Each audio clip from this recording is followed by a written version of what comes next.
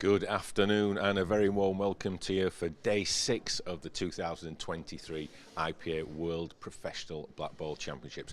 If you've been with us throughout the week, you'd have seen that incredible climax last night where Clint Jansen and Amy Beauchamp each won the men's and ladies individual events respectively. Matt Pickworth, what an atmosphere last night in this arena. Yeah, it's definitely changed a little bit this morning. It's a little bit quieter than what it was last night. But yeah, it was electric. I think that's the best way of explaining it. I mean, that final black that Clint Jansen potted, came with such a lot of emotion from himself, and his fans really got behind him and went on from there. And in the ladies' final that preceded it, we saw Amy Beauchamp just re-establish herself as the best player in the world. Yeah, once again, won it for the second time now, and I know she's won 3 other world titles at other organisations, but yeah, 2 times world IPA champion is some feat and a deserved win. And then we moved on to the star attraction, Clint Jansen and Simon Ward, and it felt like the early part of the match belonged to Clint. Simon came back, but then Clint was just too strong in the end and too consistent. Yeah, he was, and like you said, just the way that he started off that match really put Simon under a bit of pressure. But the way that he closed, I mean, we had a bit of a mini comeback, but I think we said in the interval, if it does go 3-1, which it did, it would be a mammoth task for Sam to come back, because he'd be looking at about another 3 hours play to try and get back to a deciding set or even to win it. So to play at a very high level against a very solid opponent in Clint, that would have been very tough. Yeah, he just showed it meant to Clint and his fans there. His so-called support in the arena last night. I think half of Nottingham was here. Yeah, we had to get some more seats in and around, didn't we? They just kept piling in, and even halfway through the match, they're still coming in, in 1s and 2s and 3s and everything. But yeah, terrific final. Yeah, it was lost for words for once, but understandably so. Meant so much to him. The final that he came so close to winning in 2014, 9 years ago, and he's not really threatened since that point, to be honest. He's not been in the final, but last night he went one step further. Yeah, he did, and like you said, Kevin, he was lost for words. I did think he was going to cry a little bit just as he was interviewing, because you could see it just in his throat there. He was just lost it a bit, and I'm not surprised, to do it in front of all the people watching at home, and then all the people that came to watch him. It's an incredible moment for him. One, he'll savour for his lifetime. Yeah, absolutely. And you talk about the online numbers. Well, world record figures for the IPA. Just shows the popularity of these 2 great players.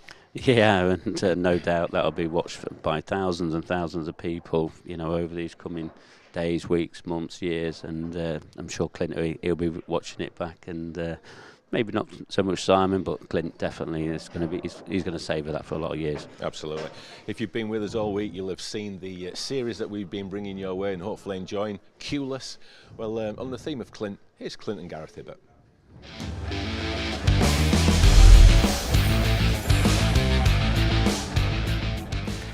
If you had to be trapped on a desert island with 1 pro, who would it be? With 1 pro, it certainly wouldn't be Dean Shields. I'd probably say Farnsworth. Get on pretty well with Farnsworth. So, what's the funniest story you got in pool? That is a toughie. It is a toughie. I can't think of pool, but I had a snooker one where I was waiting to play. I was playing Ronnie O'Sullivan in just like a warm-up thing just before he turned pro. And there was like loads of people lining up for my autographs thinking I was Stephen Hendry because he was going on for the match. So Ronnie stood there, no one near him at all. I'm stood here, like 50 people waiting for my autograph thinking I was Hendry. Ronnie's looking at me saying, who's this guy? What's the weirdest thing you bring on tour with you? The weirdest thing? Probably my girlfriend. She's probably the strangest thing, yeah. Good one. Right. What's the worst fancy dress costume you've ever worn? I think I've not done that many. Probably Where's Wally? That's a good one, to be fair. Who's the better player, me or you? Oh, that's a tricky one. Put him right under it. Me when I'm on, but you more consistent. Okay, that's fair enough. Who would you most like to whitewash and why? Dean Shields, definitely, because he gives me loads of stick. So, yeah. Good, that's a good one. What's the most embarrassing thing you've done when drunk?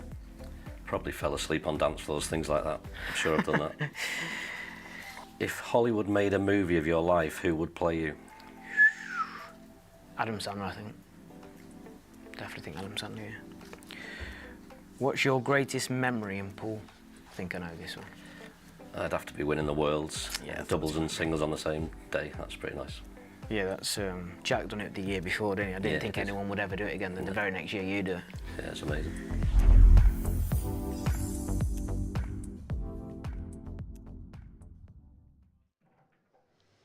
Well, I hope you've enjoyed the Q-less that we brought you this week. Some great fun with the guys, Mark.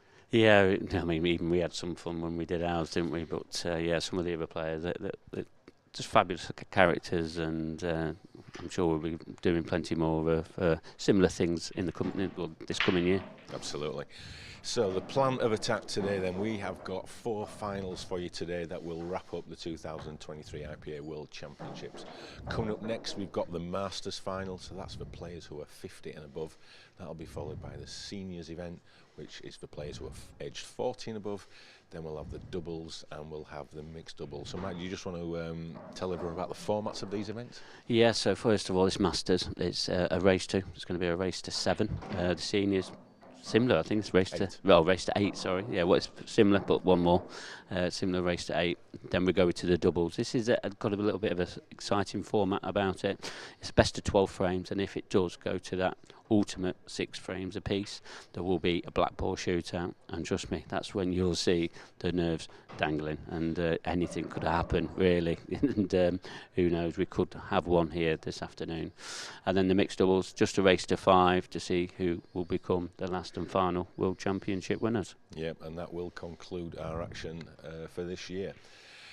So we've talked about the Seniors final. One of the finalists who was already through to that final, who we'll see in our second game today, is former world champ and pro number 1, Mark Farnsworth. And here's Mark and his good friend Gav Robinson on Q-less.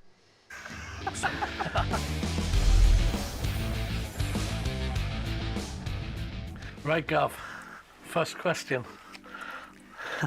Pineapple on pizza, yes or no? I actually like it, but it's not right, is it? Your question. What was your nickname at school? I've always had Ginge at some point. Ginger, Fat Ginge. Basically, I think that's more or less it. Ginger's always been there or thereabouts. What was your greatest victory over me? Well, the other day when you put your cue in the box. That was torture. You played well, to be fair, and I was having one of them days where nothing was going right, and I just couldn't take any more. You're strutting down the table with your peacock out, and I had to leave. What was your most painful defeat? Apart from the other day, I know the answer, son. possibly the Ronan match, because it meant so much to us back in the day. I was getting beat up, but the way he played was absolutely fantastic. I took about 100 people over to Ireland, and he was absolutely superb. And I didn't get close on that day, so that one sticks out. But then the match against Mark a couple of years ago, I was probably 29, 28 up, and I've never really had another shot. Lost the last 3 frames. So there's been a few that's been difficult to take. Who's a better player, me or you? Well, I'm going to give you that one, son. just slightly.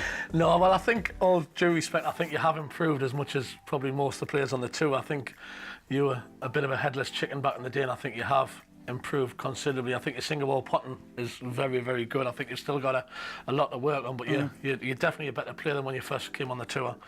So yeah. that's the only bit still of credit. Struggling in the short races, son. That's the only bit of credit you're getting off us to do.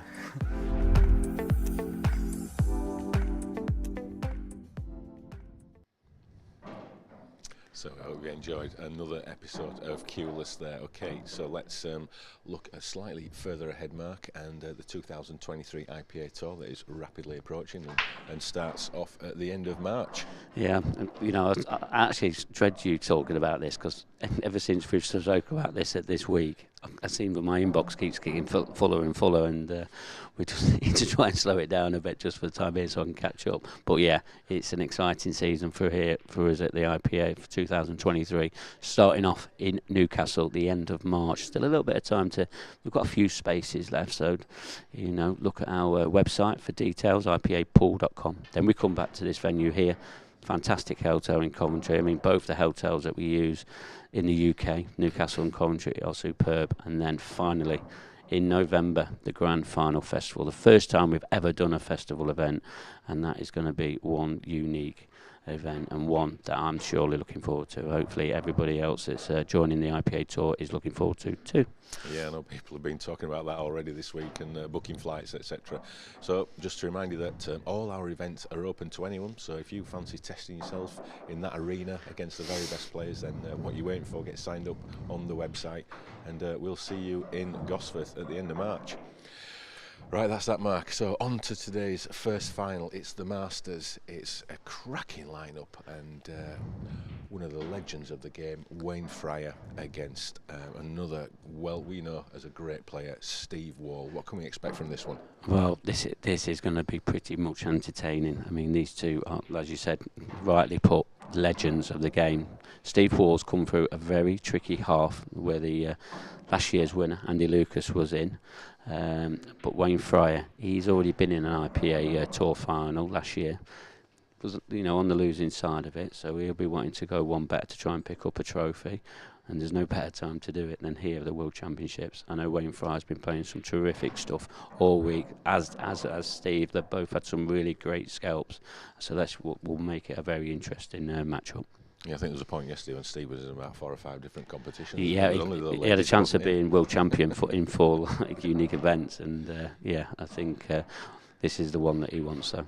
He talked about his tight match. He just squeaked through against Andy Esgrove, 7 frames to 6. I do believe he was snookered on the black and somehow managed to come out of the snooker and pot the black. Yeah, I was talking to Andy just as he's leaving the venue now. He was pretty disappointed. I mean, he said he had a couple of other chances, etc. that didn't go his way, so he can't complain because he had the chances. But there was that huge fluke in that deciding frame, and Steve Wall. We saw it yesterday and throughout the week that Clint had a few bits going for him. Is his name already written on this trophy? One person that's going to have a say in that is going to be Wayne Fryer. Absolutely. Well, thanks a lot for your thoughts there, Mark. It is Steve Wall against Wayne Fryer. So let's get over to the commentary box and Andy Richardson.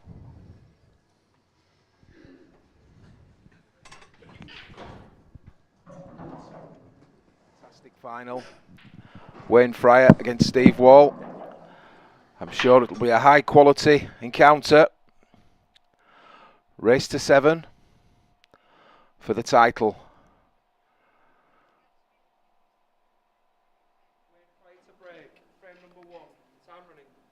So, Wayne up first, electing to break from the centre.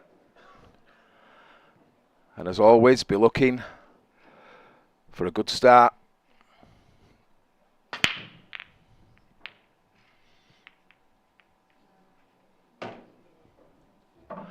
And it's ball down. So, stays at the table. And at first sight, Reds. Has one problem, Red.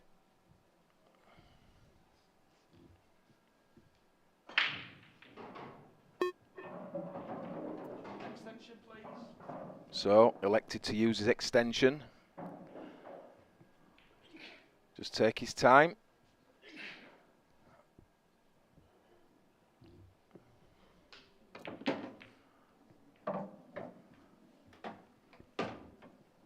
There, elected to try and get his bad red out. Certainly open the table up.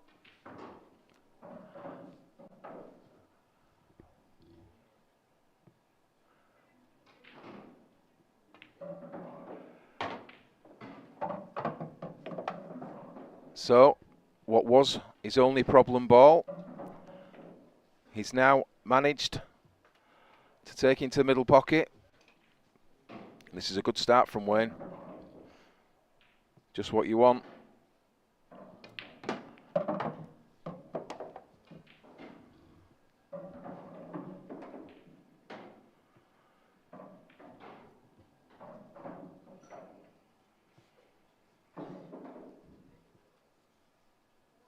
So he just stunned into the black there. Looks as if he needs to go long. Looks like he's having to swerve this.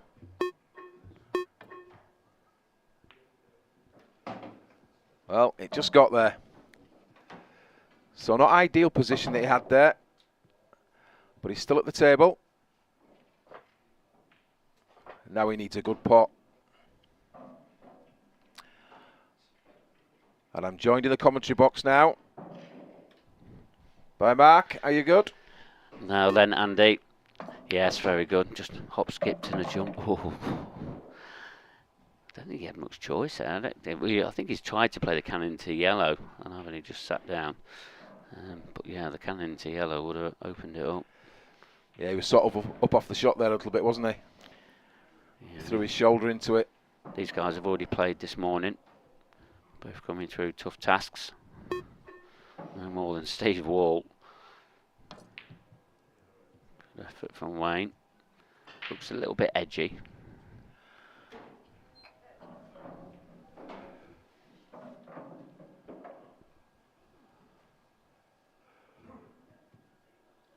So it's Steve Wall at the table.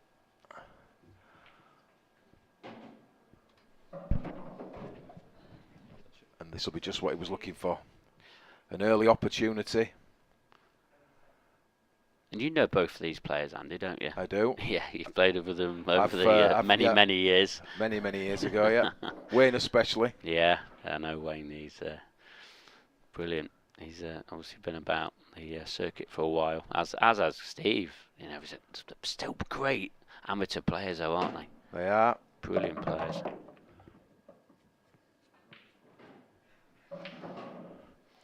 Yeah, I mean, this is the first time Wayne Fry's been on the IPA tour. He might have been on it before my time. You know, that's possible. Maybe not, because there was a different rule sets, etc. But I know Steve Wall, he's been a bit of a follower of the IPA, and he's been to quite a few of our events. He's been a professional as well in my time. So, you know, he's used to our surroundings, used to our people, etc. But lives in that area where pool is very, very rife. It really is. He seems to be the more steadier of the two in this opening frame.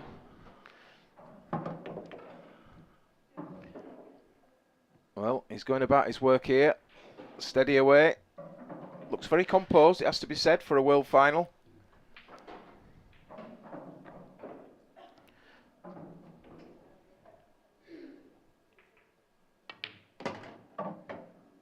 Yep, struck that well. He's looking good for the first frame, Mark.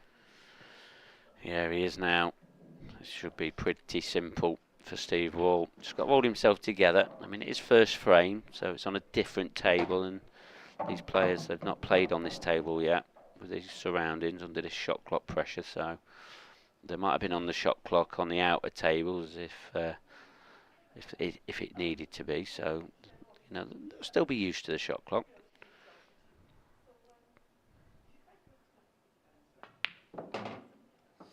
Yeah, and they're both used to being at the business end of tournaments, so I'm sure they'll be up for the task in hand. But this is a good start for Steve.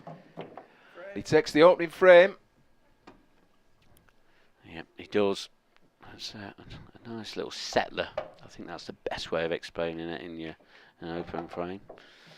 Both of these players, they've been here since Tuesday, battling away, and they're still here now with a chance of being a world champion. Andy Lucas won this event last year.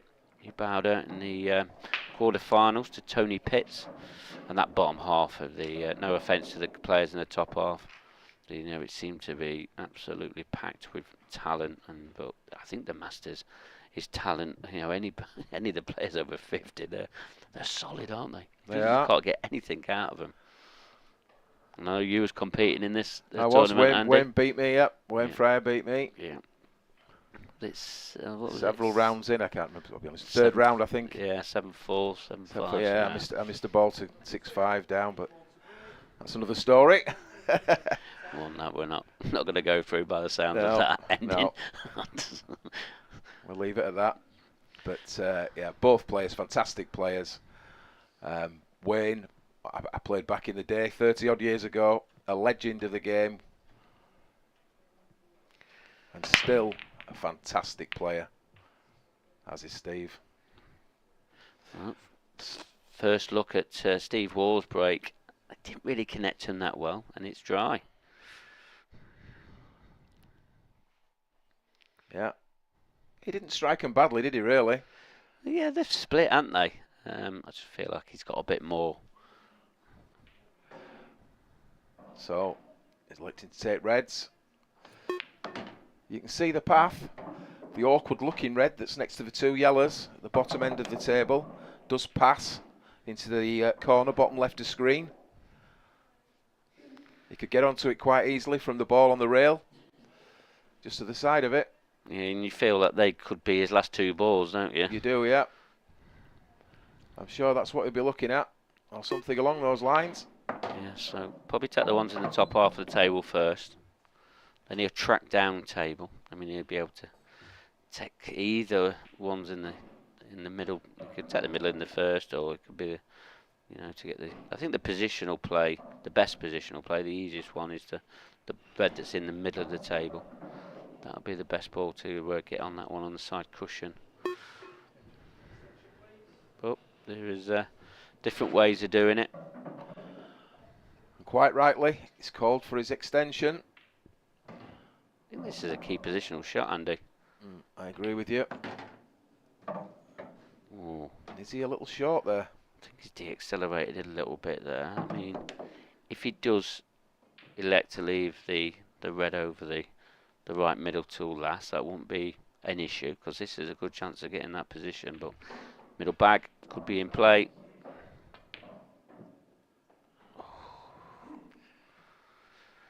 Just a little edgy. Yes. Nervous start. Understandable. But just pulled that shot a little, didn't he? Yes, he Similar did. to the previous miss. Just up off the shot. Yeah, just makes you wonder if that middle pocket was in his eye a little bit, because he had to cue it pretty well. I mean, he was perfect on the ball down the cushion, and that could have given him a great opportunity to level the match up. But now it's given an opportunity for Steve Wall to extend his lead.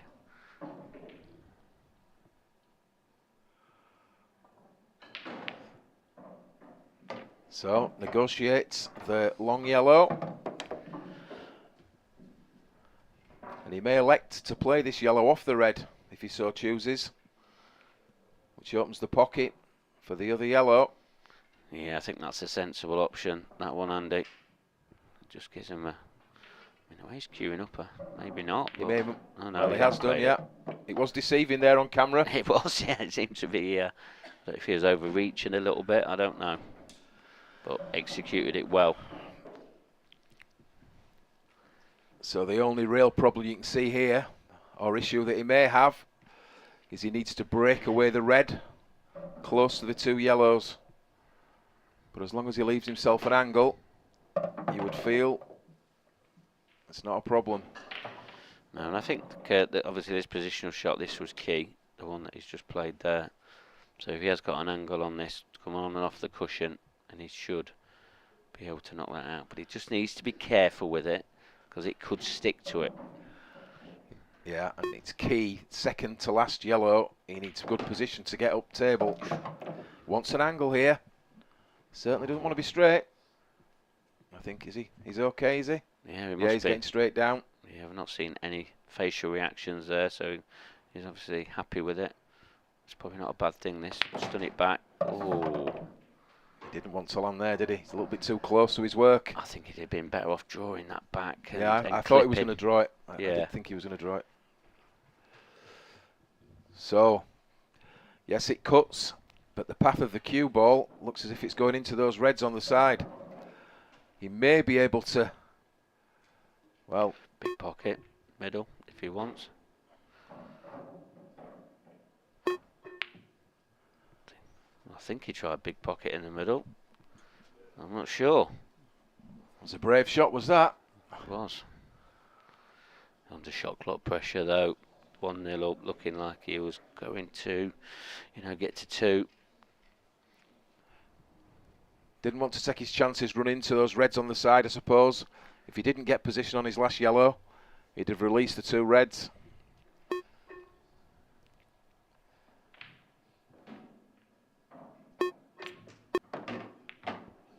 It's unfortunate, to be fair. He's tried to run round the table there.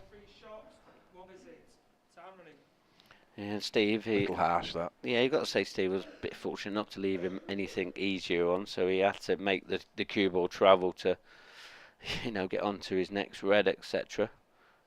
But have a good chance now for Steve to see this frame out, and you can't see him making any error here. So, in not choosing to move those 2 reds from the side cushion, it looks like it may have paid off. Forced Wayne into having to send the ball round the table. And unfortunately, he found that middle pocket. So, black in the corner for a 2-0 lead. And he'll be growing in confidence, will Steve. Dream start.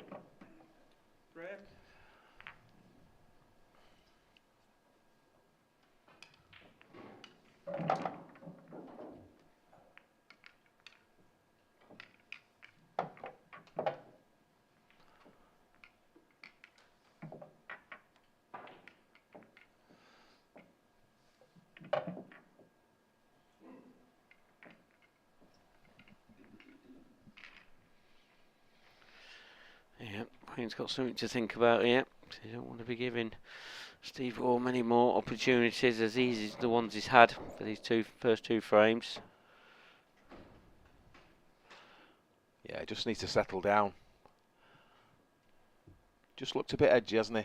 Early doors in this match, which is perfectly understandable. This is a huge title. World Masters champion. Much coveted. So, needs to really tighten up now, doesn't he? Yeah, he does.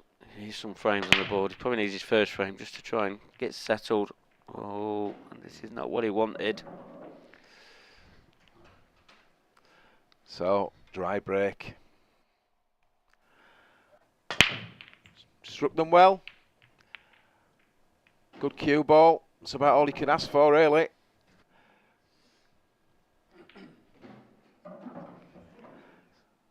And he's turned the table over to Steve, but got some thinking to do here.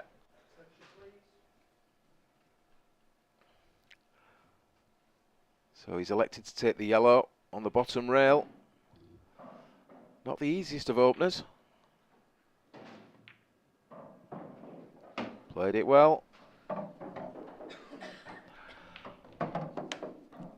Yeah, and you can tell he's settled into this match now. I mean, we'll probably see a few nerves the closer he gets to that magical 7.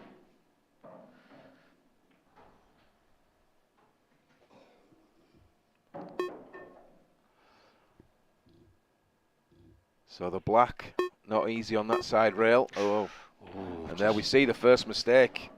Yeah, he didn't cue through that very nicely. Seemed a little bit jabby. Just as I was saying that, he's looking like he was settled. That shot, that could really unsettle him a little bit. Especially if Wayne can take this opportunity. So I'm just checking that red that's stuck next to the yellow to see whether it goes. Played that well into the middle. Very nice shot into that left centre. It's not easy when you're 2-0 down under pressure and you've already missed a couple of balls already in the opening start to this match. But this could be a nice little settler. That's wobbled in a bit. But at least he's got rid of his difficult ball early, which is what you're always looking for. You don't want to be leaving them till the end of the frame. So, just need to check this. And he has run into the yellow. Well, but I don't want to stick. Not sure if he's okay there. I think it's gone wrong. I think that yellow's just rolled back onto the white as it stopped him from putting that one in the top left. Look, that camera angle there suggests it has. The overhead doesn't really suggest any better either, so I'm not sure. And his body language says that he's stuck to it to me, but it's going to be hard to get a good containing shot here as well because them two yellows in that corner. That plank can be made. That clock is ticking down. He's used his extension.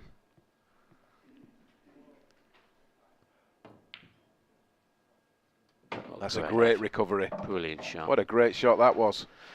I feel like he's got to send this red down to this corner. Might be a bit of insurance, or does he go all out attack for one in the centre? But that's really, really tough. I mean, if he does pot this down in the corner, what does he have next is the question. He'll have a thin clip on the one in the middle.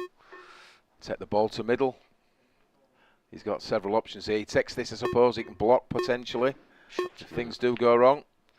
If it goes in, though, what has he got? Is it in? Yeah. He's only got a thin clip in the middle now on either balls. It's just about which one he can get position. I think the one that's just below the ball line, that's the shot that he can control the cue ball a lot better on. Be a good shot if he gets position here and the pot. That's unlucky. I mean, it was a good effort, but such a big shot. Yeah, he was chasing there, wasn't he? Just slightly out of position. Had no choice, did he? Had to go for it. It was certainly harder than it looked on screen. Had to run round and try and get position on that last red. And this is a fantastic opportunity now for Steve Wall. It really is. It's all about this, how this yellow bounces into other balls. How's it turned out? Is he on the one to the right centre? I don't think, is he? It's hard for us to tell. Maybe he's only on the one in the top half of the table. Well. Wow. That's gone wrong. He needs to pull something out of the hat here.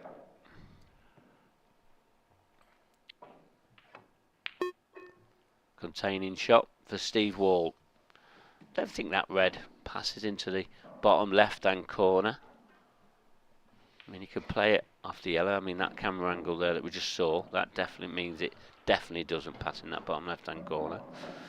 I think it does go to the other middle, and I don't know if he's just had a look at that. It's an extremely thin clip, and the cue ball will be all over the place. Yeah, that cue ball, and he's already lost the cue ball already in this match. Thin, but what a shot if it comes off. Things aren't going Wayne Fryer's way.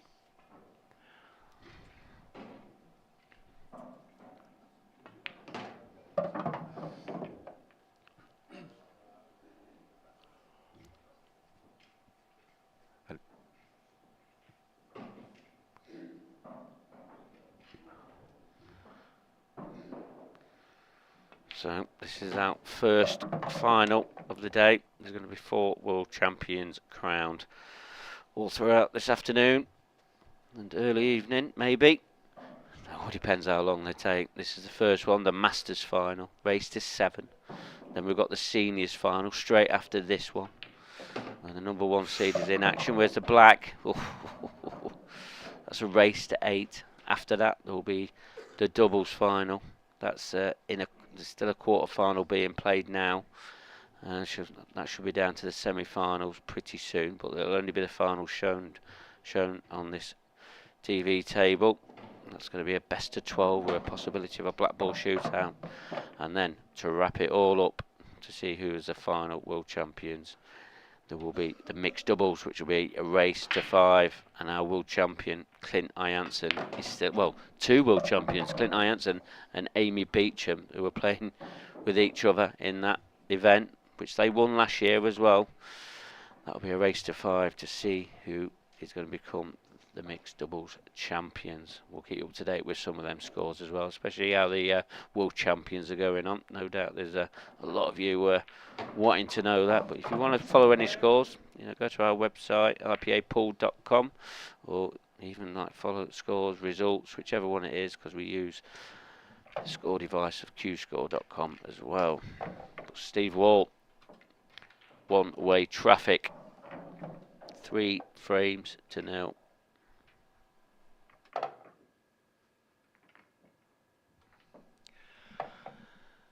So, Wayne, a lot to think about.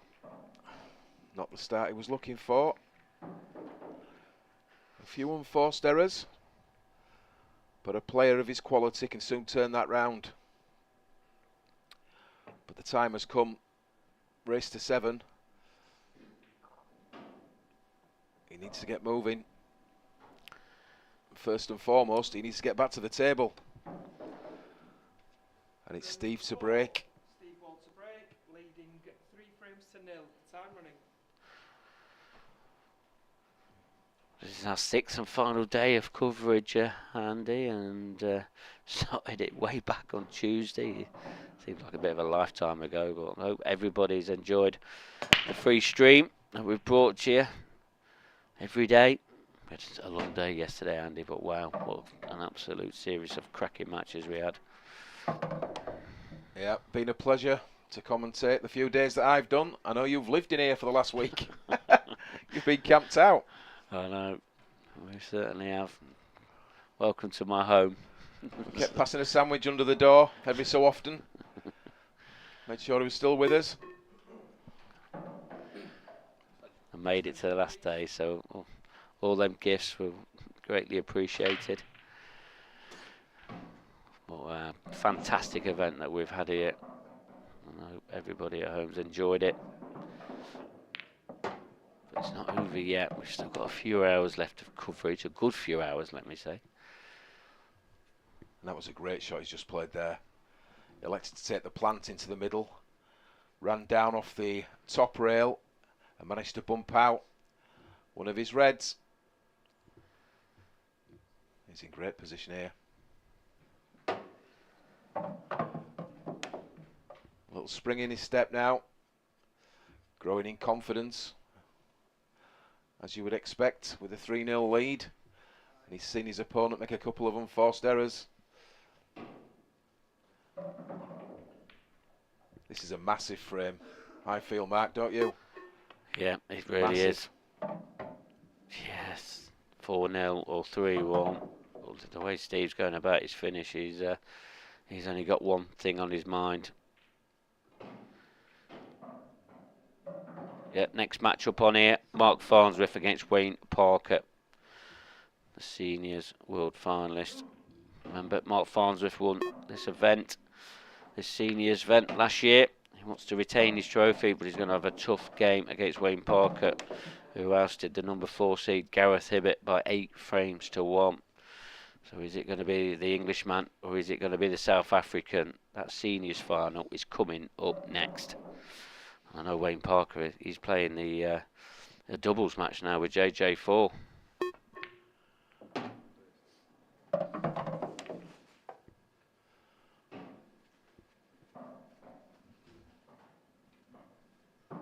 So he just wants to drop this in.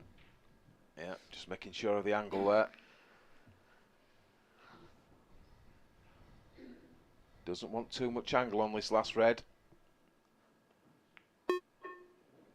And it's there, just. He's picked up the pace a bit, as I noticed with Steve there. Yeah. In this last frame.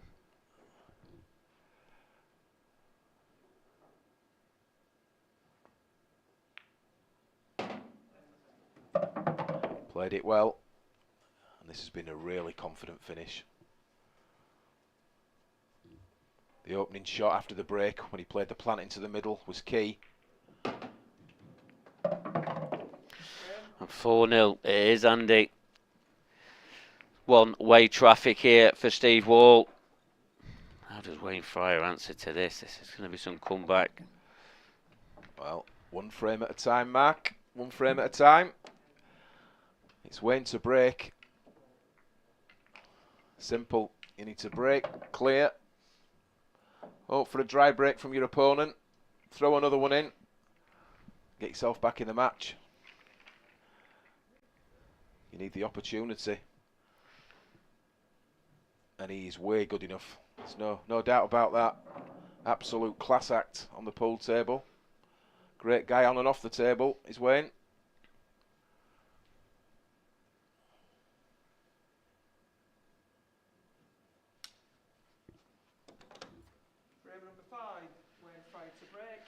I can tell you, in the mixed doubles, Clint Ianson, Amy Beecham, they're 4-1 up in their quarter final. against Jones and Charles Taylor. So 4-1, they're looking like they're going to get into the semi-finals there. And if they do get through, they're playing Rob Donkin and Vicky Lomax. And the misery continues for Wayne Fryer on this table. Another dry break. It's crucifying him. Yeah, it's just not happening for Wayne at the moment.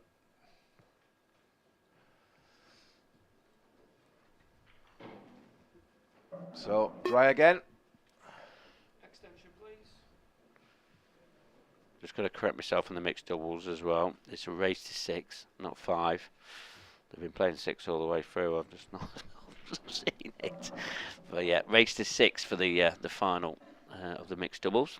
Which will be our finale final at the end. Well, that hasn't worked out. Not as planned.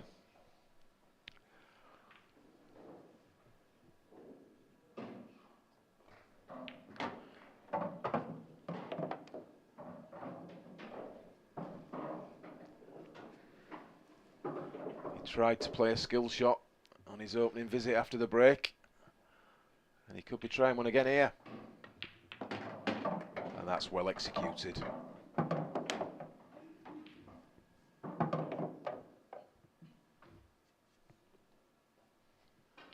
Striking the ball with a lot of authority.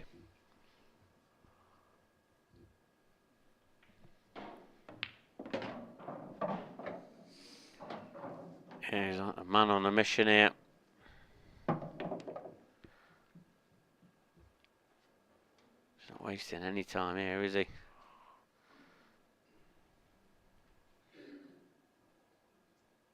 That's going to have a little bit of trickiness about it.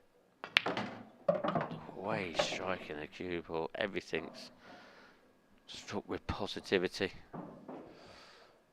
These are worrying signs for Wayne Fryer. Seems to be in a bit of a zone now as well, Steve. Yeah, it's been one-way traffic, and he's flowing now. So ideally, didn't want this angle on the yellow. Would have liked to have been straighter or an angle the opposite way, but elected to just make sure he's got a good cue ball. He's nowhere near the rail. He's not tried anything fancy. He's backed himself to make this black.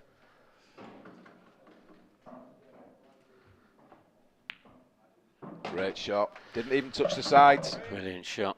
I mean, that was a very, very good black. One.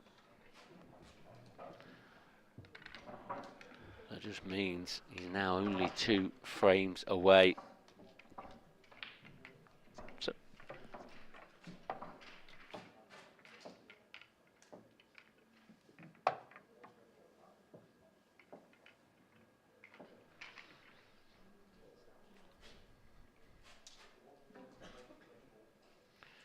yeah, dry break from Wayne. It's hard, isn't it, when you just sat there, when you can see your opponent. This is this black again. I mean, this is far from easy, but nailed it. Nailed it into the centre of the pocket. This will be the point now where Steve's starting to...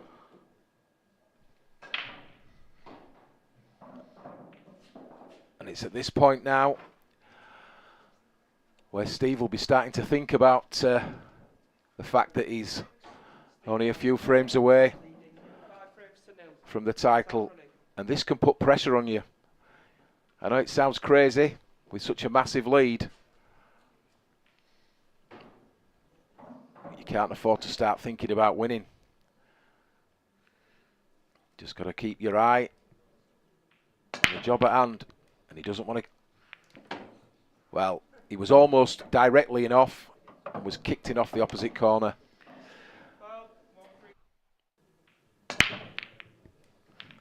Is this break a turning point? Is it a turning point? I mean, he was dry off the break anyway. You've got possibly look at reds here. How's this going to come out? Is it going to come out okay? It's all right.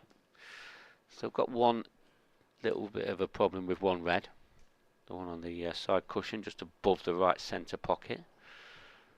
Apart from that, great chance to get his first frame on the ball here, Andy Richardson. It is. And the red that you alluded to there, he's got the angle now from the ball in the middle. If he chooses, he can run onto it, nudge it out. Guarantee position.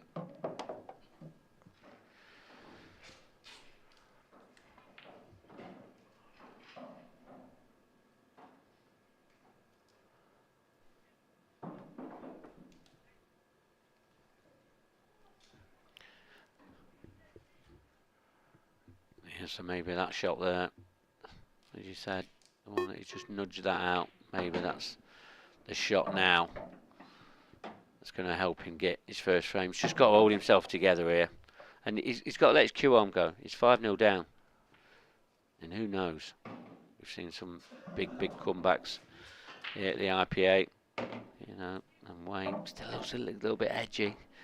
It's a must-get frame. Must-get frame for Wayne Fryer.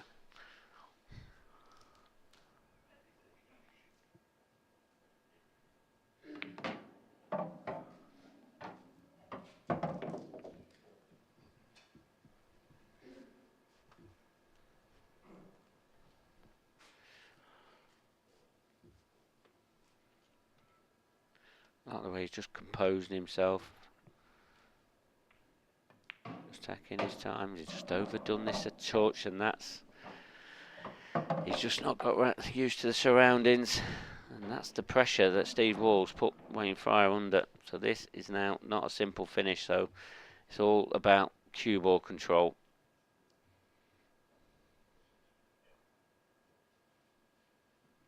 I like the way he's played that. I do. Some players would have played that plain ball off 2 cushions, but to stun that on and off shows he's not out of it yet. But this is a big black.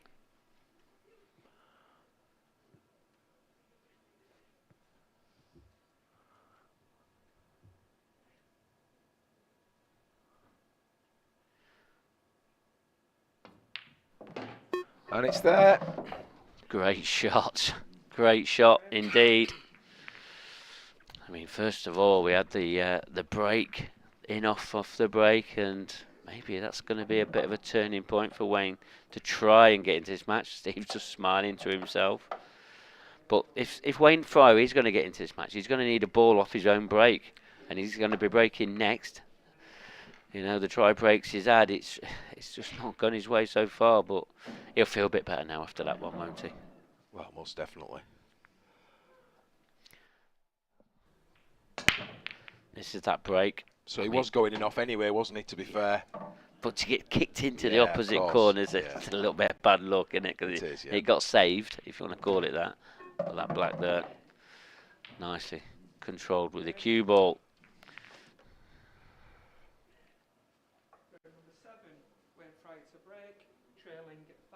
Still under pressure though. Put 5-1's better than 6-0. Desperately needs a ball. And not the white. She's got a ball. Cue ball. It's okay. Look how many balls are in this top half of the table though. And there's problems. That was his best break so far. Yeah, struck him a dream. Deserved better than that, to be honest. But you just know at this game when things are going against you, this is what can happen. And he's going to have to work hard to get in his second frame on the board at this opportunity. Extension, please. So, called his extension. Little cluster of balls there. Top right of the screen as we look. Yeah, first glance suggests yellows, because he's only got one yellow to get out. Oh, he's put some reverse side on that. He's going to have another shot at it, though. Things are changing here. They are. I mean, that's landed pretty good, to be fair. This is like a free shot at getting it out, isn't it? It is, yeah. Because the way that he's hit that previous shot, there's no way he would have landed there anyway. No. Fortunate. But can he capitalise on being fortunate? Does it come out? Where's that red ball going? Oh. That red ball going there has not helped. And the cue ball is not in a favourable position either. The yellow doesn't pass, so he hasn't bussed it out, and unfortunately he's put a red in the way of another yellow.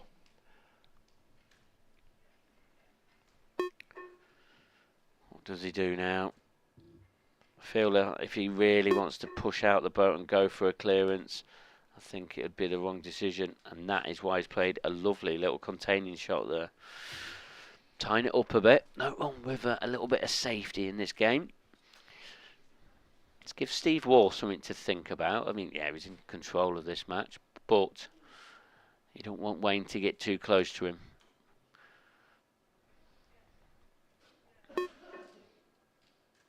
Extension, please.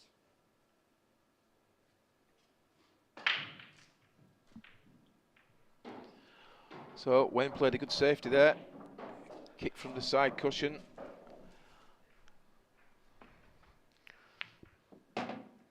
Oh, that's wobbled in. I mean, Steve, he's going to have a shot here at going for these. Because that ball in the middle, above the baulk line, that's going to be his ball to try and get out his two reds next to that yellow.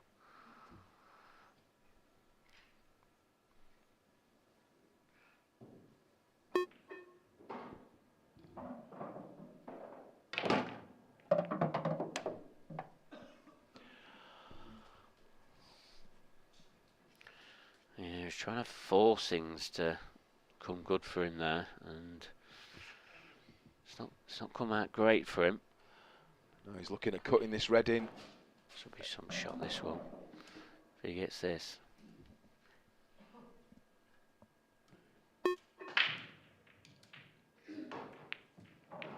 Oh, he's got the red.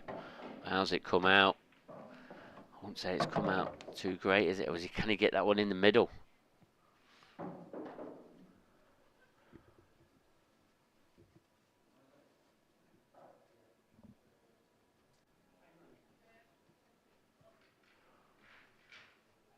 Twixt and between.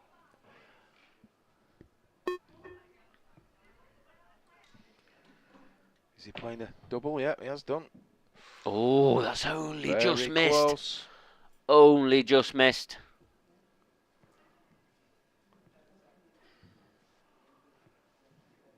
So Wayne, you need to make this one count. If there's going to be a comeback, you've got to take these.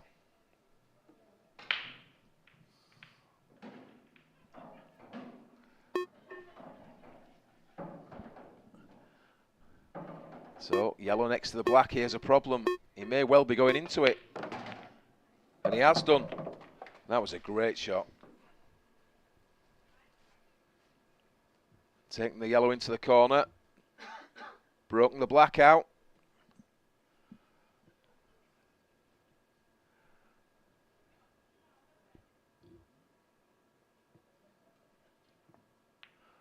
Just drops the yellow into the corner. Seeing a different Wayne Fryer. Well, not different, just different in this match, I mean. But things are changing. If he gets this. Steve Worley had an off his break previously. I like this shot. I like this shot. Nicely struck.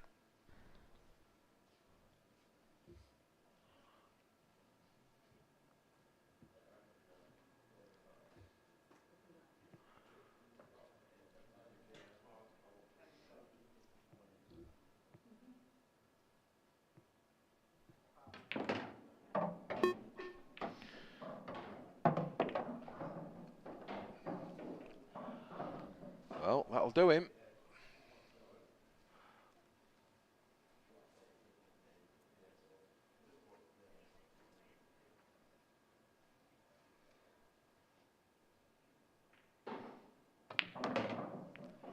Oh dear.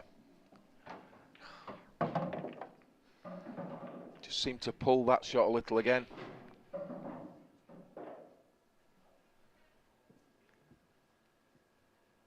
Yeah, be disappointed. See the shake of the head there. You see very little emotion with Wayne. Careless. If he gets this though, I mean, it's a chance, but one that he's it's unlucky. But he'll be disappointed now. Let's give Steve Wall the chance to go one frame away. He's out of his chair pretty quickly there, Steve.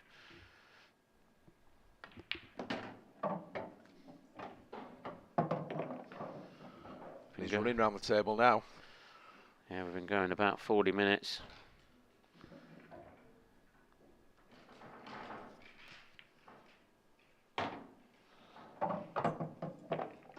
It's looking like 6-1 mark. Yeah, it is.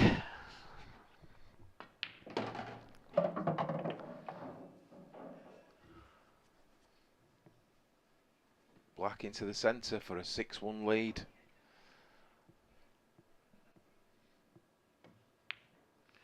And it's there. Oh, it's just there. It's just there. Big puff of the cheeks there when he went back to his chair. Wow.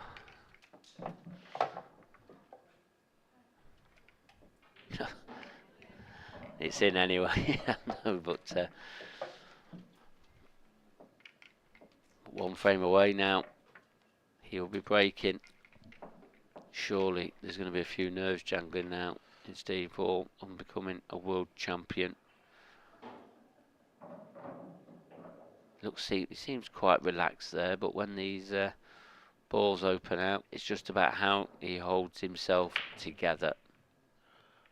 I can assure you, he won't be feeling relaxed. The nerves will be jangling away there. He's talking to Dean Shields there. He knows what it's like to win a world title. He's won the world doubles with Gareth Hibbert in that famous shootout. If ever you wanted a ball from the break for a world title, this has got to be the one, hasn't it? It's not struck them that nice, but he's got a ball. He's got a ball. I think when you're just chasing to get one more frame, you just want chances, don't you, Andy? Of course you do. First glance though, tricky. He hasn't got an opening red, not an easy one anyway. Yellows, yellow on the left cushion, yellow stuck on the black, but it does go to the centre, I think. Yeah, I think it goes centre. We're not too sure whether it goes corner. I don't think it does, certainly from the shot on main screen. Looks awkward. But to win the World Masters title, these yellows are very, very tricky. I mean, for the reds are a little bit better, but how tough is this opening pot?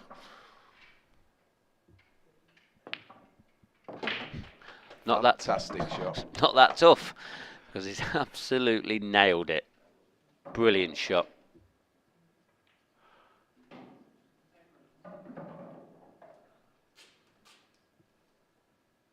Decided it was worth the risk. He knew if he made that ball,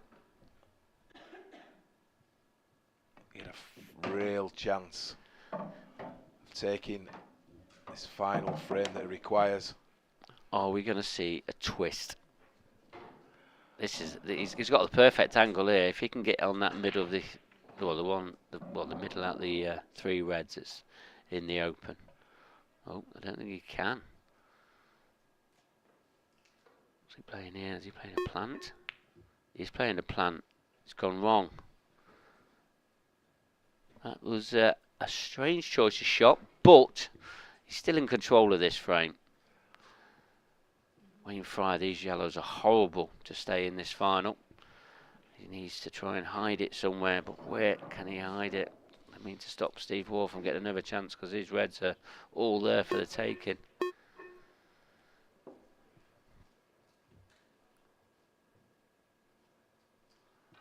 This is going to take every bit of this of Wayne Fry's experience to get out of this one.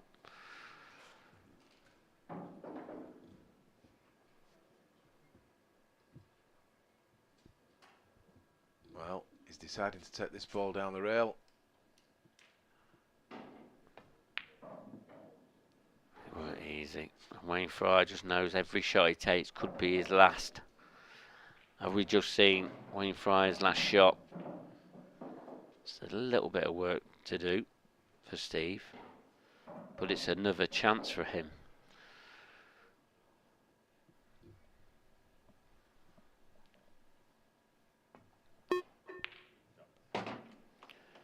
Nice shot.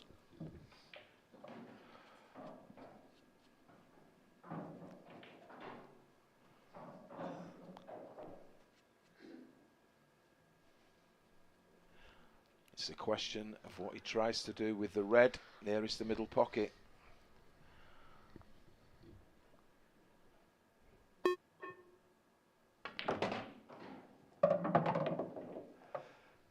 So does he break it out? Yeah, I feel that he does. The only problem is that yellow over the top left hand corner. If the red tracks up that cushion, he might not have a shot. But if it comes, it could come out nicely. But that black's still a little bit protected. One good shot. So this was his other option. Leave the double. It's going to need a nice cannon off that yellow.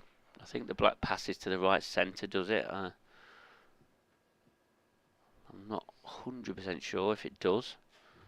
These are big moments in this match. And it's there. It is there. But one black away from being the IPA World Masters Champion.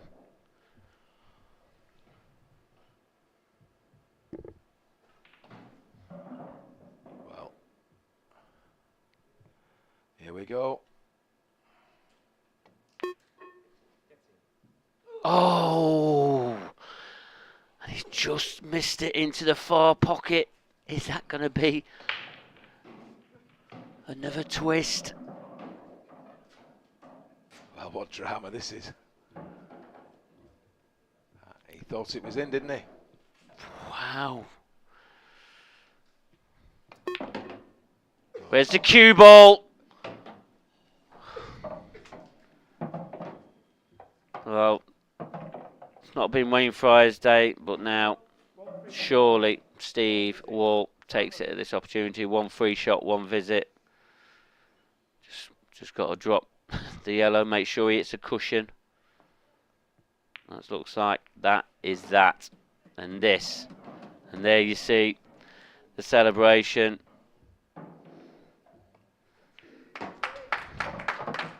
Steve Wall is the IPA World Masters Champion.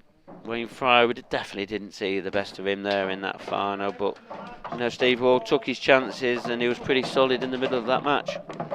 Yeah. Congratulations there from all his supporters. He'll be over the moon.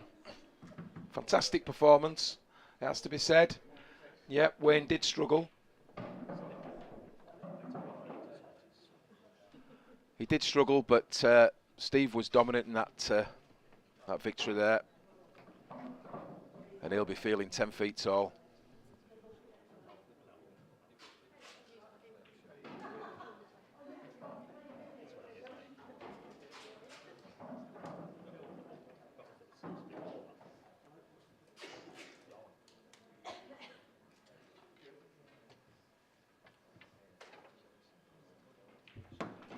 So that's the first of our finals this afternoon.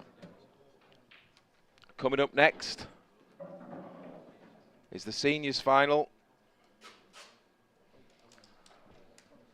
And as you can see there, Steve just talking through. What a victory that was. A huge scoreline.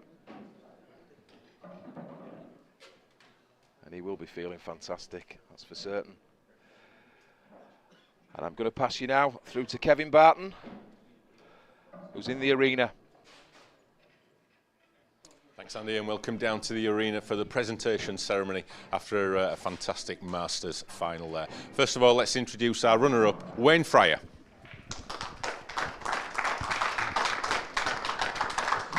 Wayne, great run to the final, but just wasn't your day. No, I mean, I think I had the first 3 chances in the first 3 frames, and made mistakes, and Steve punished me. You know. Yeah, but obviously it's a tough field in the Masters. It's getting tougher and tougher. Obviously pleased to get to the final. Oh yeah, definitely. If you'd asked me at the beginning of the week, I would have took it. You know. I know Andy's in the commentary box. He's a bit upset about you beating him, but yeah, great week overall. Yeah, really enjoyed it. Lovely week of pool, and I'll come back next year. Great. Well, it'll be great to see you, Wayne, and hopefully go one step further. Thanks a lot. Well played. You. Well played, Wayne Fryer. Well, he is the 2023 World Masters champion. It's Steve Wall.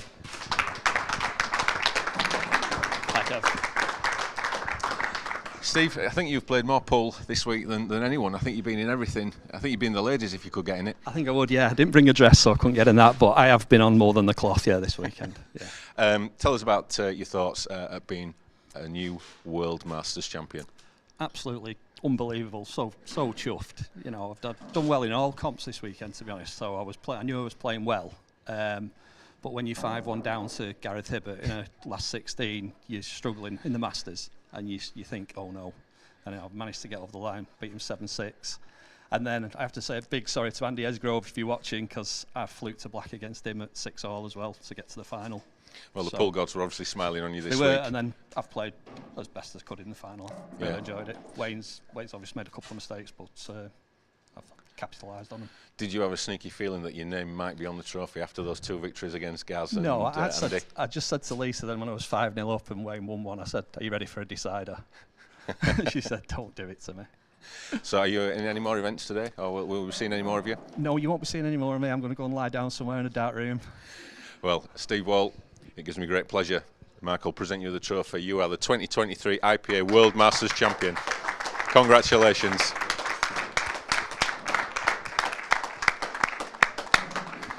Well, Matt Pickworth, what an absolutely fantastic tournament from Steve Wall. He's gone through the ringer, but in the final he was faultless. Yeah, he was. He really was. But both of these players have had a fantastic week. They've all had some big scalps throughout, and they've 2 great competitors. And no doubt we'll see plenty more of them in this coming year. Yeah, and just didn't quite happen for him, did it? You know, these finals can turn on small margins, and just a couple of errors, and the match got away from him. Yeah, I think Wayne said it himself. He had the first chances in the first 3 frames and just missed a couple of balls, and that was the difference. But the way that Steve Wall played solidly in the next 3, 4, 5 frames, a credit to him, and a very deserving World Masters champion. Absolutely. So he'll be back next year to defend his title. We're going to take a short break now, but we're going to bring you some videos that we did and we filmed a few months back. Take a look at this quiz. There's going to be an injury here, you know that, right?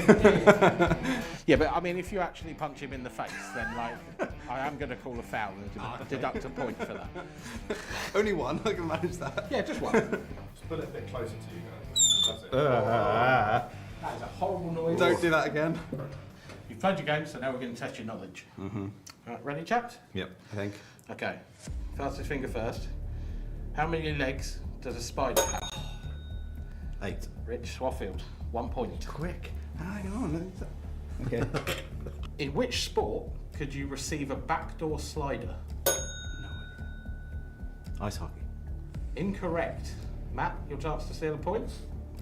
Football. No idea. Baseball. Who was the IPA World Champion in 2017? Didn't ring. It's Swaffield. No, you can't. No. Okay. Mark Farnsworth. You can't hit it and then think about it. Oh, okay. I'm going to hand it over to Matt. Yeah, I'm going Mark Farnsworth. You are wrong anyway. Oh no! It's Craig Marsh. Oh, we're not allowed to have. You've got to hit it and say the answer. Oh yeah. No, it's not. I thought it was like buying my stock. What was the name of the song of the UK Eurovision entry in 2022? The producer one. Yep. Spaceman. Correct. What is the capital of the Isle of Man? Douglas. Rich Swaffield. Yeah, that's not going well for me. Okay. Matt, come on, mate. I always give a head start. What is the square root of 100? Hang on. 10. Correct. Why am I thinking about He's that? on the scores. I'm an accountant, mind. Yeah. Yeah, no joke. That's not a good sign. I was just letting you answer that. According to your fellow professionals, which pro is the most vain? Clint. Correct. According to himself as well. Yeah, absolutely. Yeah. What is the nearest star to planet Earth? Sun. Matt Davis. Correct. Where was the first IPA World Championships held? Lakeside. Correct. It was Well black done. and white then, must have been. Well, I mean, Swaffy can remember. I wasn't didn't there. want to say it. I wasn't there. Final question. Question 10. In which Olympic sport would you perform a clean and jerk? Which one Weightlifting. is the correct answer? Well played. Congratulations. Well played. Brilliant. Cheers, mate. performance from Rich. Well done, chaps.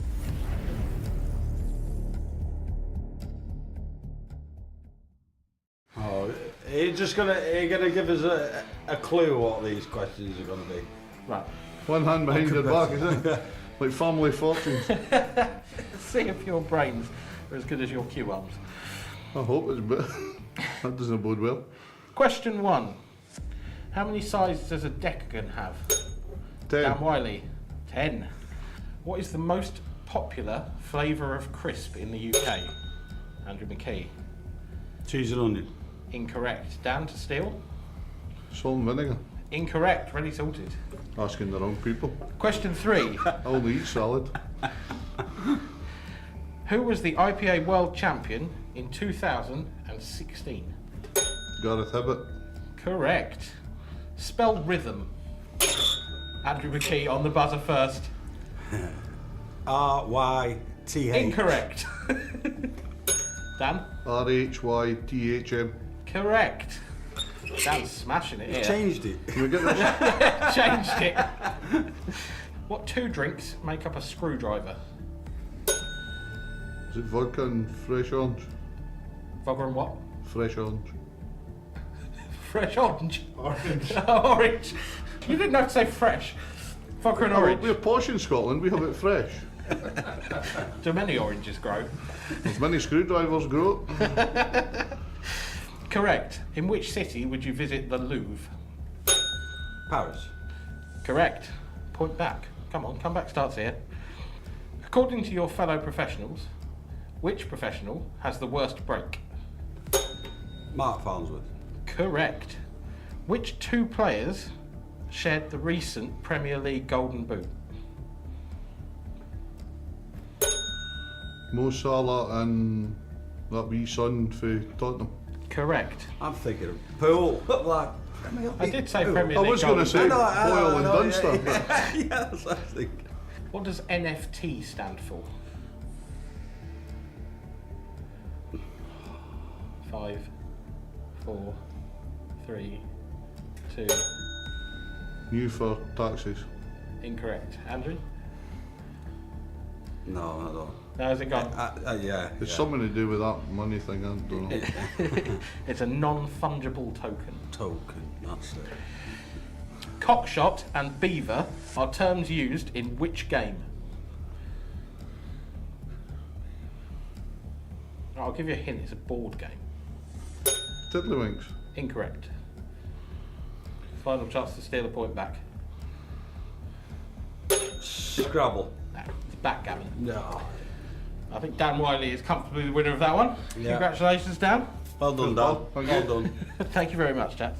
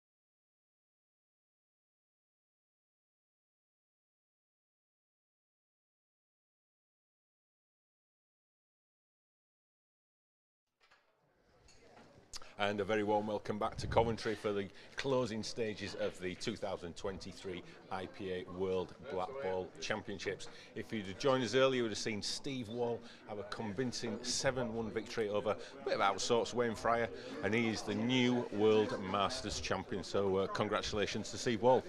Yeah, absolutely. I mean, he played really, really well throughout that. He was quite solid, and he felt a little bit nervous. Missed one black for the title, but he got over the line in the end. And it was just down to a couple of mistakes from Wayne Fryer. Wayne was obviously disappointed. It was a good opportunity for him to obviously claim a World Masters champion as well, but weren't his day, and he moves on. And no doubt we'll see Wayne Fryer again, no doubt. But Steve Wall, a worthy winner.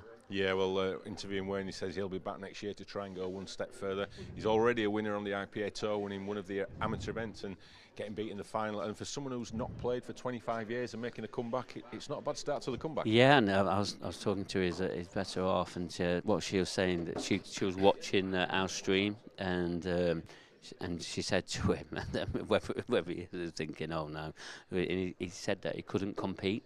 So she was watching it, says, you really need to get back playing. And he says, no, I won't be able to compete against any of them. And here he was in a final, and he's made a final last tour, and he's going to be supporting the IPA through the 2023 season as well. Yeah, those of us who are old enough to know Wayne Fryer in his earlier years just know how good he is, and he's not far off that standard now. And obviously, the rules, 25 years ago, completely different to the rule sets now. It's a completely different game. Yeah, rules, equipment, pretty much everything. Players, the mindsets of players. But Wayne is still competing at a very, very good level. And these over 50 players, again, they're absolutely superb amateur players, both Steve and Wayne. And there's plenty, a lot more that are over 50 that are very, very good. And do not be surprised if they win an IPA title in the coming year. Yeah, and just a final word on Steve Wall. We know he was absolutely thrilled to win that competition. Yeah, he was. I mean, he obviously missed that first chance, which I've mentioned, but when he got round to having that chance of that black, and you again saw what it means to these players, you saw what it meant to his corner, and he's going to be a very happy chappie, and no doubt it's going to be a long while before that smile's wiped off his face. It certainly is. So that was the Masters. That is done and dusted. We've got 3 more finals coming up for you this afternoon. The next up is going to be, it could be the match of the afternoon. It's the seniors final for those that are in the 40 age plus category, and this could be a match worthy almost of an open final. Yeah, it really could. I mean, Wayne Parker made very light work of Gareth Ibbott in the semi-finals this morning. He won 8 frames to 1, so that's the form that Wayne Parker was in. I know he's just come off another match that he's been, because again he's been batting on a few fronts as well. I know he's lost that doubles match, so he'll be really looking forward to this. It's sometimes hard to play in 2 competitions and trying to get to 2 finals, because your mind's already on this one, and no doubt Wayne Parker's mind on this. But he's going to have a very, very tough match here with the #1 pro player, Mark Farnsworth. Yeah, absolutely. It's a real mouth-watering time. Obviously, Wayne's come from South Africa and got his visa, and he was here. He was absolutely thrilled when he arrived, and he been doing some of the trick shot stuff with Mike Massey and Steve Lillis and Tom Rossman the other night. Yeah, I mean that was superb in its own right. But Wayne Parker, yeah, he came to us last year. He played the Worlds, and he had a really good run as well. But yeah, he just loves supporting. He loves these IPA ones. He's such a cheerful chappie, and a great character to have around. And but he's also a very great competitor at pool. And there's going to be some game on this table. Yeah, he's going to have definitely some great support from South Africa. They will be tuning in. And Wayne did play in one of the IPA Tour events last year in Bradford and got beat in the final by Wayne Fryer. Yes, he did. Yeah, I remember that one. But yeah, it's obviously 12 months ago. Wants to go another step further, so we'll have to see how this one pans out. So it's Mark Farnsworth against Wayne Parker for the World IPA Seniors title. I think it's time to get over to the commentary box with Gaz Hibbert and Dan Fairway. Thank you, Kev. Good afternoon, everyone. Here in the arena for the seniors final.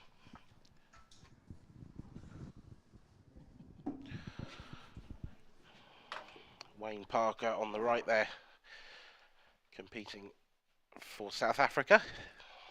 And England's Mark Farnsworth will be on the left of your screen. The arena just getting set up for this one. And someone else who's just getting set up for this one, but he has put his headset on the wrong way round, is Gareth Hibbert. Afternoon, Gaz. Good afternoon, Dan. Not my first mistake of the day, putting that on the wrong way around. I think that's number 15 of the day, I think. Yeah, do you want to get it out the way early? Because it could have been you. It could have been, yeah, but Wayne did play well in the semis. He kept me off the table. He was pretty. I missed a couple of chances early on, and I missed a ball when there was a bit of kerfuffle in the room. I've been playing long enough to know to stand up rather than just play the shot. And you actually, that's what you tell people when you coach in a minute. If there's something going on, just stand up and reset yourself. And I didn't and missed, and that was 2-0. And I don't think I got another shot till sort of 6-0, or maybe I won one in between, so 6-1 maybe. So it's a good point, that actually, and it's a question that I've always wanted to ask a top player. Because we do always say, and people always tell you to get back up when you're on a shot, but if you get back up when you're on a shot, do you get annoyed at the fact that you've had to get back up? You can do, but the situation this morning, there was only 3 or 4 matches on. It was a very quiet room, and then suddenly there was just a bit of mayhem going on, and it happened just as I was on the shot to make the game 1-1, and obviously I missed the ball, but you do tell people to stand up and go through all your processes again. So that's what I should have done, and missed the ball and 2-0. And like I say, that was a bit of a game changer. So, but I've not seen much of Wayne, but he played very solid. Takes his time. He obviously won't be able to take his time in this match but he works out his plans and routes and does what he needs to do, and he's very solid. He's obviously beaten me and Mark Boyle now in this tournament. So that's that is some run. You know, when you put it like that, that could be a run to any final, not just the seniors. Yeah.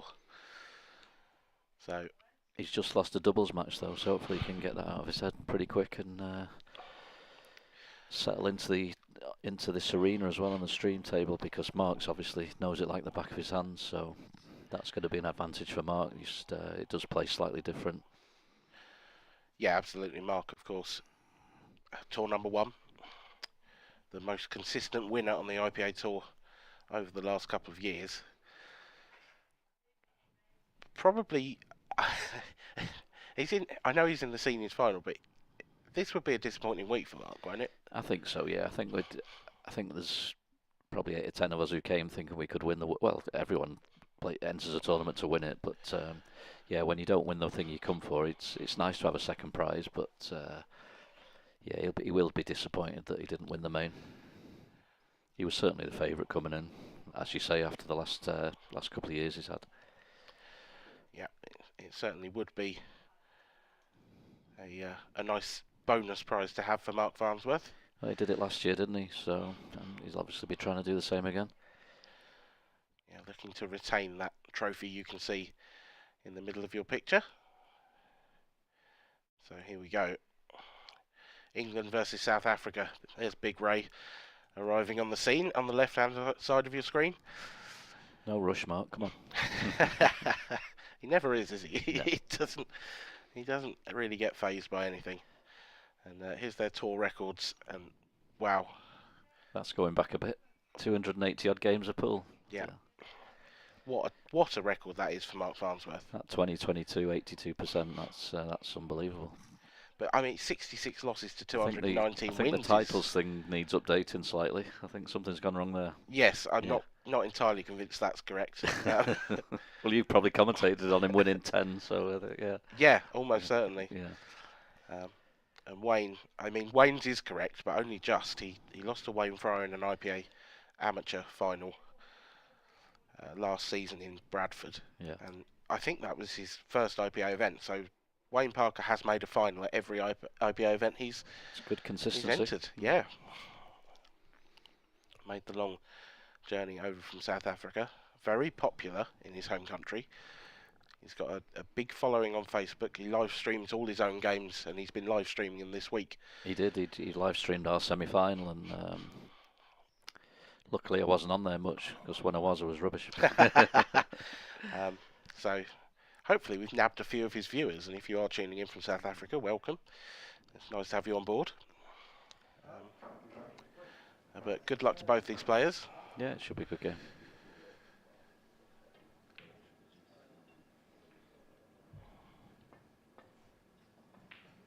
Lag to decide who will break first. Looks very much like it's going to be Wayne to me.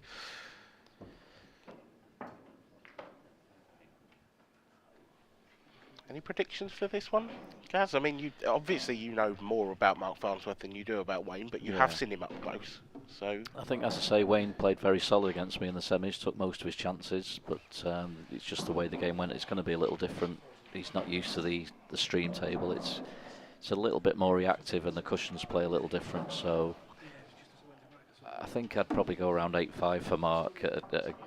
That'd be my prediction, just because his extra experience in these situations and on the table itself.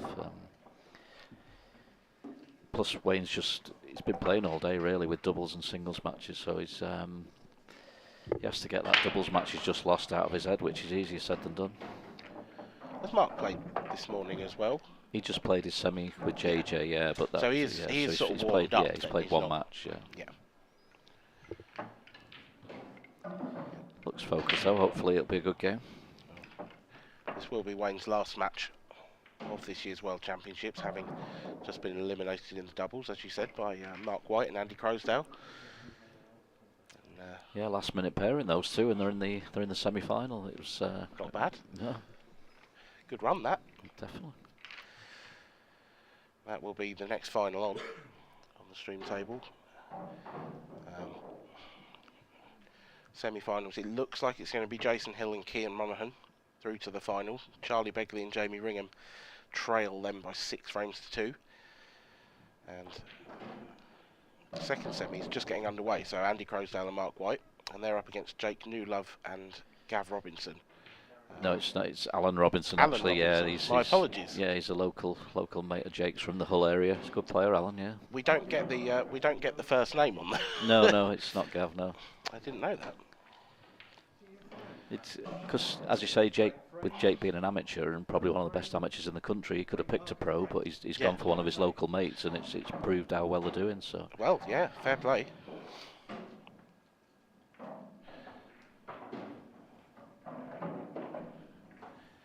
Wayne Parker to get us underway. He hits this cup break quite low actually. He doesn't try and bring the white back into the pack. He brings it. He puts sort of a little bit of right on it, so it spins to the bottom cushion. And I think he hit the third ball down there as well. It's definitely a lot lower than most people to hit the cup break.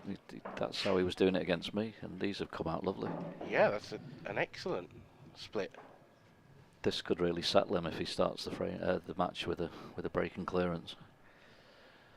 Just that yellow on the balk line, I think that passes to the top right. If it does, I can't really see any problems at all here. He's got on it straight away, so I think the one on the blue spot needs a little bit of getting on. I think that probably goes into each diagonal corner, doesn't it? So yeah, it looks like it'd go past the black if. He's changed his route already. I think he played for the top one, but doesn't like it from where he is. So.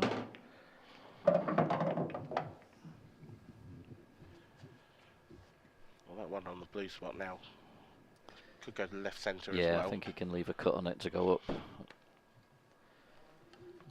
He could leave the one on the baulk line to the middle, but then he's not going to be great on the black if it's his last ball. So, it's all about the angles he leaves, really. He'll be trying to get fairly straight on his next one to the middle. That looks pretty good. Yeah. Maybe a touch, if you look at the normal camera rather than the overhead, it's a little bit of angle on it.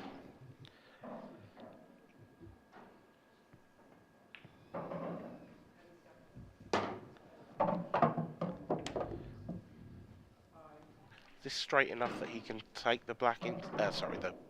The yellow into that corner pocket. That's what he's looking at. I think so. Yeah, maybe I'd put a bit of left-hand side on this just to keep it as straight as you possibly can. These balls on this table, they can come off at strange angles. But he's played it under. Yeah, he's touched short on that. That's bringing the red into play now. I don't think he can avoid that red. No, I don't. He'd probably be better hitting it before the cue ball hits the cushion rather than going cushion first into it. The pot's missable, to be fair. He's got to make sure of the pot and just see where he lands. No, he's missed the pot, caught the red. He's got second prize, but Mark Farnsworth, I suspect, is going to put Wayne Parker in all sorts of trouble here. He'd be delighted to get to the table. That would have really settled Wayne if he'd got those. So you talk about turning points so early, that could be one already.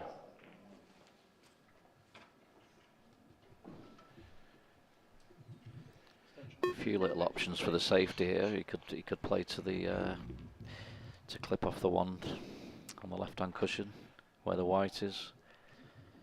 Yeah, just wants to avoid the black. Yeah, it's the sort of shot you could get a little double kiss on. So you might just play not to get one off the cushion. Just make sure he gets the snooker.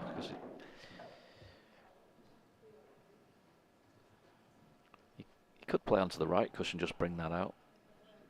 He's queuing down like he's playing the pot here. He might be going game. He's feeling confident. I mean, you can see why, but that... Yeah, because he's leaving the yellow if he missed that. That's real confidence for your first shot of a match. He's just stunned it in. He's means business. I mean,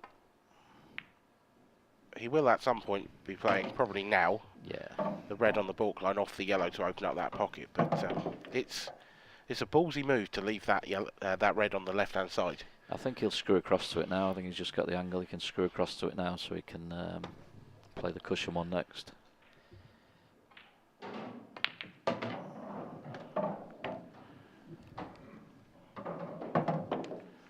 Black's not gone ideal for him. He'd like the black to stay a bit more open than that. Obviously he didn't want to play on the cushion one, then he wanted to leave a bit more angle than this, but he can force an angle here. That is a terrific shot. Oh, was it just... No, it's perfect. Yeah, it's perfect. I thought it'd just run to a point where he might have been jawed. Took the gamble there. To get really perfect on it, he had to risk the in-off, but he's played it. He's still having a good look at it, but I think he'll be fine. It'll give him the angle to get down for the black as well.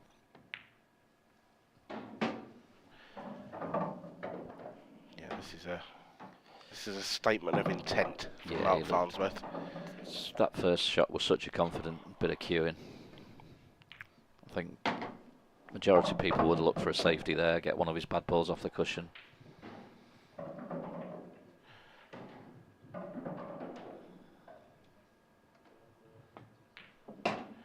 Ooh, cue ball is close. Done exactly the same again. Wow.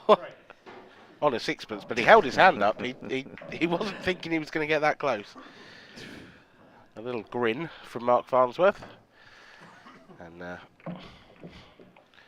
friendly start to the game. Put his supporters through a little bit there. Absolutely. Yeah, I mean the first shot where he sort of almost went in off was just perfectly judged, but that was that was taking a bit of a liberty with the centre pocket. Yeah, it would have really settled Wayne if he'd got those. So now he's got to hope that Mark doesn't clear from the break now, because he'll be coming back to the table at 2-0 down when he's thinking to himself he should have won that first frame. So just a bit loose on that last positional shot up to his last yellow.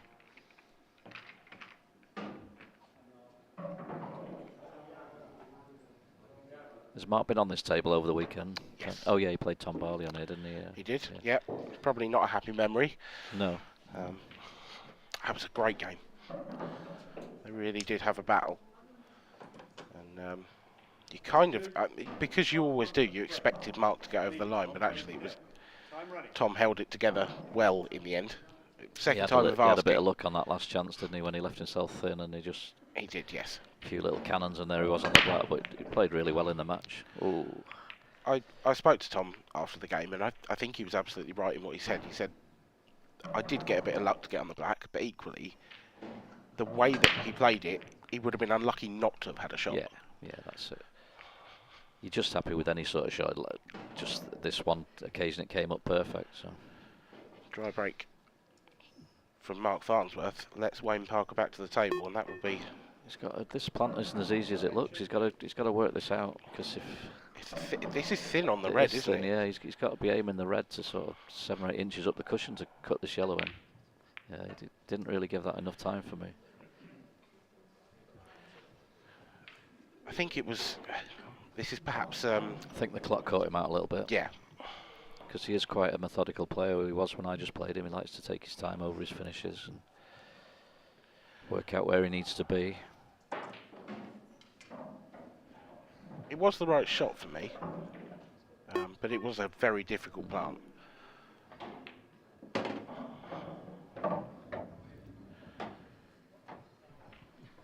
Those 2 yellows, they look perfect for a plant in the middle of the table. It looks the safest option from where he is at the moment. It would make the finish so much easier if that's the shot he's going to play. Yeah, I think it'll be after this one. Yeah. Yeah, he's definitely played on it. Maybe screw into the black if that leaves him the angle on the one in the middle. I'm not sure it does actually. No, it doesn't want to flirt with those 2 reds too much. Because you could end up pushing one of those onto the yellow on the cushion, or... I think he's going to screw through the gap and leave one to the corner a bit longer. Well, the plant wasn't as good as we thought. That's 2 plants missed in this frame. What has he left Wayne Parker? Does Wayne have the right hand of those 2 yellows, reds, long up to the top left? If he does, I think he needs a to good because chance. there's nothing really else. So yeah, if it does look pretty tight, you just top it through and nudge the other red across would be nice. Yeah. A bit further would have been good. But actually that red now does go to the bottom left. He cued it well, but he's not really on anything. It was a confident shot.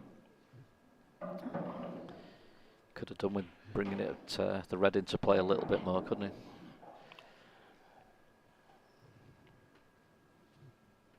Yeah, it's... So he got a double or a thin cut or a plant, I think. Risky to take on a plant after we've seen 2 missed in the frame already. Double it is. Time's running out. Just safety. That's not great, I don't think. I don't know. It's not really a big pocket, I don't think. No, it's sort of a little block of that. It may not be too bad a shot, that. Yeah, where that yellow's so close to the jaw, it double kisses rather than makes it a big pocket if you catch it wrong. He's playing it though. Maybe just hoping it some sort of double kiss comes out nice. Yeah, that's what he tried. He just tried to force the double kiss to plant it in. This is a massive shot in the match already, really. It's oh, he's got the red by the black long, so that's his shot. Yeah, I was thinking he had the one to the middle, but that goes long, so that's just one nice bit of cueing now, and if he can leave the gap. Not dissimilar to the first shot of his last visit, this.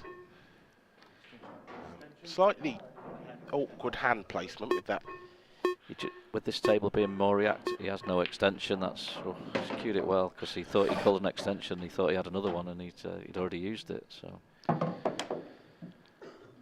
Got away with that. I'd personally play on the one next to this red next to try and just come out. He's leaving it till later, and I think it leaves it a bit more tricky to get on. If he could have nudged into the black there, that's all your issues done really. He's got to get back on that now.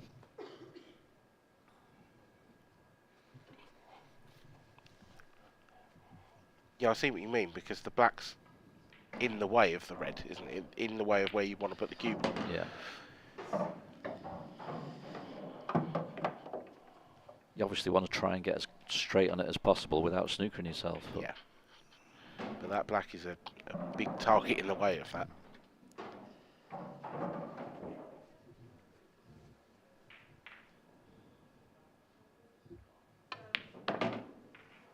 That looks pretty good.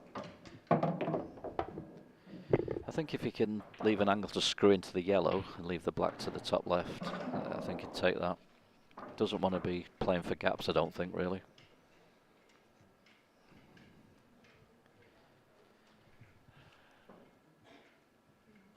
It's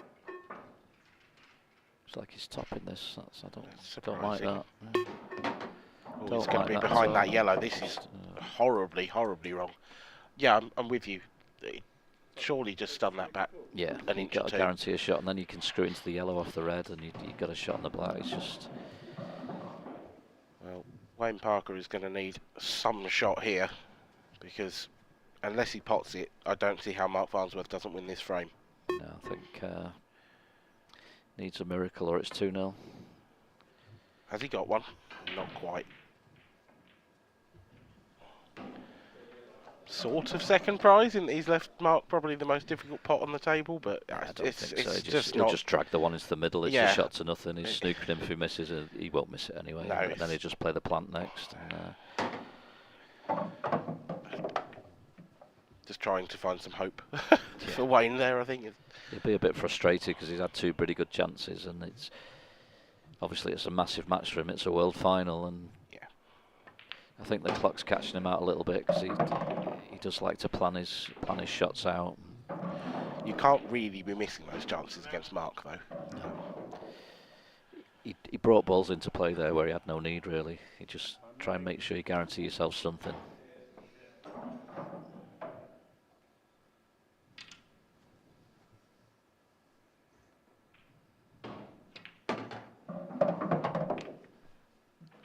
Little tentative stab there from Mark. He doesn't look the most comfortable player with the rest. So he's a very good snooker player back in the day, so I'm sure he must be used to it. But you don't really get to use it that often on a pool table, do you? No, that is true.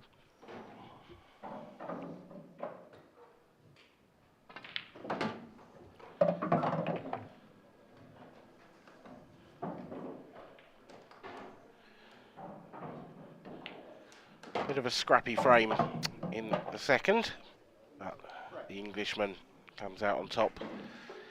2-0 to Mark Farnsworth, and it's still early days in the match yet. It is, but Wayne needs to settle and get one on the board, really. Yeah. It's nothing worse than seeing frames, especially when you've had chances, seeing frames just whittle away, and then the last thing you want to find yourself is 4 and 5-0 down when it's probably the biggest match of your life. But even from here on in, like this could finish 8-6, and we could go dish the entire way through, and Wayne would still be thinking about these frames.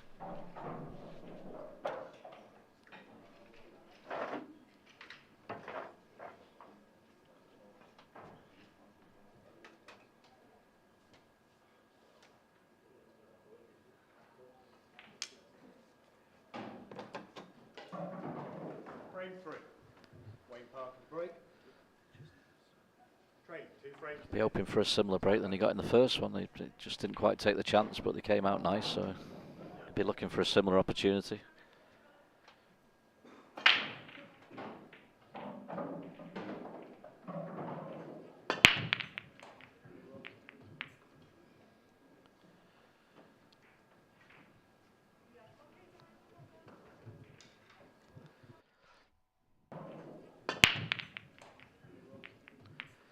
Couple had a look, but no joy, so Mark will fancy these reds all day.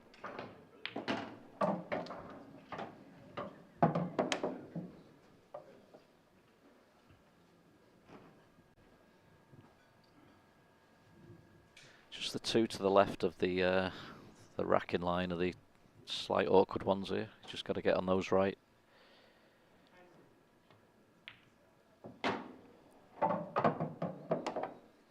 Probably put the 2 into the bottom right corner now and come round for a little plant into the middle, I think.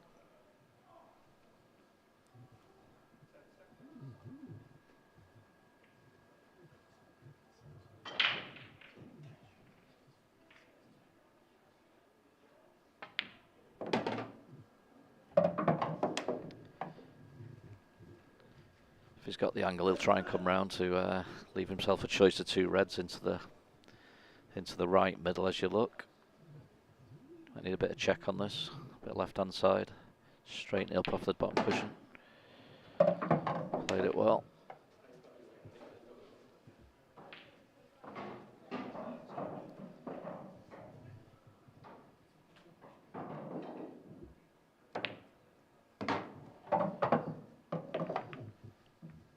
Definitely not what Wayne needed after his mistake in the last frame.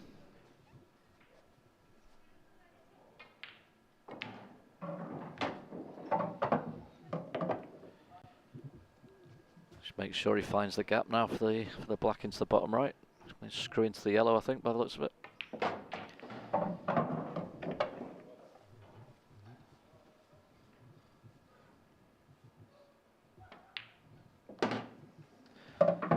Nicely done by Mark Farnsworth, so he takes a 3-0 lead in this seniors final.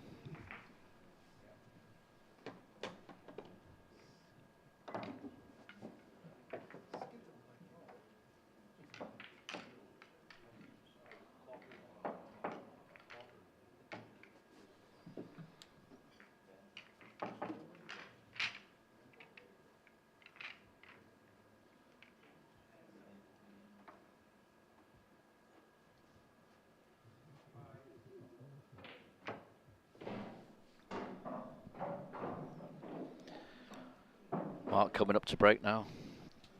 If he gets a good split here and can make this 4-0, it's a massive lead at this stage.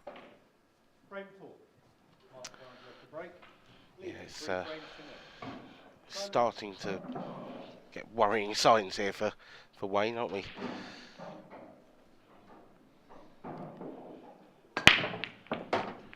He's done really well to make the final, so it should be a sort of free roll for him, but obviously you want to give a good account of yourself. Yeah, I know what you're saying, but equally, once you're there... Oh yeah, definitely, you know, to come through, what, probably 5-6 rounds to get to this stage. It's, as you say, impressive in its own right. Mark will certainly like the look of these reds.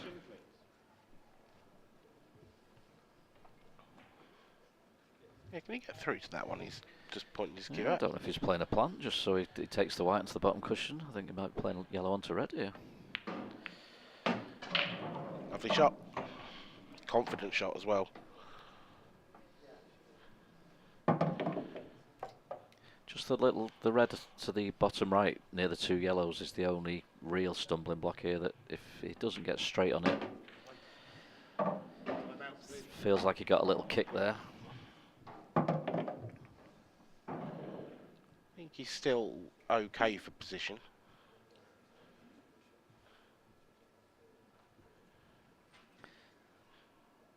Should be able to play this red into the right hand side of the pocket and keep the cue ball straight enough. I'm running. Yeah, he's got plenty of options. He's you say just pinch the pocket slightly, maybe a touch of left hand side to keep it straight.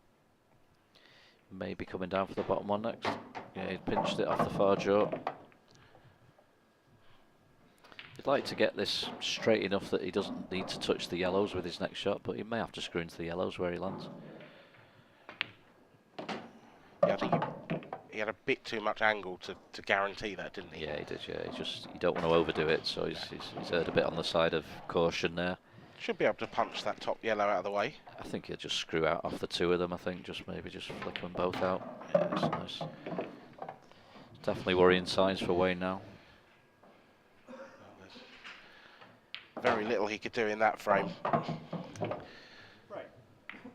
He showed his intent in that first frame, didn't he? Just after Wayne's mistake, he went straight for the throat, no safeties. Yep. Very first shot of the match, punched in a long straight ball, full of confidence. It was a terrific finish, that first finish of the match from Mark Farnsworth, and hasn't yet let his foot off the throat of Wayne Parker. Wayne is staring down the barrel somewhat now at 4-0 down, but race to 8. Yeah, he looks calm enough. He desperate for a chance in this frame now off his break. And Mark's very capable of throwing in the odd dry break, so already has in this match. Second frame was dry, so you know, it's not hard to envision a situation where Wayne gets enough chances to win this. It's just whether he takes them. He needs to get one on the board soon, really, doesn't he, just to settle himself and feel like he's in the match. Oh, that's harsh. You could hear a ball drop, but it was on a different table, and that's no good to him. Can be quite frustrating that when there's yeah. I've done that before. I think he's going to start with a plant again this time. He keeps starting with these plants.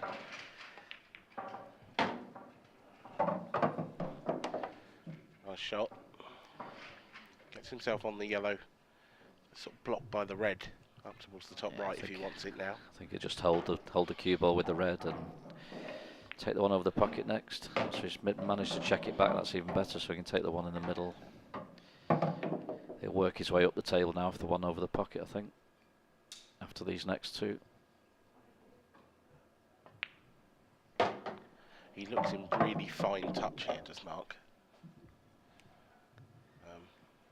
He looks like he almost looks like he's playing a practice match. Yeah, he looks very confident, yeah. Just so relaxed. Obviously his early night last night's made all the difference.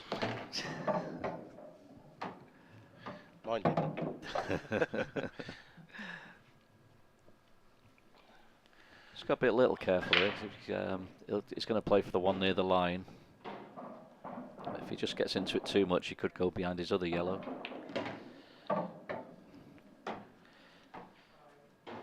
Didn't try and get too clever with that one. Just made sure he had a shot.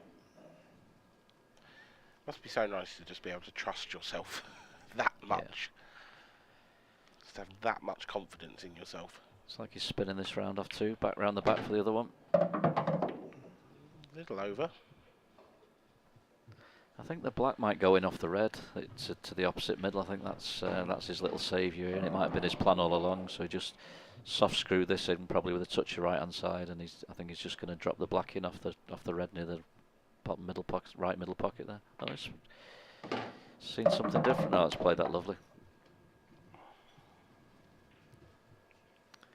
Well, he's blowing away his opponent here, Mark, and there is absolutely nothing anyone could do about this. Mark Farnsworth moves 5-0 ahead, and he's just not missing. Now the frames are flying past before Wayne even gets a chance to get his hand on the table. Yeah, a dry break. You know, we've gone break dish, reverse dish now for Mark Farnsworth. And, he was telling me actually he had Rob Wilson in the prelim of the seniors, and Rob's a quality player, so he's been a good player back in the day, and he's just getting back into it. And Mark had travelled, and he'd had a real terrible journey, 5 or 6 hour journey, lots of traffic, and he was a bit tired going into that match. He just arrived, and he said he made a lot of mistakes, and Rob just didn't punish him like he could have, and that sort of got him into the tournament really. So he thinks he could have easily lost that match if because of the situation with how tired he was after his journey and stuff. And here he is now, a couple of days later, 5-0 up in the final. I mean, every single, certainly this weekend, but I imagine ever, world champion in whichever section you're in will have survived a scare at some point. Don't rub another one in. I was 5-1 up on Steve Wall in the Masters. Well, there you go. You know, just seen him lift that trophy, yeah. So. Yeah, and of course he survived not just that scare, but a bigger scare in the semi-finals. He fluked the black in the decider, I believe. Yeah. Exactly. Yeah. So. He had from the last 16 onwards when we played, he had 3 deciders. Yeah. Clint last night as well, of course. Clint's came back from had a few. Yeah. Came back from sort of match point, if you like, at least twice in the tournament. More lives than a cat. Nice break again by Mark. Yeah, I'd be very pleased with that one. Hit them solid. Not going to start with a plant this time, surely. I think he's going to cut the yellow to middle and nudge into his other yellow and see how they turn out. So if he can nudge it past towards the bottom cushion where it'll go past the red, that'll really open things up. Yeah, it's got to be yellows because of those two. He's actually going for the one over the pocket first. I like the cut in the middle here. He's taking the pocket one first. Didn't know he could get through to that.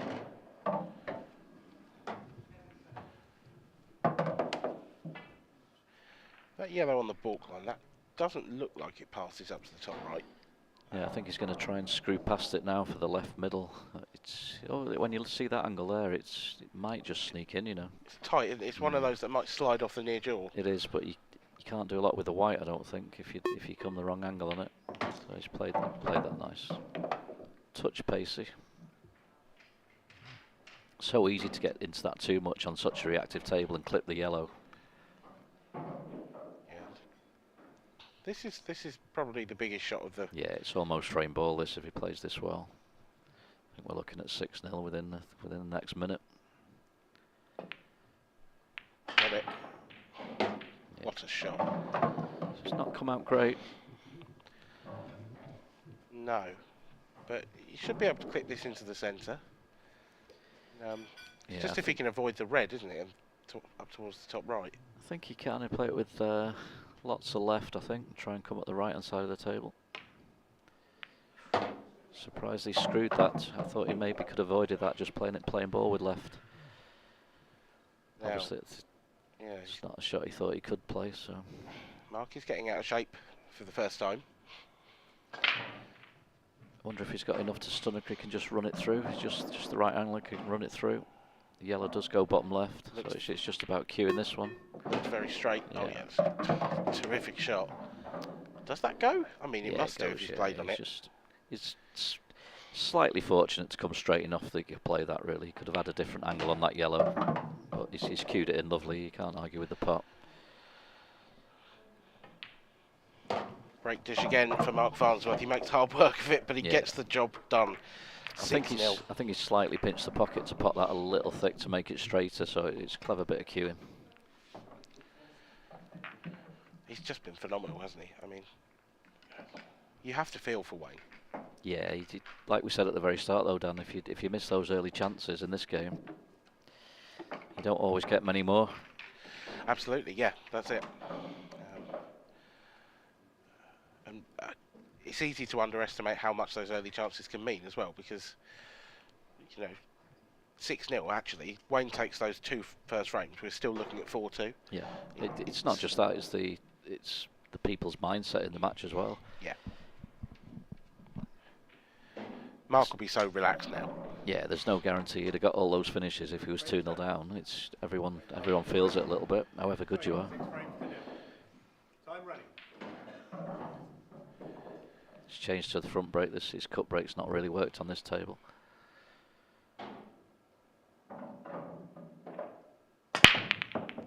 Oh, cue ball. Disaster. I mean, he was fortunate to not go in the centre pocket, and then probably a bit unlucky to go to slide up the cushion into the corner.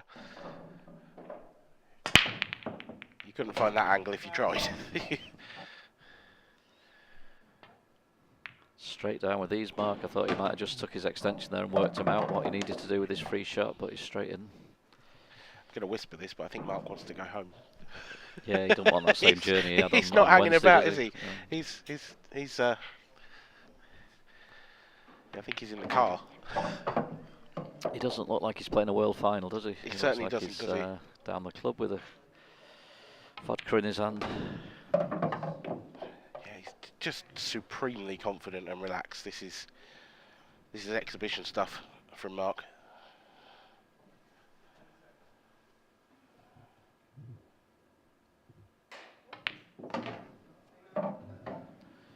Touch wrong angle this time. He's going to have to play the middle one next and screw out.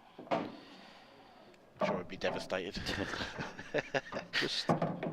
I always worried about these shots popping out. That's why I'd rather have left this till last, but no problem with that. Yeah, that's a fair point. We've seen a couple of bounce outs this week. Not too many.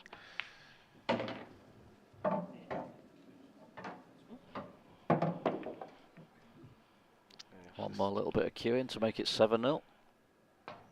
No problem at all. This is a demolition job from Mark Farnsworth. He wants to get back on the road. I'm absolutely certain of it. It's been brilliant though. Fantastic to watch. He's so fluent when he's in this kind of mood. Maybe one or two slight mistakes in that second frame. Apart from that, he's played a perfect match. Yeah. Well, that's 4 from the break on the trot. It'd be nice for Wayne to get one, but the way Mark's breaking, it's hard to see at the moment. Yeah. Yeah, if the ball goes down here, it may well be curtains in this match. He's not checking the rack this time either. He was checking the rack the other day, wasn't he? He wasn't so happy with the way the break was going in his previous match on this table. He was having a good old check and... Yeah, no, he's straight into it today. Break. Leading 7 frames to 0. Easy job for the ref, this one's been.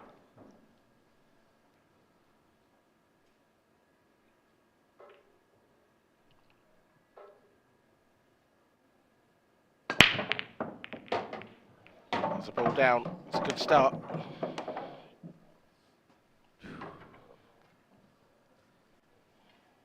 Yellows look okay. They look fine, because even if the one that's near the red, just to the bottom left of the table, it'll go to the opposite middle when he takes one down the cushion. So I think here we go. Just no issues at all, I don't think. Just what a match! What a match from Mark Farnsworth. Does it go up to the top, or has he overdone that? He's overdone that. He's sort of tried a little maybe stun run through, and he's run it through a bit too much. Yeah, it's difficult to see how he He may gets have back to in reroute position now. from I here. think he may have to take one of the two near the triangle area to the middle and reroute and try and get back on it. It's quite lucky that he can take that, because he's overdone the shot that much that. Yeah, it's one of the first times he's had to take his extension. I think he's been in perfect position so much, he's not had to do it very often.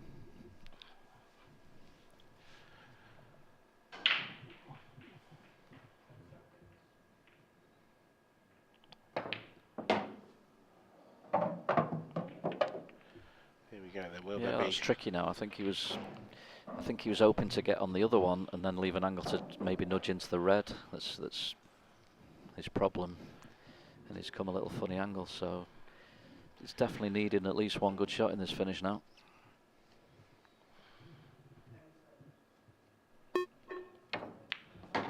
No, that's not it. Very, very wrong. Bit of adrenaline just getting towards the line. It's surely just a double now. I think so, Dan, yeah. The white's flying a bit. It's very tough to get these thin enough on these slidey cloths as well. You've got to sort of overcut the double more than you actually think you should.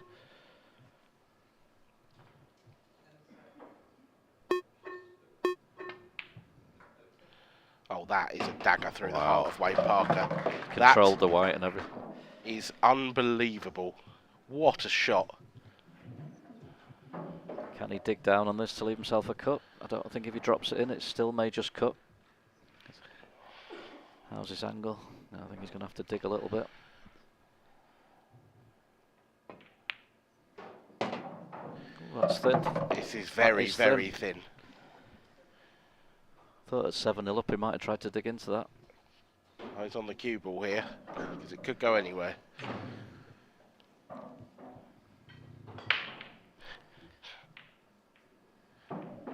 Doesn't look too bad from the main angle. From the overhead, it looks ridiculously thin. Here we go. There we go. Mark Farnsworth is your World Seniors Champion of 2023. What a performance. That was an unreal performance It's from... like Wayne's took that really well, giving Mark a lot of some nice words at the end. There's nothing you can do, is there? No. He's just sat there for the last 5 frames and watched and Yes. admired, and there was a lot to admire. It's a shame, really. He's obviously got a lot of friends and family watching back home. He's done fantastic to reach the final. And it's just a shame he didn't get one of those 2 early frames on the ball, but then it's just been a masterclass by Mark from then. Yeah, all credit to Wayne, a great opponent, but Mark Farnsworth is the Seniors Champion, and he will be crowned by Kev Barton. Well, thanks a lot, Dan, and welcome down to the arena for the presentation of the 2023 IPA World Seniors Championship. We have just seen an exhibition from the #1 ranked player in the world. But first of all, a hand for our gallant runner-up, Wayne Parker.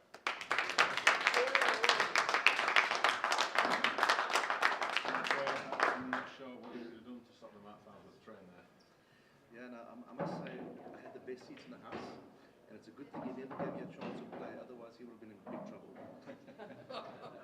I mean, you know, after the first couple of frames, there were some small chances, and then after that, it was one way, unfortunately. Yeah, absolutely. Well, that's the reason why he's the one, you know, and I really enjoyed the tournament. What a great setup over here.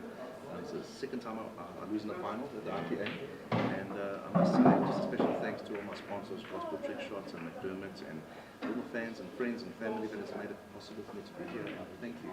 It's been an absolute pleasure and a joy. Absolutely. And well done to Marco. What a champ. Absolute champ. And great inspiration. Really enjoyed being here. It's been great having you guys here, and the guys from the US to Mike, Tom and Steve, and have you enjoyed your time here and the show on Thursday? Yes, absolutely. You know, I mean, having the American players come here from the 9-foot table to the UK 7-foot table, I think is huge. You know, and you see Blackpool growing in the United States massively. So the sport is growing, and it's really exciting to see what the future holds. Well played on a great time. We'll look at this time, but maybe it's third time looking next time. Awesome. Thank you so much.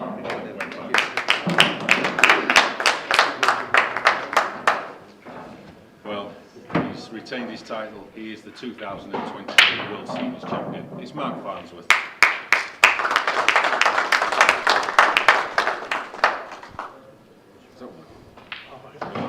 Yeah, a few technical issues there, Mark, but certainly no technical issues for you on the table there.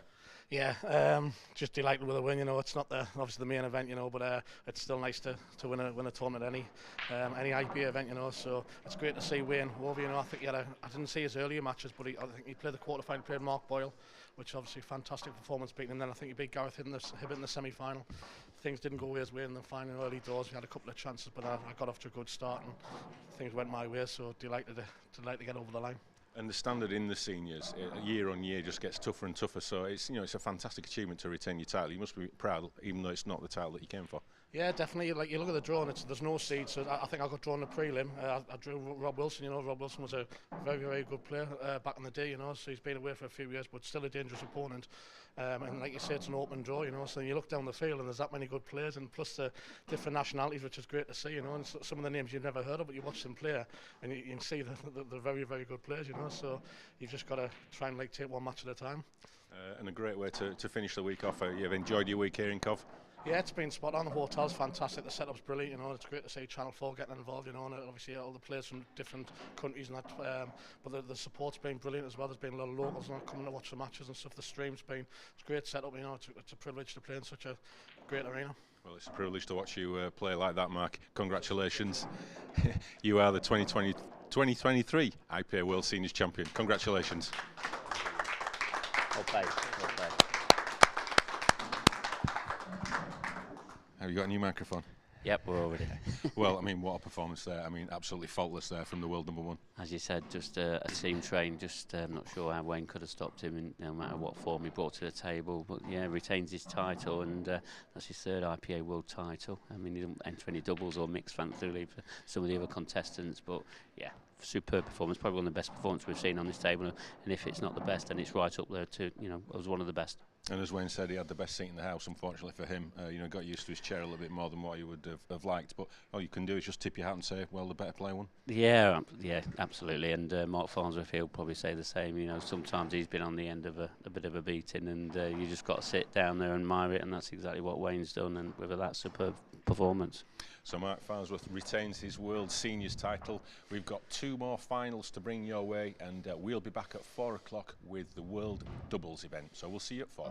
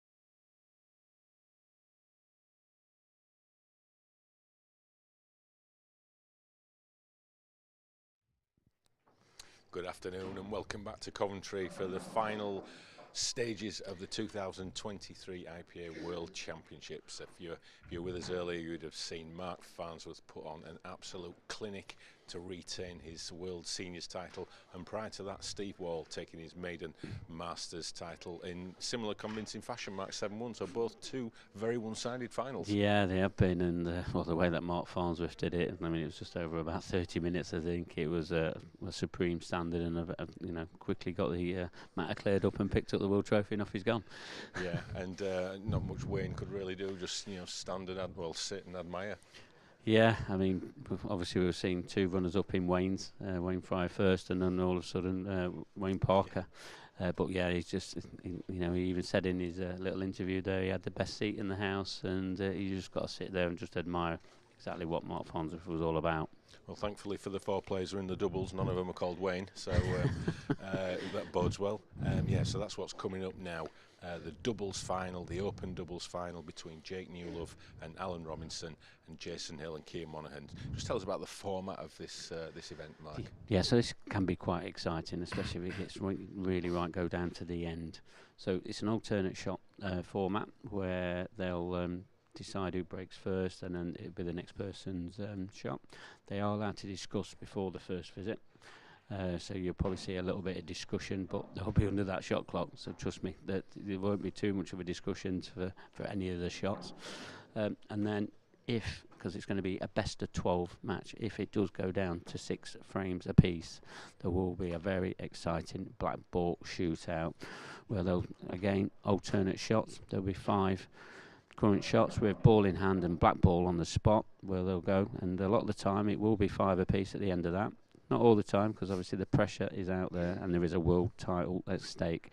But if it does go to 5-5, we then go to a sudden death shootout where the cue ball will be placed by the referee onto the brown spot, as the best thing we can call it, into the middle part of the balk area, and the black ball on the black spot, and then it'll be sudden death from there on to see who either the first to pop, first to miss, whichever one it is. Well, let's as spectators, let's hope it is 6-all. I'm sure that all 4 players would want to avoid that at all costs. Absolutely. If you're a player, definitely want to avoid it.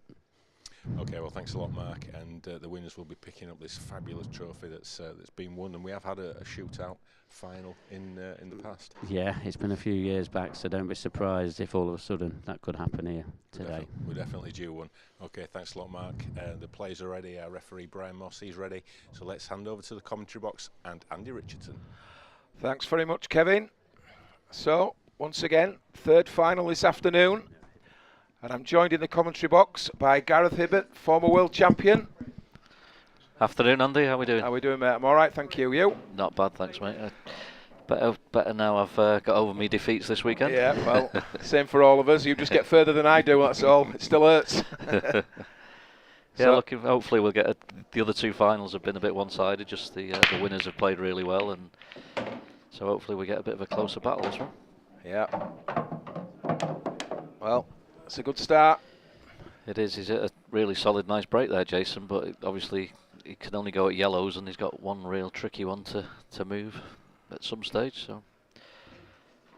Well, he's not holding back. No, I thought they'd have a little chit-chat about how they want to go about this. But I think the extra maybe responsiveness of the match cloth, the TV tablecloth, just caught Keane out a little bit there. I think he wanted to leave a thinner cut on the yellow to middle, and he screwed back a bit more than he wanted to. So he'll get used to that after a few shots. It is, with the TV lights and everything, it just plays a little more reactive, this table.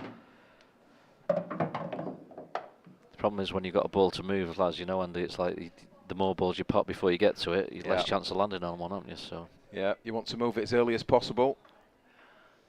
Just not quite the right angle, but that's a great shot. Just spin off the jaw, he'll be happy. That's turned out lovely. Great shot.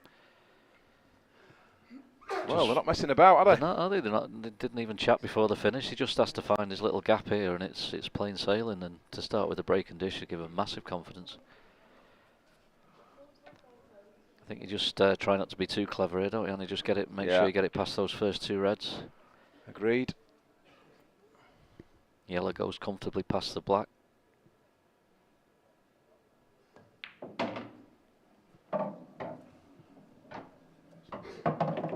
So it's just a drop in now. Looks like he means business, young Keane. He does. He looks focused. He does. So just needs to drop this in. And that's perfect. So, great start.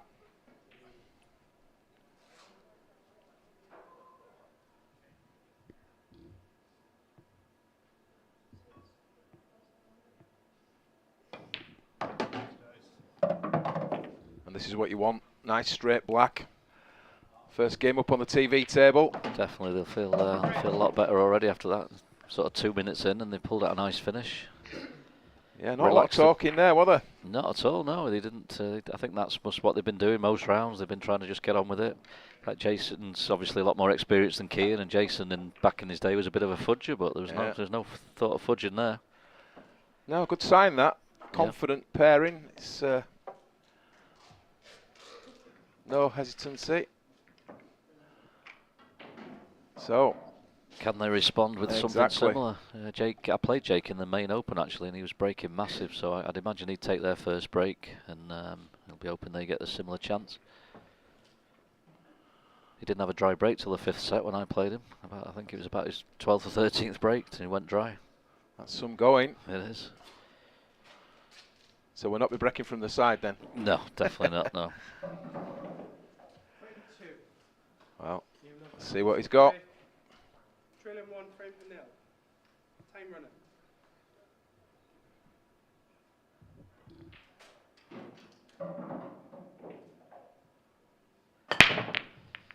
Ooh, cue ball.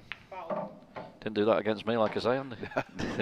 Yeah. Always the same. I think they'll have to talk this time. When you get a free shot, I think you need to sort of chat about what you need to be doing with this first shot. They've got a small little cluster around the black that maybe they could look at, clipping one out and opening that up slightly. Or obviously they do all sort of go, but you could just start at the bottom end and work your way up on reds, couldn't you? Yeah, you could. Because the red to the right of the black goes to middle, and that'd leave you on the other one. So it is a sort of dot-to-dot finish, really. You don't have to try and be too clever with your free shot, I don't think.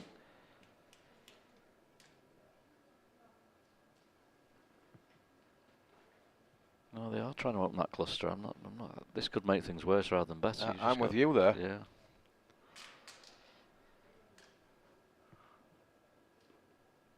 So this is key. Free shot. I think the way they played that, they're maybe thinking yellows now. If they were going reds, they've made it trickier than it was. Jason's not sure now. Not got time to think about what to do now. They're sticking with plan A on the reds. Yeah, certainly didn't go as intended. Made those 2 balls difficult on the. Yeah, and he's not got into that either, has he? He's left it. So cue ball not on a string, just at the moment. Little early test of cueing for Keane. Struck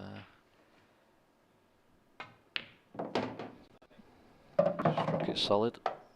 Got to be going up and down a couple of times in this finish though, which is exactly what they didn't want, isn't it? Yeah. You don't want to be travelling, do you? It chokes his cue with the wrong side of the choke. That's a good start, Jay.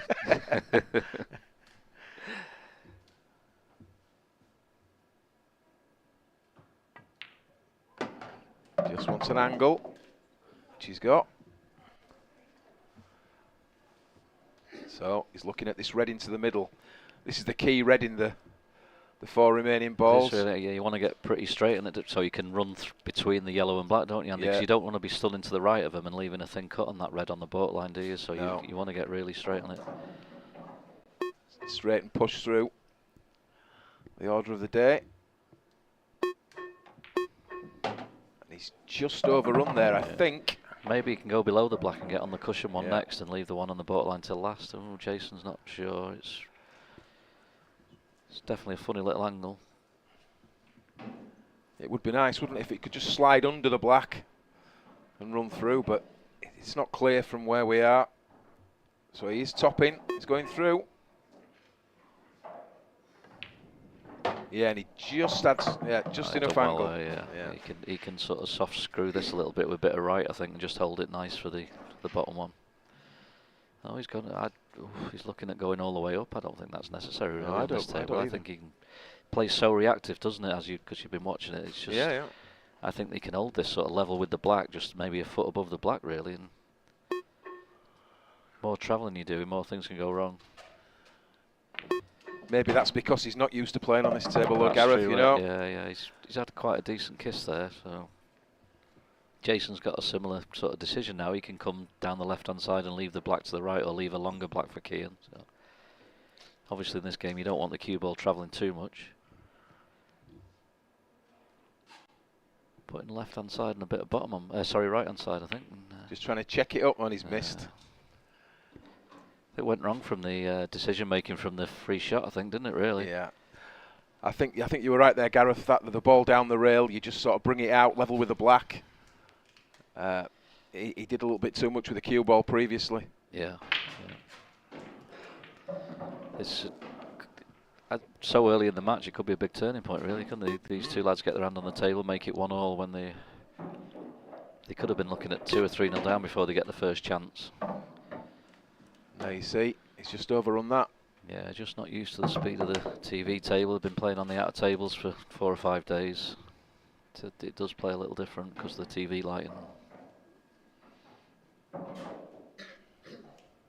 Actually, because these are 2 local guys from Hull, and Jake's obviously known as one of the top amateurs in the country, so he could have picked a pro to play alongside. So it's really good to see that he's picked someone from his own local league, and they've got to the final. Because, as I say, Jake could have had his pick of a lot of pros, and he's gone with someone local, and they've done outstanding. Done fantastic, haven't they? Yeah, they have.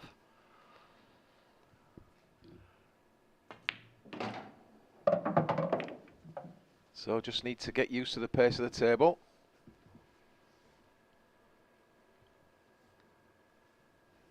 Looks like he's going to play on the one on the left cushion now, I think, screw across.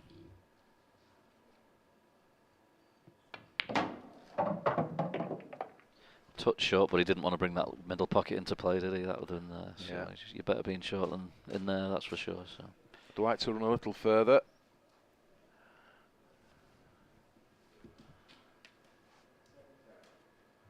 Could just drop this in, can't he? yeah, I'd play it with a little drag, but everyone's a bit different, aren't they? But that just sort of kills the white a bit, doesn't it? Yeah.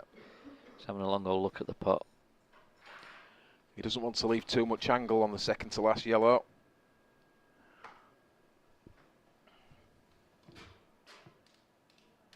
Just plain ball in it, I think, just dead weight, just no heroics. Yeah, that's fine, that's fine. Didn't pot it clean, but it doesn't matter.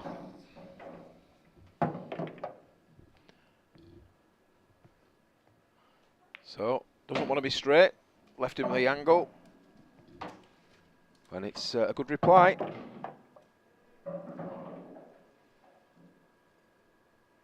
We're feeling a bit disappointed, the two, Jason and Kean there in the corner, because they did have a great chance to go 2-0.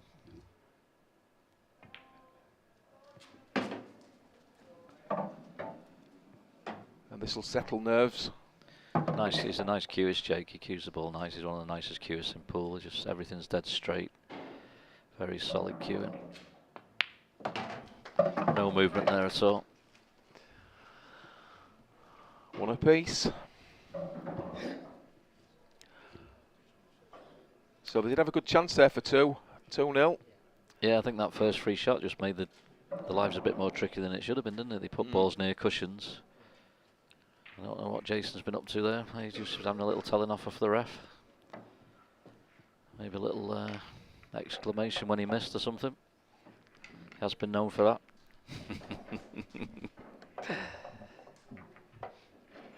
It's hard to keep him quiet at the best of times.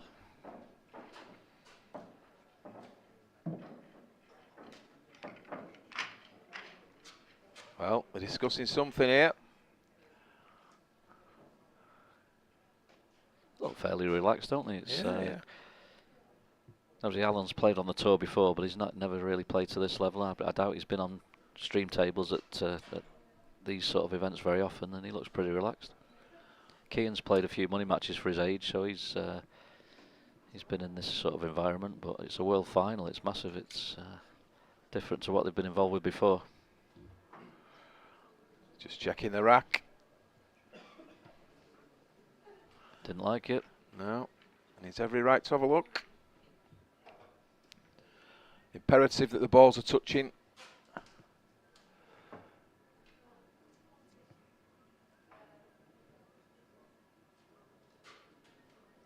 So tough this doubles, Andy, though. You'd look at some of the pairs and you wouldn't have picked these two pairs as the finalists, but they're all class players and they deserve to be there. They've took the chances when they've had them. But if there was betting at the start of it, these probably wouldn't have been in the top 10 in the betting, both these pairs. No. But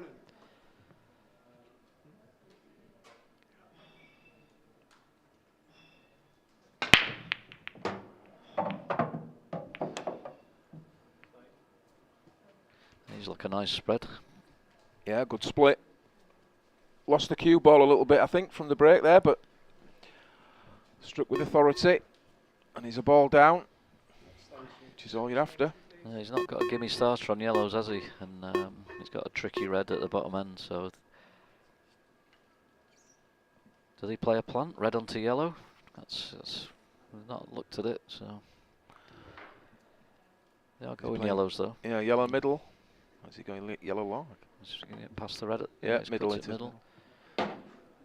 Oh, we don't want to, is he going to get a good nudge? Well, it's a good nudge. Oh, wow. Yeah. And the red's come away enough so the top yellow still goes as well. That's a nice little touch that was. Yeah, very favourable. Just pick your route now. The black still goes bottom left, so ideally you want to leave the yellow over the right middle, I think, don't you, Andy? Just the last ball, yeah.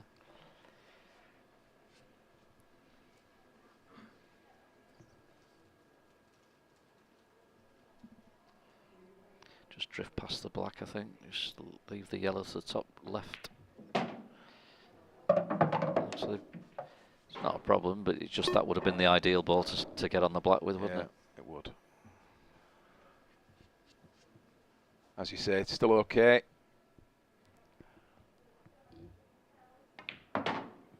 That's fine. Maybe a touch further would have been nice. Pulled a little face, like you say, liked a little bit more. Rerouted now. You've got to watch these. These sometimes don't check as much as you think. Yeah, I think slide, can't they, especially on this table. Played it well. Yeah.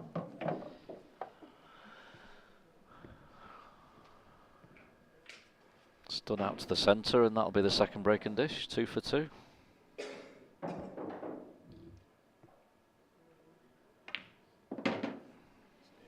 It's in. So, straightforward black for a 2-1 lead.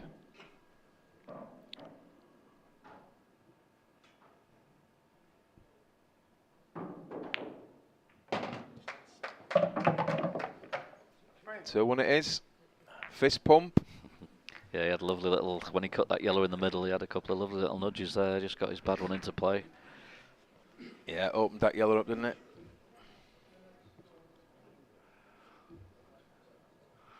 See Steve Wall there in the background. World champion, Masters. Staying around watching his mates to see if they can bring another title to the Northwest.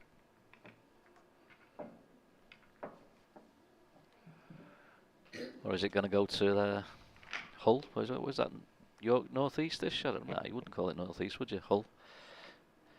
I'd say it was sort of Yorkshire way, innit? Yeah, East Yorkshire. Yeah. So we're looking at 2-1. If it does go 6-6, it's the well, I'd say dreaded black ball shootout. Having only ever tried one. Yeah, we'd all like to see it though, Andy. Yeah. I partnered the chairman, Kevin Barton. We got to a black ball shootout. I couldn't even see the black, never mind try and pot it.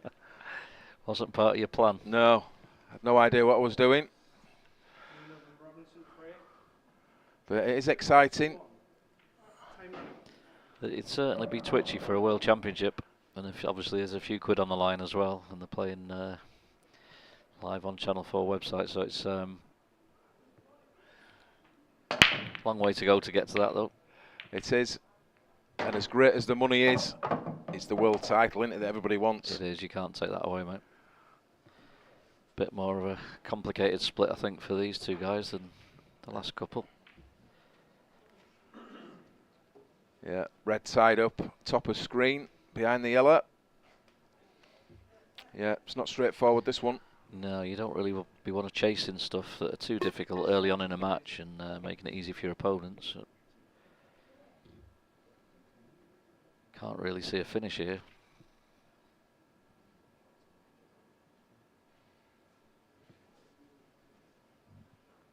Two yellows below the black don't really look like they go, I don't think.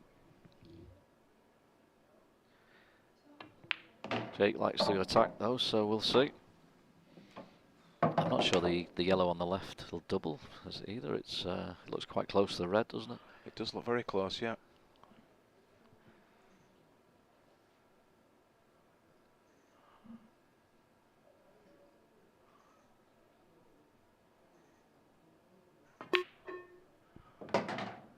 So where's he trying to get there? Has he played for that tiny little gap? Or does the left-hand yellow go? Maybe he's trying to run it right through and the left-hand yellow does go. Little raised eyebrow from Jake. I don't think it was in the plan.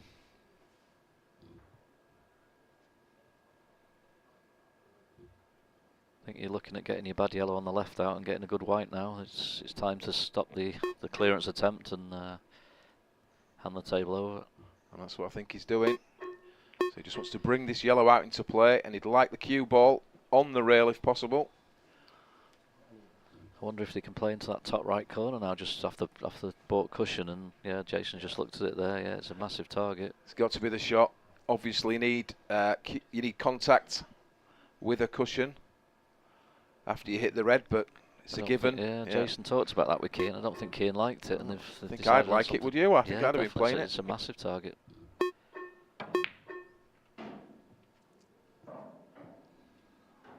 Well, I think they missed a trick there. I think. Yeah, he was obviously trying to stun the white more than screw it back, and he's brought it back 3 or 4 inches. And yeah, he would have been able to develop the reds, wouldn't he, as well, if he'd have played the other shot? Yeah, they might have turned him into a plant and got them all out in the open, or got one freed.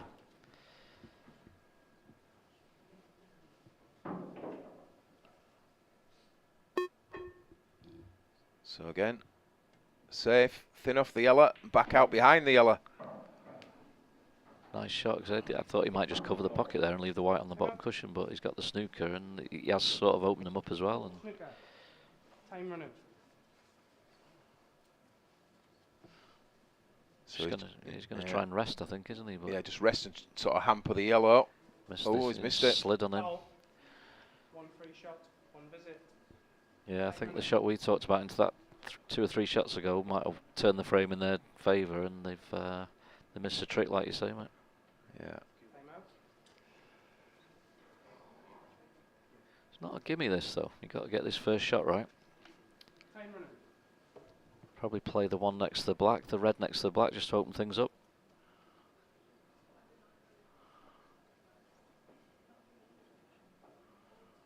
You don't want to dolly it and not reach a cushion, so you'll play it with a bit of pace, but you don't want it to hit that yellow on the left. Oh, what's he done? Behind there. That was dangerous. I think it's just another safety. Yeah, he wanted to hold there, didn't he, for the one of the 2 yellows. The reaction of the ball just caught Jake out as well a little bit there. So he tried to punch it, stun behind. And once again, they'll be trying to get behind these 2 yellows.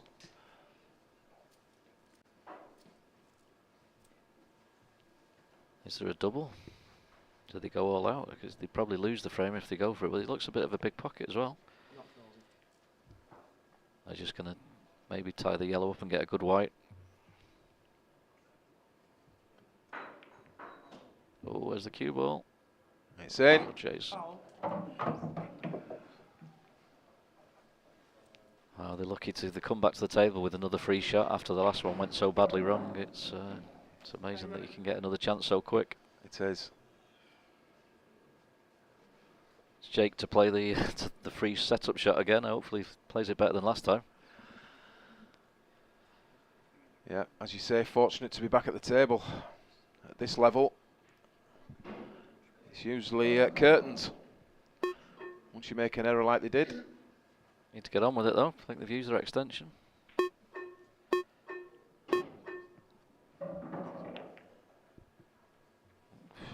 Well, I'd have been clipping that and bringing the white round to the other side of the table, so the 2 yellows went to the same pocket. I think the time caught him there. He just. He's playing safe again, I think. He loves putting these balls behind these the cue ball into these 2 yellows. It's the 3rd time Alan's played this shot in the frame.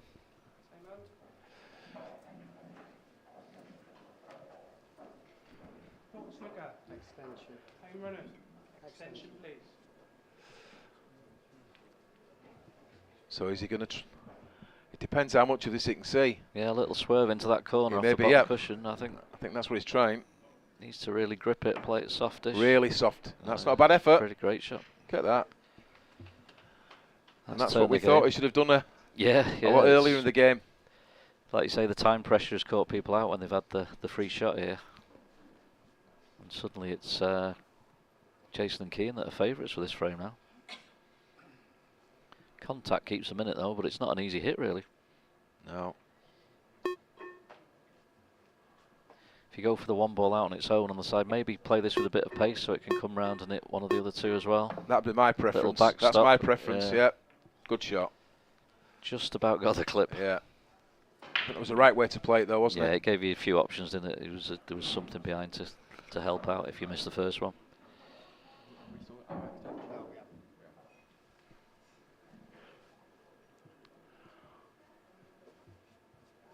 Maybe pot and snooker.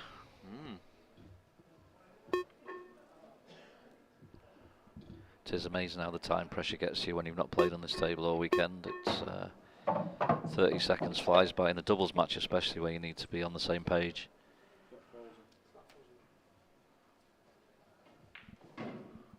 So he needs a really good cue ball here, doesn't he? He's just going to wedge it through the gap, maybe. Oh, he's got dear. the double kiss. Oh, and he dropped his head there, didn't he? Needed a really good cue ball there, because any escape was going to put yellows back, big favourite. This will be a confidence booster for Alan if he gets this one. Cued it lovely. Yeah, under the circumstances, it was a very good pot, that.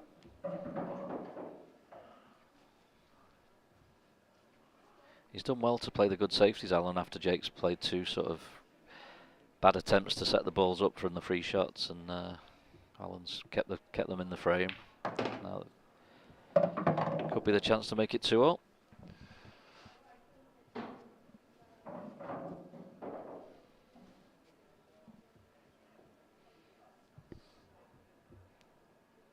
Doesn't want to catch the other yellow, obviously.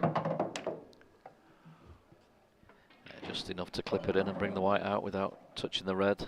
Black in the right centre. And he doesn't want to be on the rail. That's the only thing he doesn't want on the cushion. Yeah, anything that takes the stress levels away. You just don't. When you're feeling a little bit, you just don't want anything that's even slightly missable. Just needs to cue it. Cue it he did. So a couple of errors in that frame. Yeah, Jake didn't do the best with his 2 free shots, but they kept the control, and then Keane had the chance to get the snooker, and just a bit pacey on that one, got the double kiss. So the 2, Keane and Jason, have dished both their breaks, and the 2 breaks from these guys have been a bit more scrappy frames, haven't they? They have.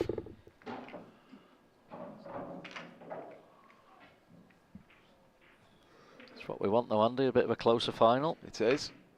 It's we've had 2 steamroller matches really, haven't we? We have, yeah. People have just got off to flyers and carried it on, haven't they? I mean, Mark Farnsworth in the last match, it was flawless.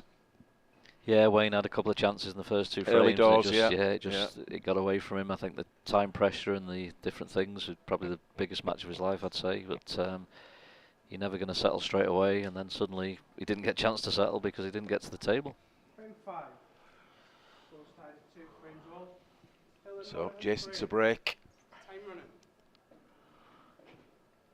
Broke well first time up.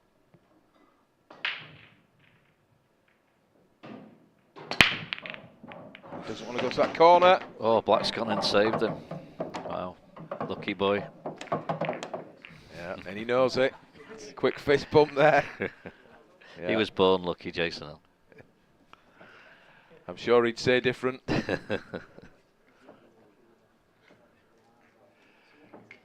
Yeah, it was a mistake there. It's your own fault if it tracks back into the pocket. Yeah, there was no kicks there. It was tracking all the way. But fortunately for them, the black dropped. So it's a re-rack. Take 2. He'll probably pot one and leave droppings this time. Yeah.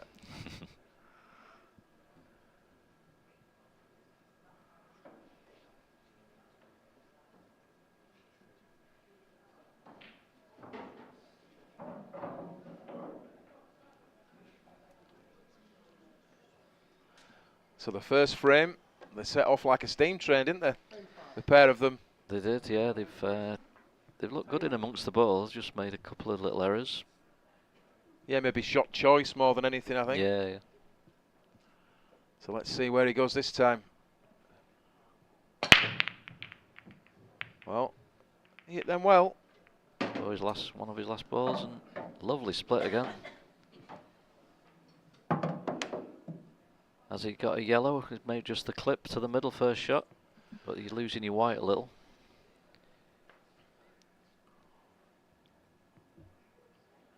He's going to try and hold on the other yellow. Well, he's tried to, but he's just slid there. Not where he wanted to be. I don't think he's on anything, is he, apart from No. doubles? And the reds are so open as well. Maybe the double on the right hand cushion to get some control in the left corner if it doesn't drop in. Yeah, double it is, I feel. I think if he plays it dead weight though, he's not leaving himself a shot really. So that's the tricky thing. Do you go all out for it to get on the next ball, or do you? Yeah, I think you've got to, haven't you? Really, I think you've got to. He's got it. Played that well. Shot. He had enough angle that he could play it at a decent pace and still get the white out, didn't he? Just gone an inch or two further than he would have liked. Just makes it slightly trickier. If he was an inch or two below that red, you just stun up and you leave the one on the left till last, and it's game over, isn't it? He's got a bit of a shot to play now.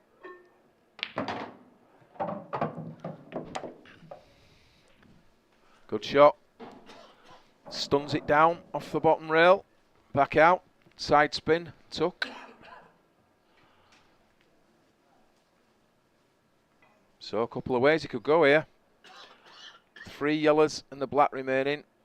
So he's elected to take this ball up the top end, but where's he going here? Yep. He's okay. Yeah, can he screw past it for the yellow, or can he hold it? Trying to check it back across. Extension, please.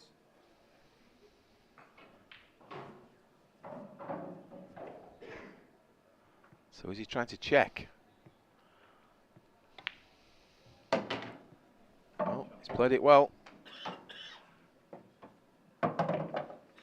Always a danger of the ball sliding on this table.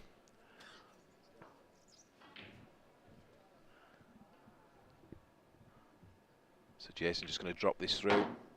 And there we are, straight black into the corner. So, much better this rack. There we go. Pick the pace back up. Yeah, that's 3 out of 3 for break dishes.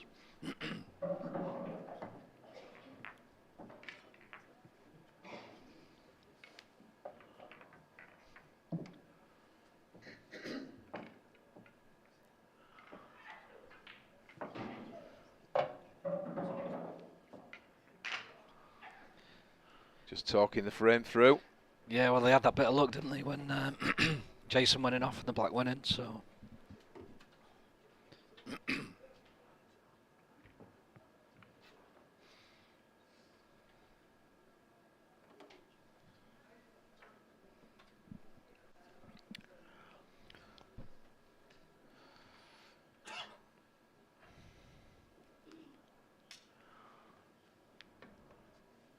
Frame 6.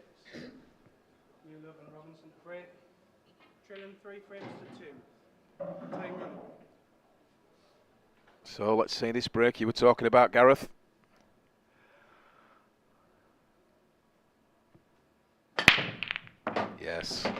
Beautiful cue ball there, straight up the table. Fantastic break. Yeah, they'll like these. I think it's just the yellow-red plant first shot. Sorry.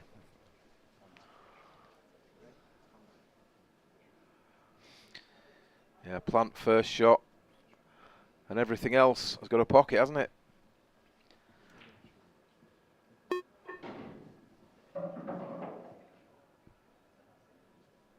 Yeah, they're trying to get the yellow away from the corner so the black goes into that corner later on. Left his partner a little tricky there. It's not the easiest of pots, this, is it? It's not, and he can't really force it. Yeah, I think he might have to leave the one over the bottom corner next and just find a little gap. Just leave the cue ball near the black somewhere. If he tries to force it, it's missable. Yeah, he's took his medicine there.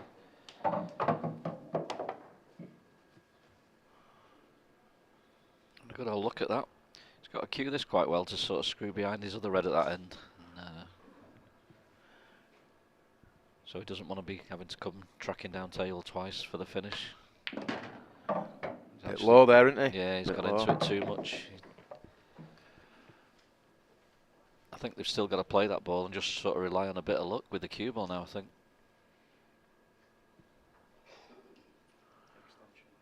Extension, please. Yeah, take the fine. You think you take the fine cut into the corner? What do you think? Or do you go along? What's Yeah, I think he's got to play the cut and just hope that he gets a nice runs into yellow and it holds the white up. Or can he maybe put a bit of bottom and left on it and come round the back of everything?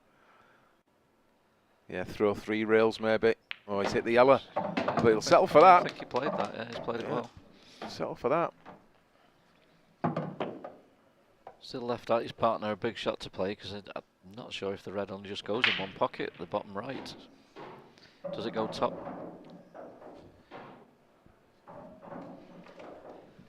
It's tight that. Yeah, it's not clear to us if it goes in the top. It does look like it only goes in the one pocket. It's not an easy angle if it just goes in this one pocket. He needs to find the exact spot, doesn't he?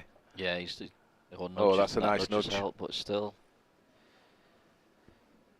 he's done about as well as he could with that. To be honest, Andy, that wasn't easy. But he's still left Jake a bit of a shot to play. Can he miss the yellow and come across twice? I'm not sure he can. Can he flick off the yellow and maybe right inside and bring it down for the black in the middle? That may be his only option. We'll soon see.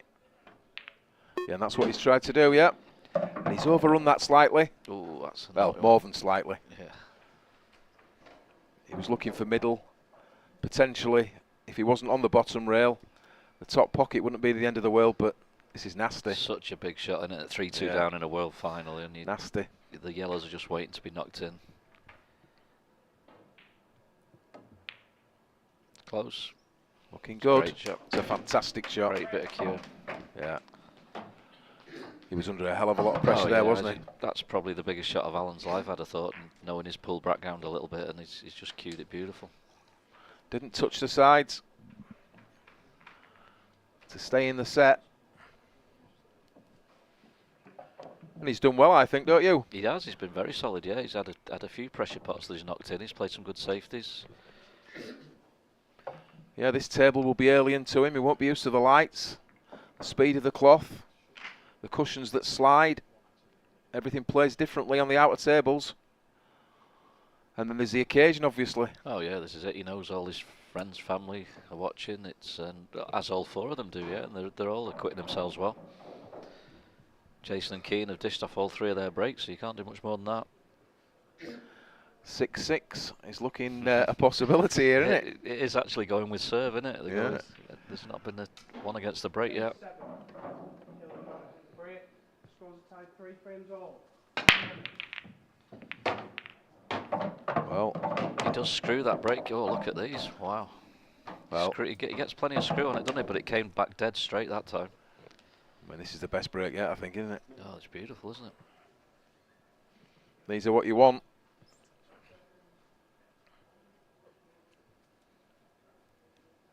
Having a little chuckle with his friends in the crowd. Steve Wall is. I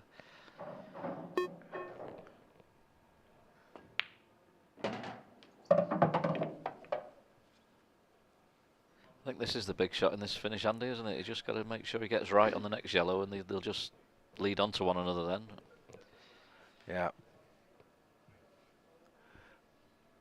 The yellow at the right of screen would be great for the black, wouldn't it, if he wanted it? It just depends what he wants to do here. Overdone it a touch, but he should be all right, I think. Yeah, I think he'd be all right there. You just take the one sort of below the cue ball into the bottom right, I think. Little soft stun.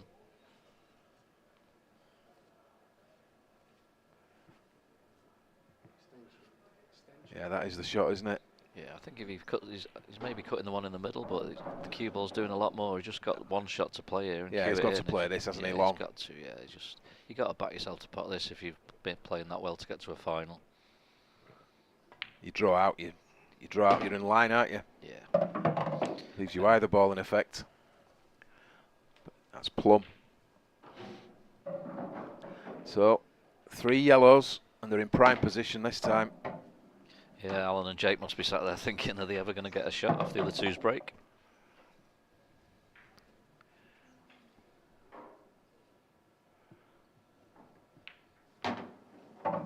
Just want to make sure you're not under the rail. Preferably, you'd like to be out. Well, it's closer than you probably want it to be. But this is a pretty standard black ball to middle pocket to take the first set. There you go. There you go. 4 out of 4 off their break. I say take the first set. We're not playing sets, are we? No, we're not in the doubles, Andy. No, sorry, Matt. I didn't want to butt in there, but no. Yeah.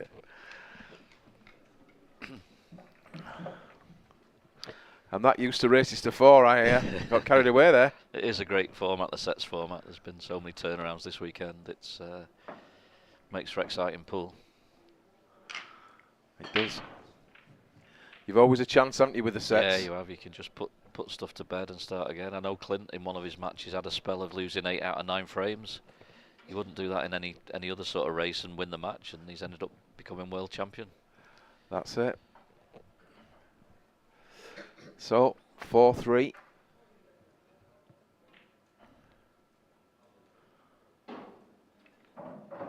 Just making sure the balls are touching.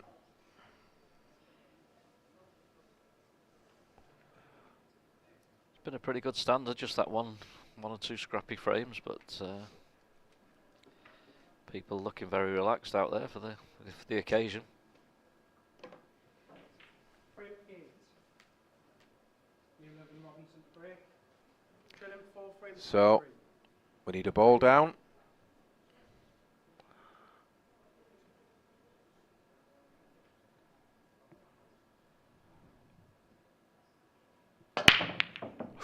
Oh, time for their bit of luck this time. He's potted 4 balls, I think. Wow. Jason had his bit of luck when he went in off and the black went in, and that's Alan's bit of luck there, because that looked in all day, didn't it? That was definitely an all day, yeah. Look at the split again. What a difference that makes. Black doesn't go into many pockets if they go yellows, so that's the tricky thing. It's sort of blocked off to 3 of its main pockets, isn't it? So you'd have to be looking at leaving this bottom one till last to take it to the right middle, I think, mate. He struck that well. Yeah, so they just go top left now, top through a little bit and leave, and just take the one nearest the middle to screw out and leave the cut to come back down, won't they? It is dot to dot really, just got to mind the work.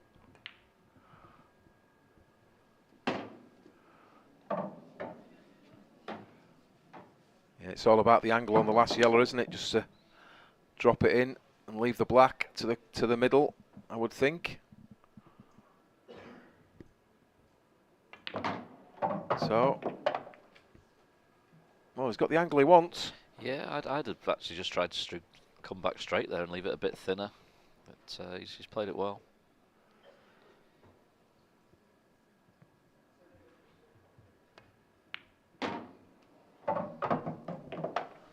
Liked a little more on that, I think. Does he cannon in the red now, or? I think he may be forced to, don't you, just to control. The other option is like a little sort of draggy shot with left-hand side that could go wrong. Yeah, you don't want it sliding behind anything, do you? No, you don't.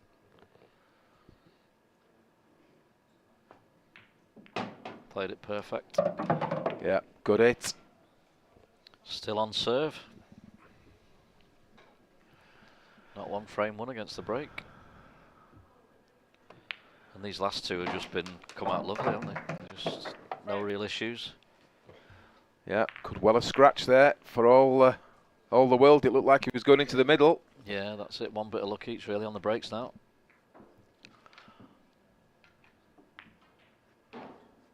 Getting to the business end now, so 4 apiece.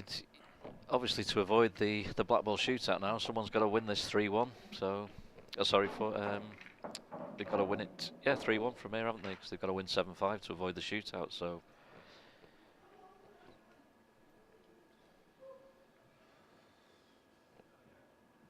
You'd have to say a shootout's favourite at the moment, the way the match is going.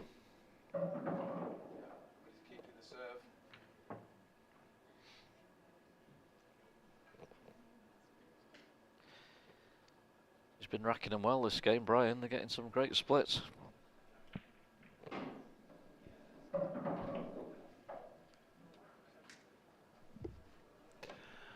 Frame 9. Scores a tie 2 frames all. Apologies, 4 frames all. Monaghan break. So Jason continuing. And he doesn't want this ball anywhere near a pocket. This cue ball. Straight back. Great break. Good break. Little flick in the end, just knocked the red in.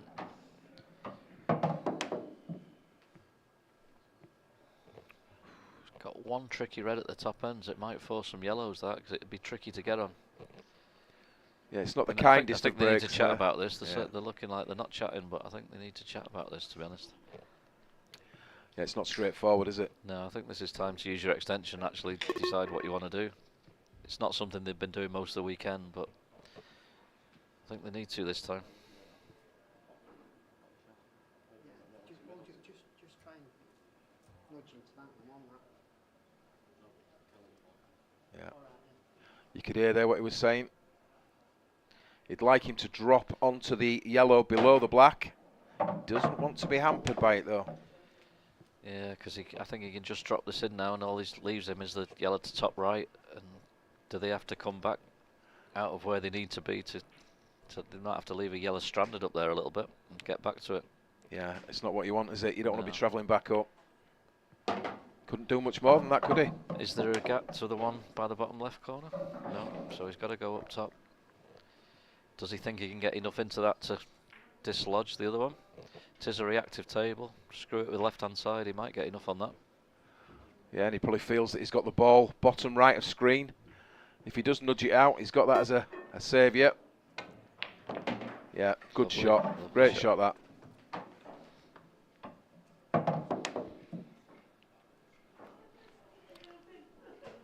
Couldn't come out much better than that, could it? No, it come out lovely.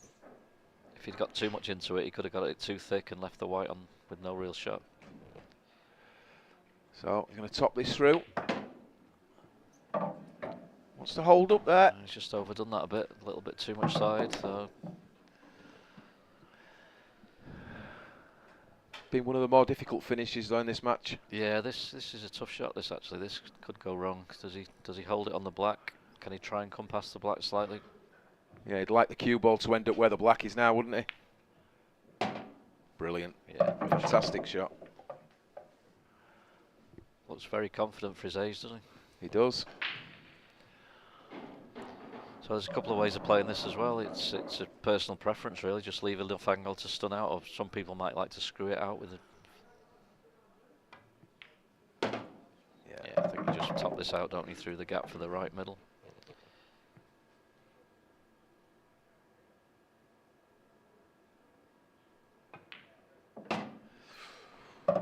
Just under hit that Yeah, slightly. Just maybe got a bit of a funny contact, but don't really want to be leaving your partner semi-missable balls.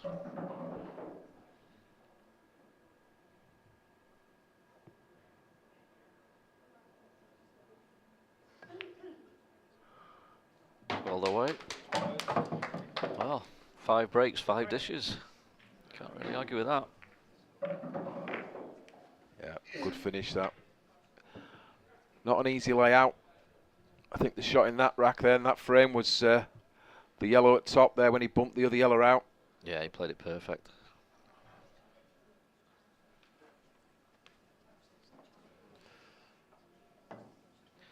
Still pretty relaxed. The lads on the right-hand side there, smiling amongst themselves. They know they've not done much wrong. The 5 frames they've lost, they've not even had a shot. That's it. You can't do much more, can you? No, exactly. Take your chances. Complete contrast to the previous 2 finals we've watched.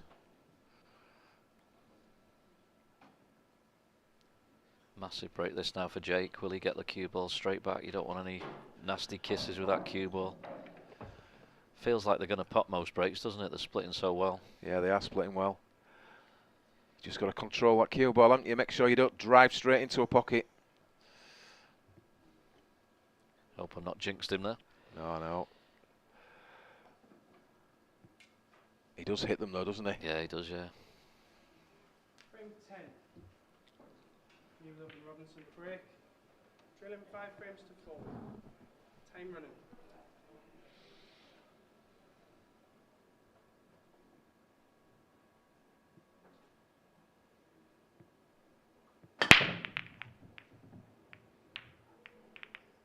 Oh, I've jinxed him.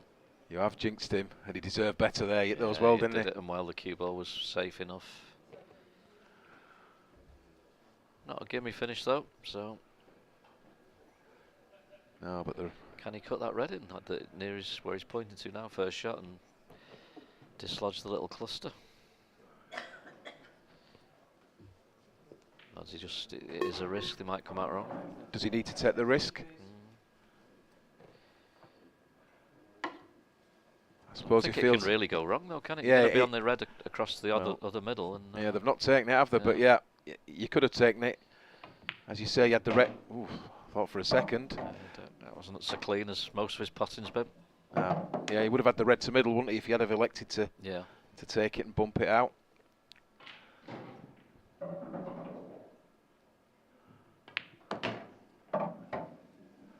So, taking care of balls at the baulk end of the table first.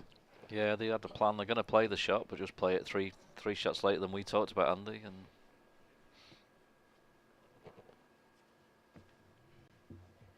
it's hard to see it going wrong, really, isn't it?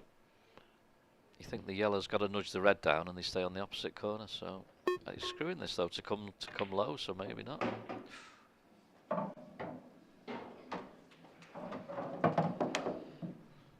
I'm surprised a little bit at the way they've gone at these.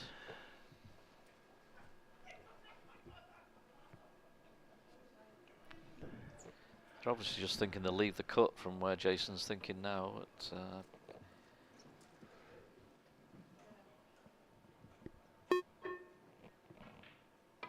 you can just draw the ball out. It's made it a lot easier, hasn't it? Can he avoid the yellow? If he gets a little clip on the yellow and it comes low, it might. So they might have to reroute again.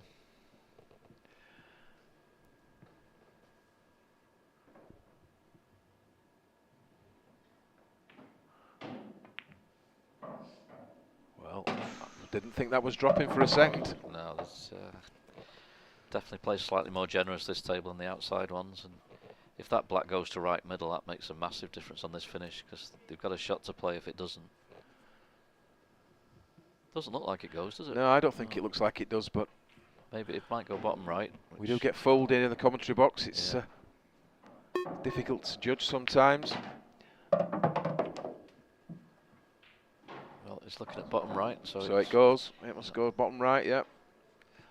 It's one of them you want to be pretty straight on because it brings the yellow into play if you're just off straight. You don't get a proper view on it. Always short. Oh, just pulled that slightly. That's just when you've nerves. not got, when It's you've just not got a nerves. full pocket, you Yeah. just really want to be a better angle than that, don't you? He sort of knew he needed to be straight, didn't he? It was big shot. They'll be taking the cue ball back up, I think, anyway, won't he? Oh, he's in off. He's in off. He's lucky he's not got the part. Probably won't matter, but that's could that be the first big turning point?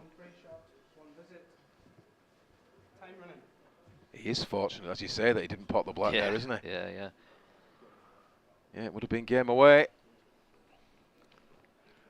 Couple of yellows on cushions, so it's how they deal with those with the free shot. He's got a nice ball over the left middle, right middle that'll lead him onto the black as long as they get that far. Foul? No, it's not. They're not. He's saying he's played out of turn, but Jake definitely broke. They're fine there. It's not a foul. Jake definitely broke there. He went dry, didn't he? I think he's thinking he's played out of turn, but he hasn't. Well, I'm pretty sure they're fine there. Some discussion. Jake definitely broke this frame. They'll be able to check anyway, won't they? Yeah, yeah. It's not a foul, this. It could affect the concentration. Yeah, it could.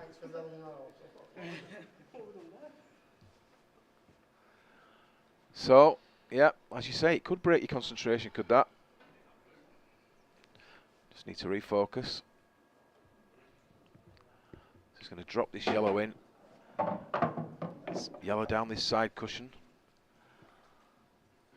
And as you say, the ball for the black would be the yellow closest to the black into the middle. But you'd like to be somewhere near that and behind it, wouldn't you? Yeah, you'd want it to be dead straight on it to drop it in. So elected to go forward there. A couple of ways of playing that. Yeah, I think most people would have screwed out there and left this one till later on, yeah. I would have done, definitely. But you play it as you see it. Can he just flick the cut into the right middle with a bit of right hand side to get straight on the other one, then it's all dot to dot then. So this is the shot that if he gets right, it leaves it all dot to dot. Bit of spin to just straighten it up. He's a little short maybe. Yeah, he wanted to run a little bit further. Would have liked to have been straighter, wouldn't he? Yeah. This is a bit more difficult than it could have been. You don't want to drag this and leave it short or try and pot it thick and just hit far jaw. I think you've got to reroute now. Yeah, I think before it'd have been better with the ball on the rail, drawing back out. Yeah. Oh, this is. So he's checking up. Didn't play it that way, and now this is a horrible position to be fair. You can't force that one into the right middle and try and screw across. I think that's taking a bit of a liberty with the pocket. But what else has he got? Cut to left middle and try and come across. Extension, please. He's looking at dropping it in and leaving his mate the cut to come up and down, and there's no real good angle there, is there? No. There's no easy way of getting the cue ball up table on the side for a snooker, so he's committed, isn't he? So he's just left a cut, but this is a big shot. He's got to spin it round off two cushions. Then they're going to have missable last two shots as well. So from where they were, this is a nightmare scenario, really. Yeah, spin it round off two rails. So it just goes to show this game of pool, Andy, just like an inch or two off being straight on the ball, and it was dot to dot, and now suddenly they're left in this situation. Yeah, it's always all about the cue ball. Yeah. So he's playing a slow double, I think. Oh, he's playing a safety. Not a bad shot, to be fair. Yeah, I don't mind that shot at all. Yeah. It's good thinking. Is there an edge? Not at all. Time running. To just clip off and leave distance and make him pot a pressure ball? I think I'd be doing that, be trying to I glue to think that so, top rail. That's the question. There's nothing to gain from the up and down, really. It's 1 in 20 to pot it, and if you don't pot it, you're leaving them in, so. No, that's what he's playing. I don't think this is a shot, but if it goes, and it is. Oh dear. Well, no, if he could clip that black, I think that was definitely the shot to get a bit of distance. Yeah, definitely. I mean, their opponents were under pressure there, weren't they? Not them. Yeah, It's, you know, they're in front. They knew they should have had the frame won, and when you get that next chance, you're under more pressure. I think you could protect your lead there.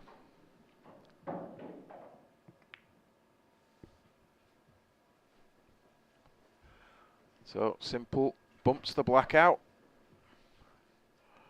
This is the first frame where people have started to show what how close you are to a world title, and the nerves have started to kick in a little bit. Just wants to run through.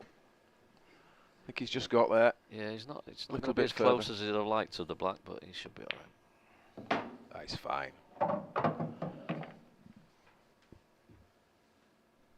So 5 apiece. Yep, it's looming. Frame. Apologies for the confusion. Ref gave him a bit of a worry there. Yeah, Oh. you'd think one of them's got to win 3 out of 4 now, so that black ball shootout is definitely looming. Taking a comfort break there. I'm sure Jason will be having a few words.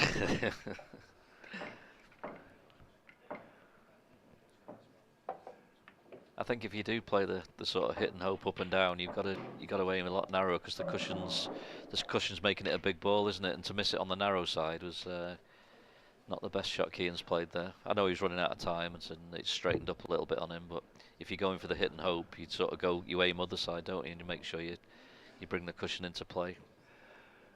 Yeah, and the thing was, as you say, if he hit it pocket speed, he definitely left the yellows on. It was a 1 in, not even a 1 in 20 probably to pot it, was it? No. So you had to hit it at pace if you were going to hit it, and you're just trusting to luck. So this is it. If you had the time, you probably think, I play the edge of the black, up table, leave a bad, cue ball close to the rail, and unless it was one of those, he obviously said it's not a total. Maybe it's one of those that you can sort of just see, but it's almost impossible to get enough of it. It just maybe could have swerved it slightly, but yeah, it's hard when you've got 30 seconds to decide these things. yeah, he never for a second would have imagined he'd missed the black, would he? He thought he'd at least made contact. So. No, that's it. It was a massive target where it was next to the cushion.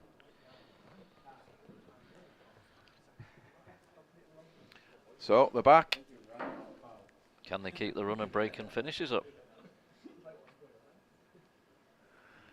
Well, still looks relaxed. Bit of banter. Yeah, a little bit of chit chat going on, and it's Jason that's not speaking out the 4 of them. That's a miracle.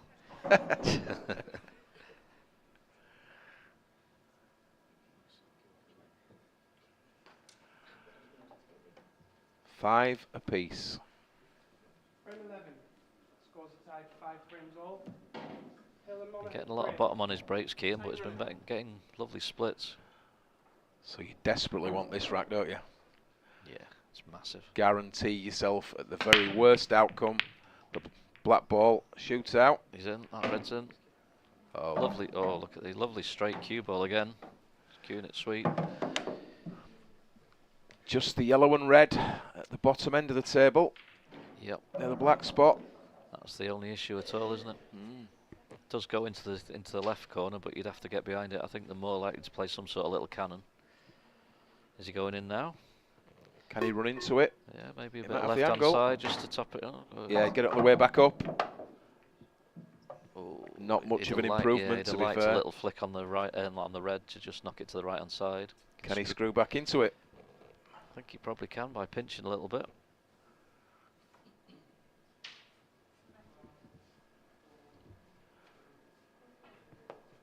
More or less any contact on the yellow you would think would open the red. Yeah, perfect. Struck that very well, didn't he? Yeah, now it's just Jason to leave the right angle on the one to the middle, track the way up the table, and it's they should be back in front. Breaking like demons, aren't they? Some going in a world final just to keep dishing like this. Wants an angle. I think he's fine, yeah. He just maybe try and leave it a foot above the line, something like that. Try and not get too good. Keep it simple. If there is such a thing in a world final.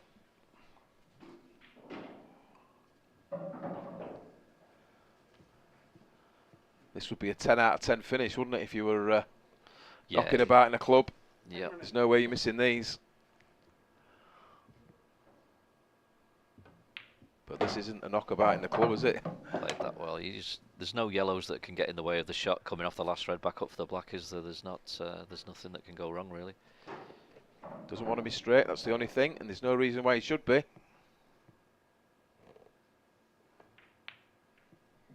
Weighs a little. But he's just gone straight. As I've said that, he's straighter than he wanted to be. Jason might have to cue a bit of a black in here now, I think. Is he trying to help his partner out and risk something? He is. Oh. To be fair, that's probably an easier shot from there than if he'd left it longer and just off straight, isn't it? So yeah, I'd rather take this, I think, out of the two. Extension, please. So, just stealing himself. Do you just plain ball it fairly gentle and not bring the enough into play, or just screw on off the side cushion? It's a personal choice, really. Yeah, I think is it a plain ball, this? I think it is slow. I think if you hit it hard, a plain ball, it might bring the enough into play. But if you play it slow, plain ball, you're all right. Nice. Yeah, good shot. Good shot. Under a lot of pressure there. Didn't need to be that difficult, that black. But he just landed straight on the last red. And I think he made the right choice there, screwing out. Yeah, it turned out well. It would have been a real pressure shot, the longer shot just off straight. One to really cue, that would have been. Steve's on the Lucas, I dare. You think he's just won a world title, he'd be on something stronger, wouldn't you, Andy? I definitely would be. Maybe his missus doesn't want to drive home. Might be half vodka. Yeah. Well, 6 breaks, 6 finishes. That's some going at this level. I wonder in the final if they've been breaking like this all the way through. This is the frame, isn't it? It is. Can Alan find the break he needs? Frame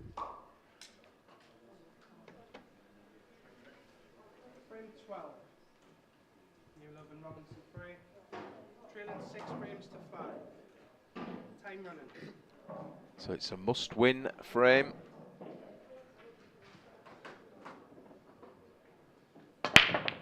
Oh, disaster. That's what he nearly did before. Are there any little clusters? This is where they'd love to have an extra minute or two to just work this finish out for your World Championship. Because there are a couple of little issues.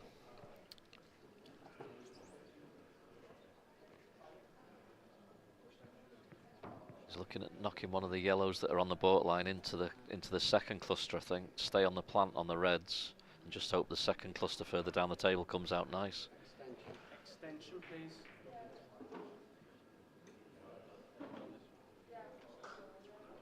Yeah, there's work to be done here. And as you say, under the time clock. So yeah, they're electing to play yellow onto red. Going to push the red down. Yep, I get that. But No, just be careful with the red. Yeah, I think I'd have gone into the cushion there and tried to bring it into the cluster off the cushion, because the other red was always more of an issue for me. Well, the other red's definitely in no man's land at the moment. Has he even left him on it? Is it a little swerve? That's definitely when the time gets to you in situations like that. You need to put a bit of thought into that. Just pinch it a little, but... So they're going to need to break that red out, I feel.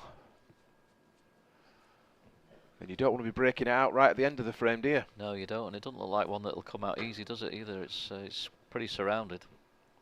Got to pick the right ball to go into it. Yeah, maybe the ball bottom, near the bottom corner. Could go in from the middle, but you're guessing out. Yeah, you're there's guessing. definitely a chance for a twist, isn't there? Yeah, you're guessing there. But I'll be going in soon. I think he's going to try and top through and leave the cut. He's missed the ball. He has. That might not have done him too much harm, I think. Just up on the shot a little there, wasn't he? Yeah. He couldn't have played the shot next, so they'd have had to potted one more if he had potted that, and that gives your options takes your options further even down. So it's probably done him a favour, that stay down. I think it's a better result. Yeah, I do. Because there's not really any decent safeties here. Some shot if he can land behind that yellow on the right hand cushion. Just kick over. Well, it's a good effort. Just to bounce out, stay near the middle. Sort of covered one pocket that they could need for that red later on. You just don't know, do you? It could help them.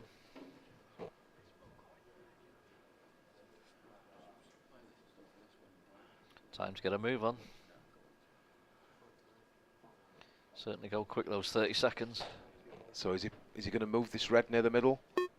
What's his plan? I think he's taking the one over the Right, it's going pocket. across. They're going, yeah, they're going to try and leave the cut in to go into him. No. I think Not what he wanted. I think he needed to screw that out. I don't surprised he brought the other head into play there. I think it might be time for Keane to forget about the finish and play a little safety. I think he's going for it here. He is, he's going big. Great line, but has it got the pace? Wow. What an effort that was. Yeah. Does this cut? This does cut, and it's just the cue ball. If he can come round off 4 cushions here, miss every yellow, he might land on it. And the thing is, if he does get a shot on his next red, if he It's can avoid the perfect, scratch. it's perfect. Yeah, I was just What going a to great say, shot. both yellows there, he can use to hold if he has to. This is the one, this is the shot. He's playing into it full. I was thinking he might be able to just sneak past it and graze past it. He's playing it full. This could go wrong as well, but he's... Yeah, Well, and it has gone yeah. wrong. Thought he maybe could have used side and just grazed past it gently there. Does it double? Can't really go across, can he? The yellow's No. come in the way of going across. Doesn't want to play the edge of it. He's just looking if, yeah, he's looking. Yes. What a way to, he's going to go for it, I think. Yeah. He's got to, I think. No. He's bringing the yellow off the cushion as well. Oh dear. Oh, double disaster. Wow. Yeah, catastrophe that. I thought when he cut that ball in, it was just going to come round further, dead straight, and that was game over. They'd be shaking hands now for the world title, but it just left him a little angle that Keane just couldn't quite finish off. Wow, safety. Yeah, that was a great chance, wasn't it? Yeah, yeah. To be fair though, I think they got a bit lucky where they didn't really leave a pot, because they won't have liked having to play safe there. It's just always a risk, isn't it? Yeah. He can launch into this guy off a few cushions. Be quick. That's his advice there. Whatever you do, be quick. Hit it hard and be quick. Yep.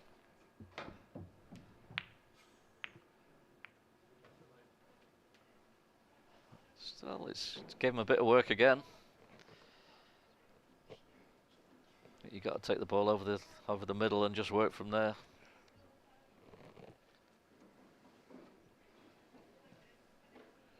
Do you stun into the yellow by the red? What do you do with it?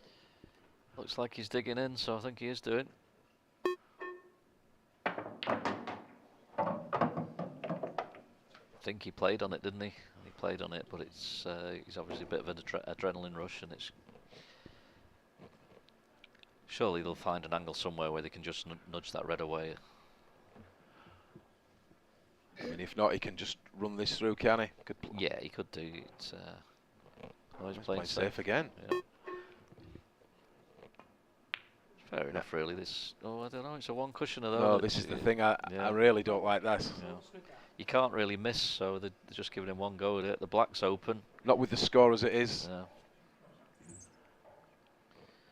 Can Jason pull a rabbit out of the hat?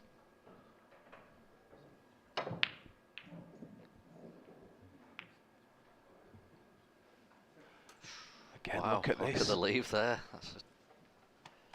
This is awful. Don't think the red goes anywhere, so he's sort of got a free shot at the touching? middle. He's not touching. Oh dear. I think he can, the 3 yellows sort of in a line on the right. I think he can play the pot on the middle one as a sort of shot to nothing, maybe. You don't want to be playing a pressure shot where you might leave a shot on the red. Extension, please. Wouldn't want to be playing this shot though. That's a right. fiddly little one, isn't it? I think they can take that middle one of the 3 yellows with left hand side and come across, and not leave a shot. I think that's. He's going for the cut in the middle and the bit of a flying white, I think.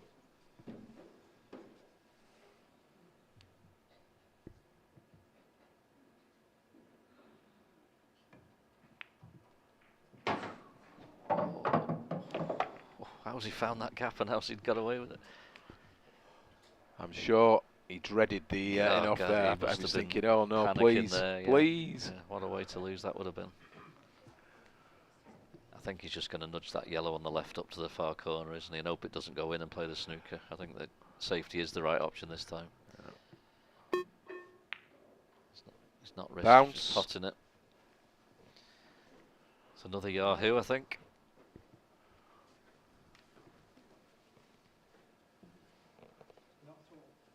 Time running. How's Maybe Keane's hitting look? this. Well, they've not got away with it this time. I think that's... Oh, have they? No, they haven't. Foul. No, I think we're, Free shot, one visit. I think we're bound for a shootout, Andy. Yep, agreed. Agreed. Bit of drama in this last frame. They've had a few chances. Well, not chances towards the end, but they've had a few goes at it. Left it tricky each time, and just that one opportunity they had to get over the line from the dry break, the in off the break actually. Sorry. So they've elected to pick the cue ball up. Just a bit of insurance in it. Yeah, Put that red safe. Not quite where he wanted the white, I don't think, but I can't see too many issues.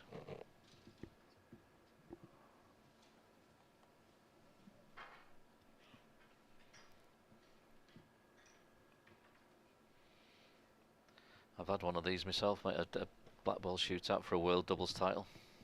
Any good? We won. Oh, well. Wow, there's another twist.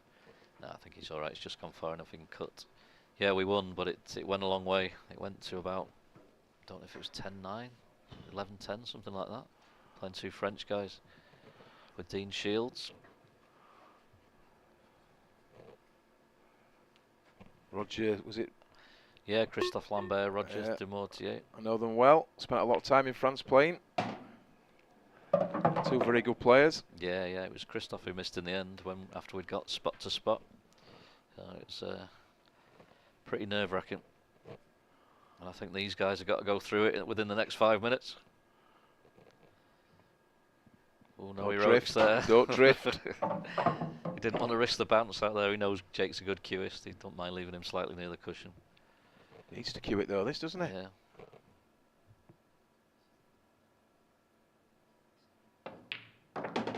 There it is. So, black ball shootout, here we come. Here we come. Well, good luck to them all. It's gonna be shame for the one who misses, but all the four of them deserve a title really, but unfortunately they can't get it. Well, I don't envy anyone at this final table at this moment in time. Alan's off for a quick double brandy, I think.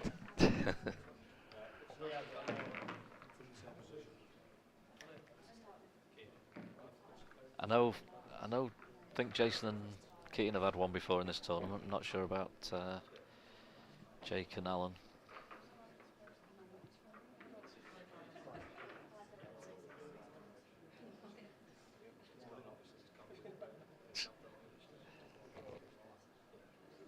Again, it's Jason Hill not getting involved. The best talker in pool isn't getting involved in the chit chat. Yeah, I think he's run out of lines, don't yeah, you? I think he must have done. He's been here 5 days. Yeah. I think he's staying in his chair. He's building himself up for this shot. Yeah. Will it be more than one shot? I think it probably will. People take the pressure in different ways, don't they? Yeah. Nervous energy. These two are having a chat. I think I'd be sat quiet on my own, panicking. Yeah, I think what have I let myself in for? Yeah. Why me? It's how you play it as well, because it's such a reactive table. Most people will play and ball it off and bring the white round, but some people like to screw it with a touch aside, just to help. You can get through the ball a little bit more playing it that way.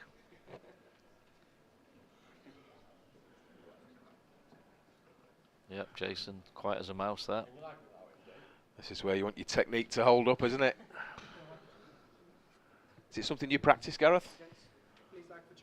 I've not entered the doubles the last couple of times, Andy, so I've not. It only really comes up in doubles, so yeah, it's not something I practiced it. But when I was previously, doubles, I've done, definitely, yeah. So I think it looks like two Humberside lads have won it. So I think you choose to go first and try and put the pressure on, don't you? That's what I'd be doing. Well, we had one when I was with Kevin the other day, and he told me that was the idea and put me in. Never happened in my life. Did you put the first one? Believe it or not, I did, yeah. I don't think we trouble the pocket too often after that, but yeah. I did. don't know how.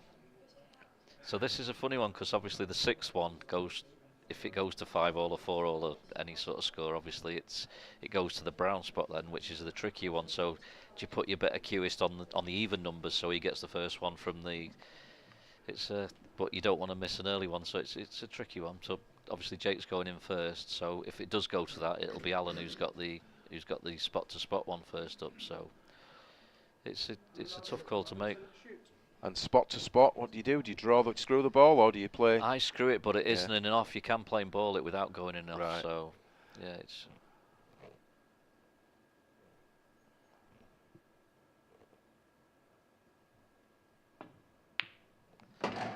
Nice and solid by Jake there. Yeah, didn't touch the sides that. So Jason's up first for the Northwest lads.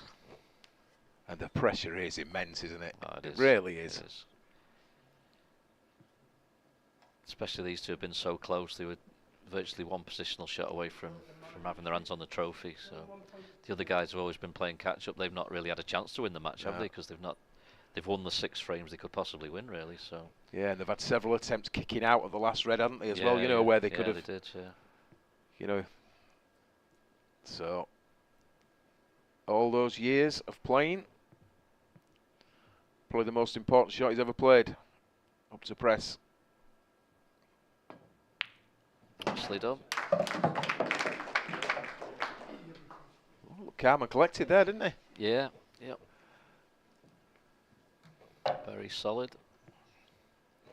Neither of them have overhit it. The white's not travelling anywhere, just trusting the table, just playing it solid.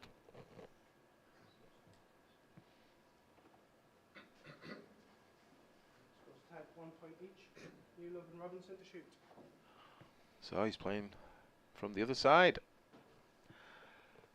I think I played from this side. Yeah, I played this side the other day. Most right-handers go from this side, but Jake's obviously right-handed and he went from the other side. So it's like sort of breaking at snooker, isn't it? You normally break on the yellow side. Yeah. Kevin Barton broke from the other side and he's right-handed, so it's as you see it, isn't it? Oh dear. Alan's just caught it a tad thick. Just caught the first jaw. So now can Keane push home the advantage.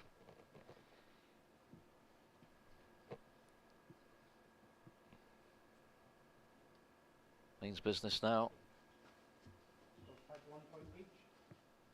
And then Monaghan to shoot.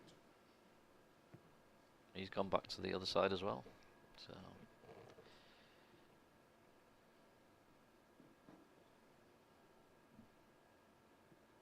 stay still, cue through. Nice. Perfect.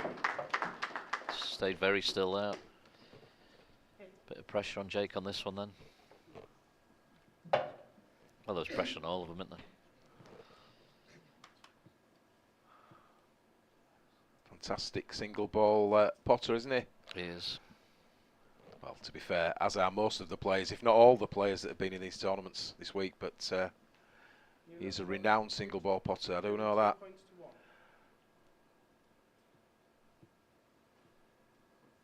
So just needs to keep the pressure on, make him win it.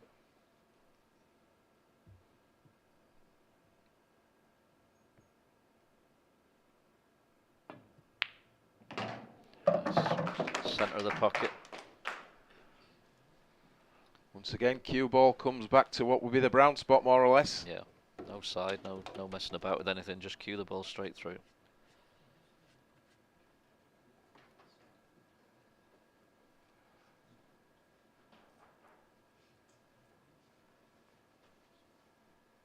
He looks calm, doesn't he? He does, sure, yeah, he isn't yeah, inside, he's, but just focusing on what he needs to do.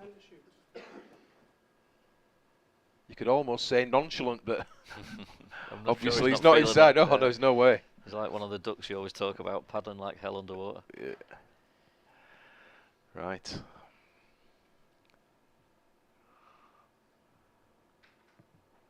To keep the pressure on.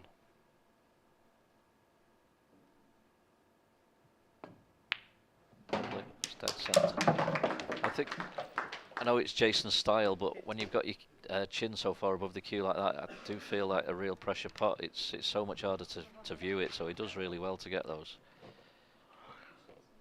It is his style, and he's a class player with his style, but you can see the pressure there, can't you? Look, it's different. Alan's obviously regretting his first one. He's got to just try and put that out of his mind and make sure this one, and just make sure that they have to pot to win. Just got to play the shot, clear your mind, concentrate, just cue through the ball.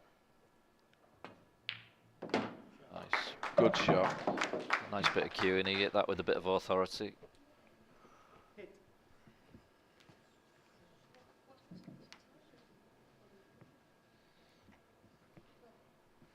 Prowling around there, Key. Just knows they're getting close now. Just need 2 more.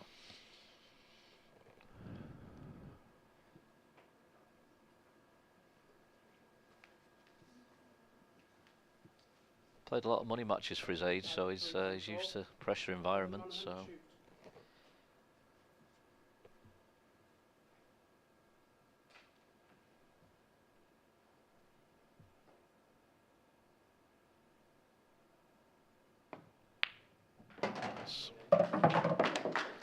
Wasn't moving on that one. No, stays down on the shot, doesn't he? One for the cameras there. Cue ball straight back through the brown spot. Now Jake needs this or it's over.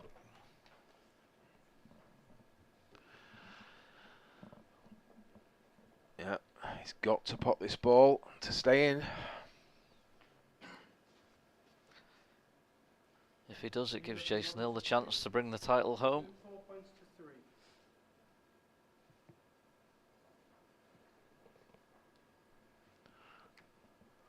Sure, Jason would rather not have to take his shot. You beat me to it. Just about to say it. Yeah.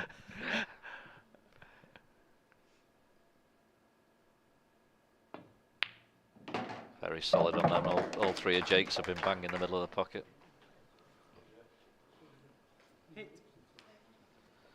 Now then, Jason, you've been playing this game a long time. This is one of the biggest shots of your life. It's got to be the biggest shot, hasn't it? For him? I'd say It's got so, to be. yeah. It's got to be.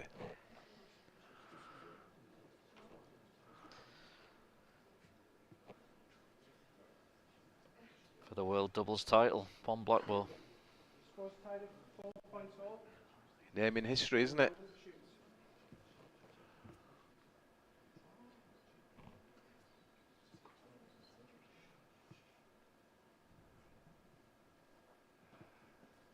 So, just taking that extra couple of moments to compose. Checking the black goes, it definitely goes, Jay.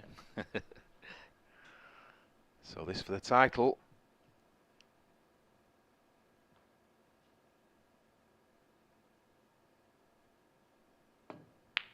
It's there. And it's there. No, it didn't wobble. There was no jaws involved there. That was bang in the centre. He cued it lovely. Yeah, fantastic, fantastic performance. Great final, that. It was a great final, yeah. To dish 6 out of 6 from your own break at any level, to do that in the biggest match of your life, takes some doing. And for the other guys to hang on in there when they weren't getting a shot against the break, so they've had to come from behind every frame, kept doing it. Yeah, it's a tough one to lose, that, isn't it? It is. It was all 4 players did themselves a lot of justice there. They played well. Fantastic standard. Yeah, complete contrast. Previous 2 finals, all one-way traffic. That went right down to the wire. And they'll be so disappointed, won't they? They will. So disappointed. As I say, they won all the frames they could possibly win, but just one step too far on the shootout.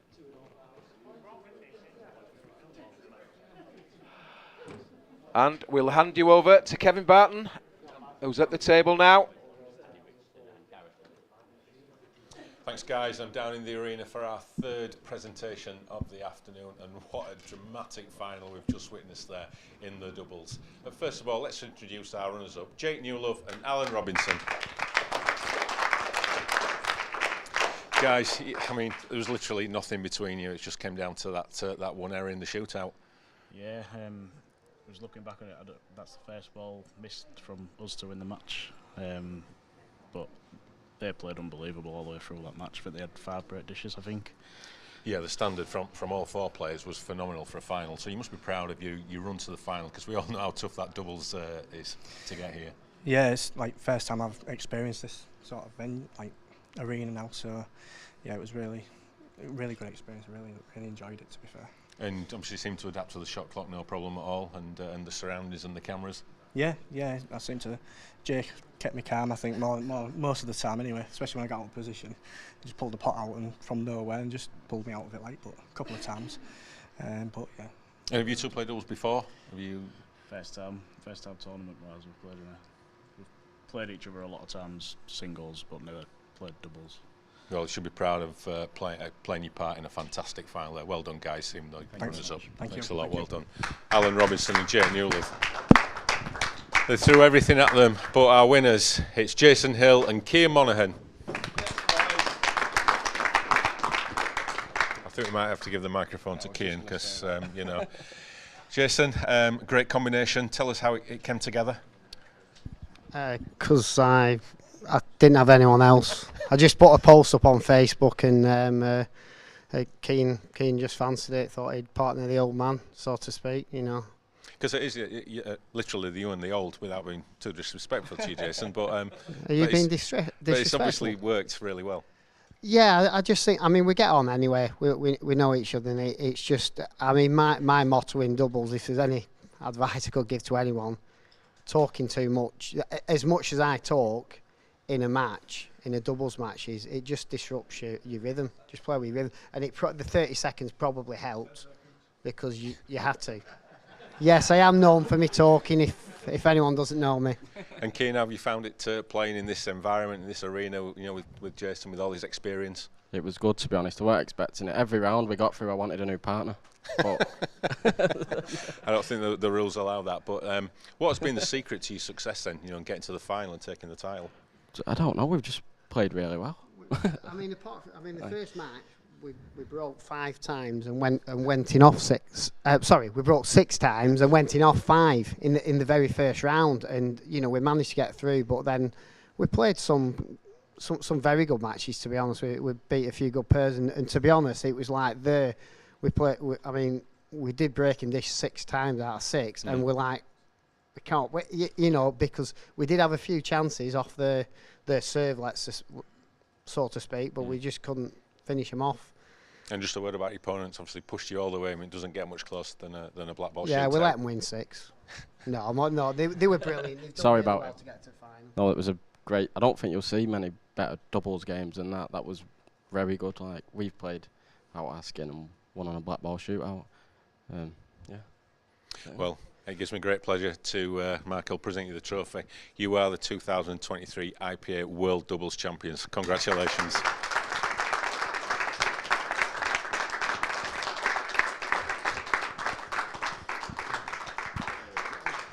Well, Mark, we previewed the final, and we sort of hoped as neutrals and fans of the game that it would go down to a shootout, and we got exactly that. Yeah, we did. I'm sure these players didn't want to shoot out because no doubt it's very, very tough.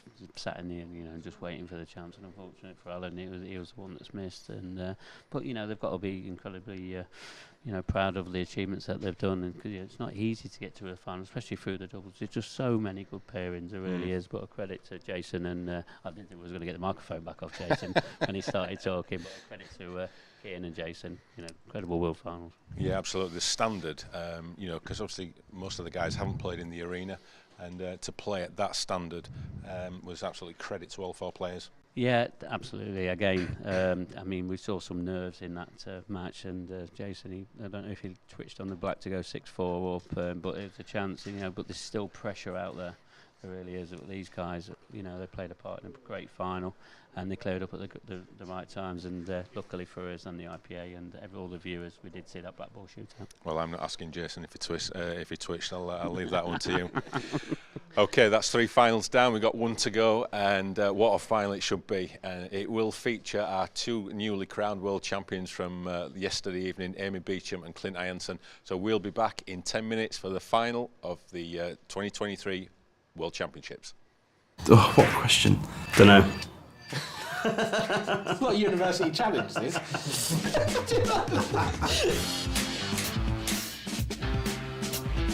What's your pet hate? My pet hate, when people like Simon Ward leave a chalk on the table, it does my head in. People leaving their chalk on the table. Losing. Losing. When you're talking to somebody after they've just been beaten and they tell you everything about the game, everything that went wrong for them, you know, Yep. and then you try to look interested, but you're not really. What's the strongest area of your game? Break in, break off. Should be my putting, but I'm not too sure at the minute. My break, I think. I've got a good break. My determination to win. Say the break just now. Yeah. The break's been working for a change.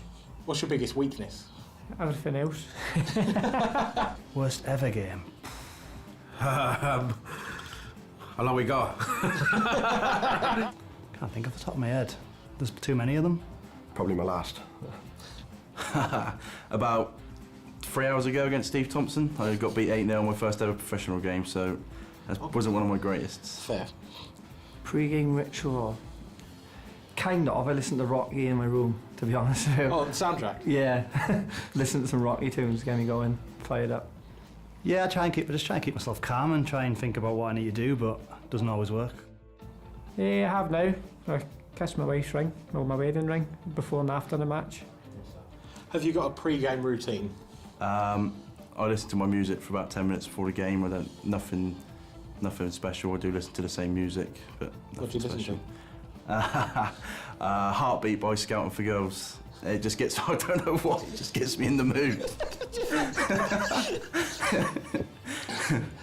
My party trick. My party tricks, what used to be the flying squirrel, but them days are gone, which is, I can't,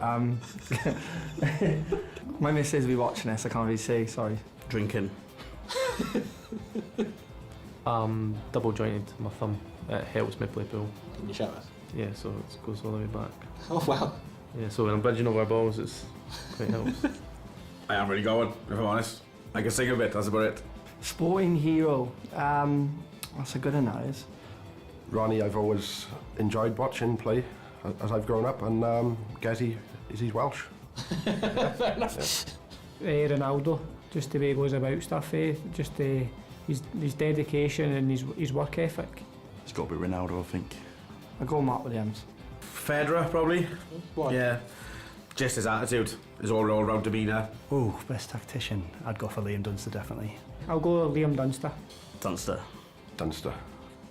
Not Liam. Can I say myself? Yeah, you can. I'll go for myself then. Who's the worst dresser? Oh, easy that is. Ben George. Goes out with us in the night with his pool trousers on. Terrible.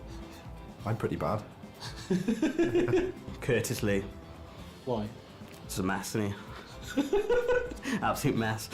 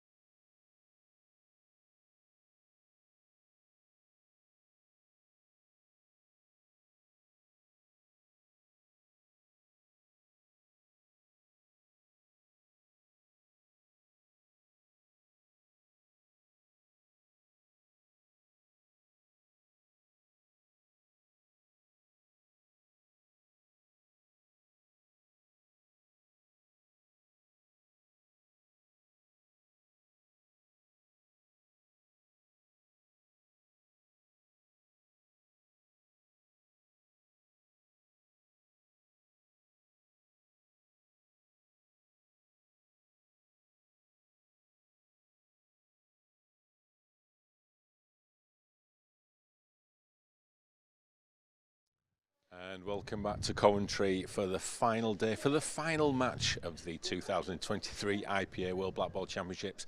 Matt Pickworth, who just witnessed another IPA Classic in the doubles. Yeah, IPA Classic indeed. I mean, the shootout, I know we mentioned it in the studio. I mean, we obviously had a little bit of hope, didn't we? But and it's a great spectacle to watch. I mean, as a player, you can feel the nerves, and no doubt there was plenty of that on there. And even on Jason on that last one, incredible black that he's potted. Yeah, he's got ball in hand, but you know there's got to be nerves. That's for a world title, and he's held himself together and he's potted the last black, and there he is, he's a world champion. And the standard in the match, bearing in mind, you know, the players have been here since Tuesday. There's been a lot of pool being played. You know, their arms must be pretty tired. But for all four players to put a match of that quality at this point in the final is just credit to all the players. Yeah, I mean, we always go on about mental strength and all of that, and as you said, Kevin, they've played a hell of a lot of matches, you know, because they've been probably in about 3, maybe 4 events, and to play these long races, especially in the main events where the men's or the ladies are all playing set format, some of them can be mighty long. You know, some matches have been creeping up to 4 hours, maybe a 5-hour match, and you know there is some players that, no doubt, Alan, Jake, Kian and Jason, they've had some long matches throughout, but you know, they're probably, some of them are like 6 days in, and they've still, like you say, produced a very high quality on that table. Well, I think we're going to see another high quality match in our final of the championships. It's the mixed doubles final, which will bring to a close the event this week. And what a lineup we have got to close the show. Yeah, I mean, Clint Hyance and Amy Beecham don't really need much introduction, do they? Because they won this title last year. So, but for them to retain it again, obviously they're favourites. 2 world champions that have picked up the world champions last night, but they're up against a really serious pairing of like Nikki and JJ. So that's going to be interesting just to see how it pans out. Obviously JJ South African, and then the English pairing. So, who is going to take the final world title of this year's championships? The players are ready, our referee's ready, so let's get over to the commentary box and Dan Fairway.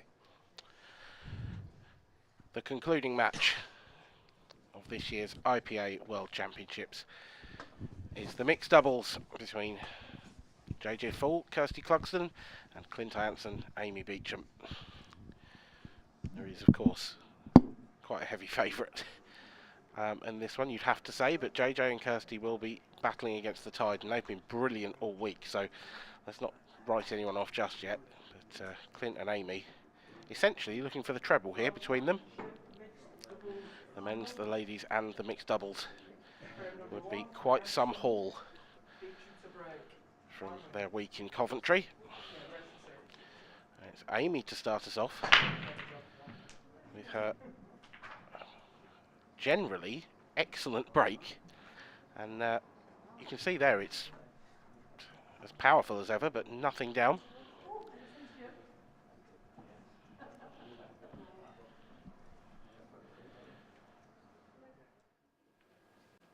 It's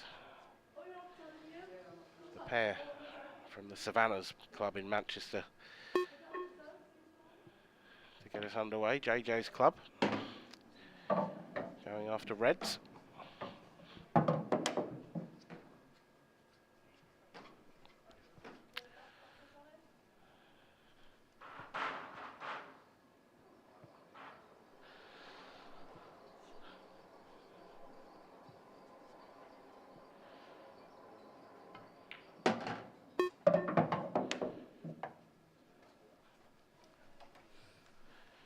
Confident opening shots from these pair.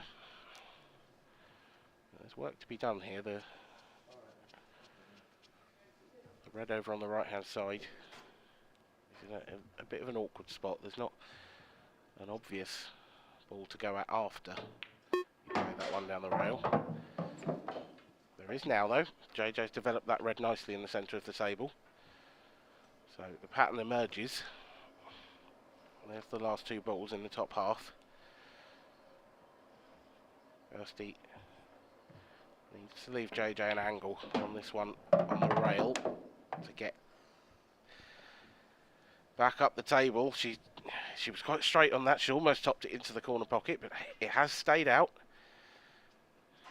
JJ does have his work cut out here. Has he got enough angle that he can just punch this through or screw back? He's digging at this.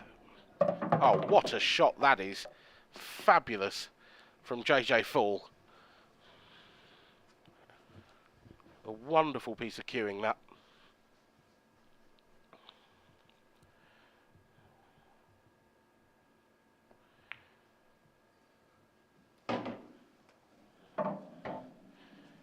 Kirsty there making it worthwhile.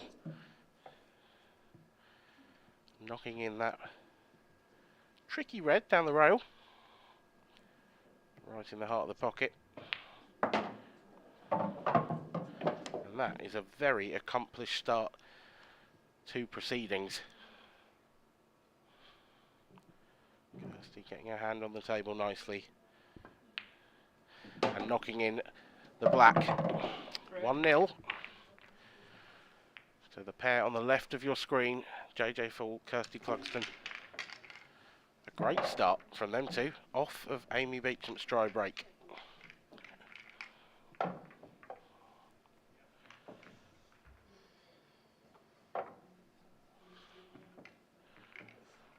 That shot to get Kirsty on the red down the side of the table from JJ, cueing out of the pocket the way he did. That was truly terrific.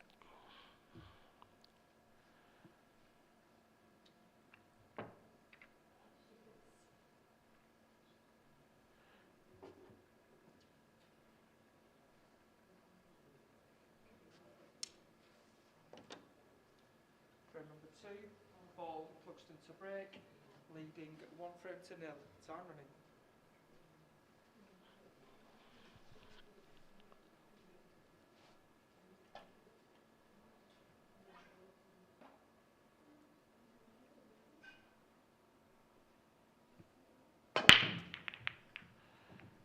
Kirsty with her pairing's first break of the match, and the last ball rolling ensures that JJ will be getting out of his seat.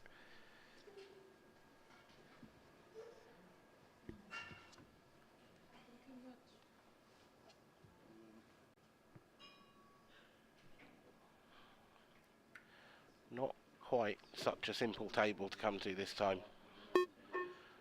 Not really any options available on yellows, and that yellow below the cue ball will ensure that, well, I was going to say I thought they were going reds, but JJ's found that thin snick into the centre. So is there a double planned?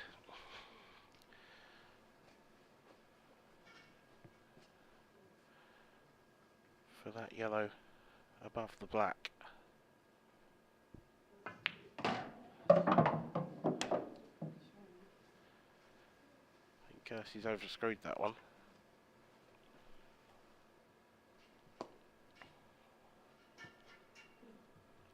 Double now, possibly. No, JJ's just going to flick this into the centre pocket. The way he was queuing that up, he looked like he was going to hit it quite hard.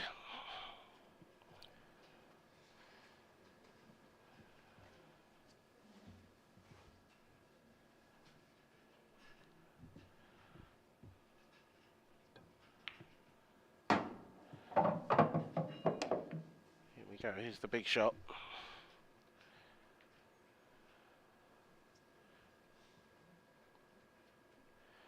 Doesn't have to do too much with the cue ball as long as he gets the right pace on this shot. It should come round.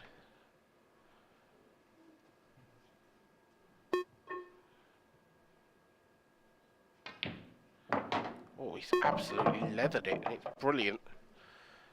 Another fantastic shot from JJ Fall.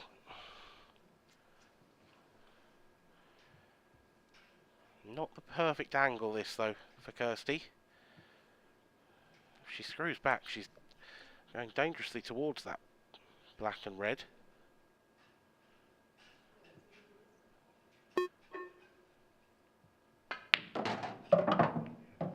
Oh, this is tremendous stuff from this pair.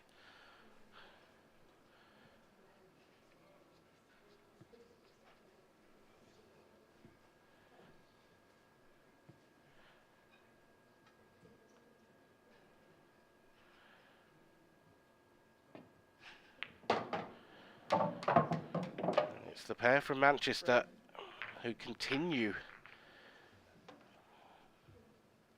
to keep their opponents sat down. A brilliant start. So the team on your left, Clint and Amy, can only sit and admire.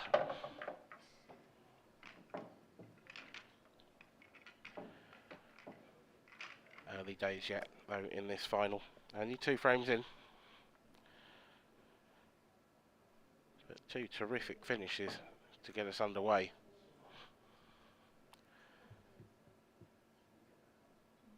Can the pair from Nottingham come back? There they are, Clint Jansen, Amy Beecham.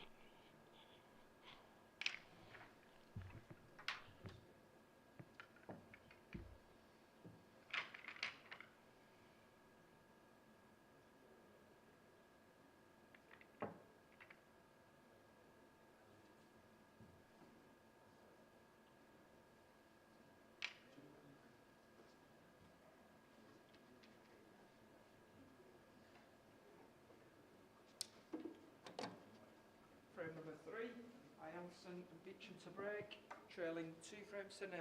Time running.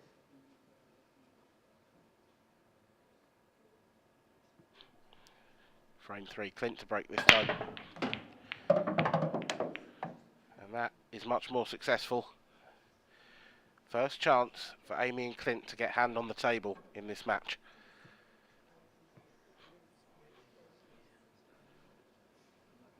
Yellow's the obvious choice.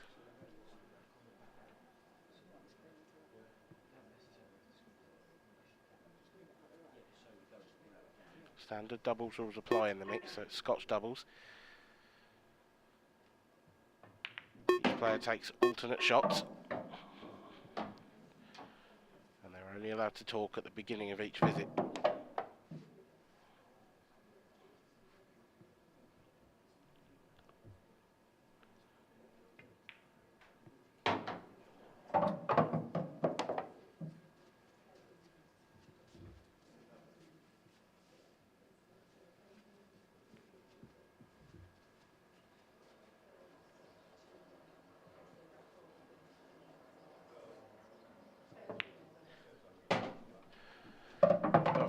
Co-commentator, he's made his way from the bar.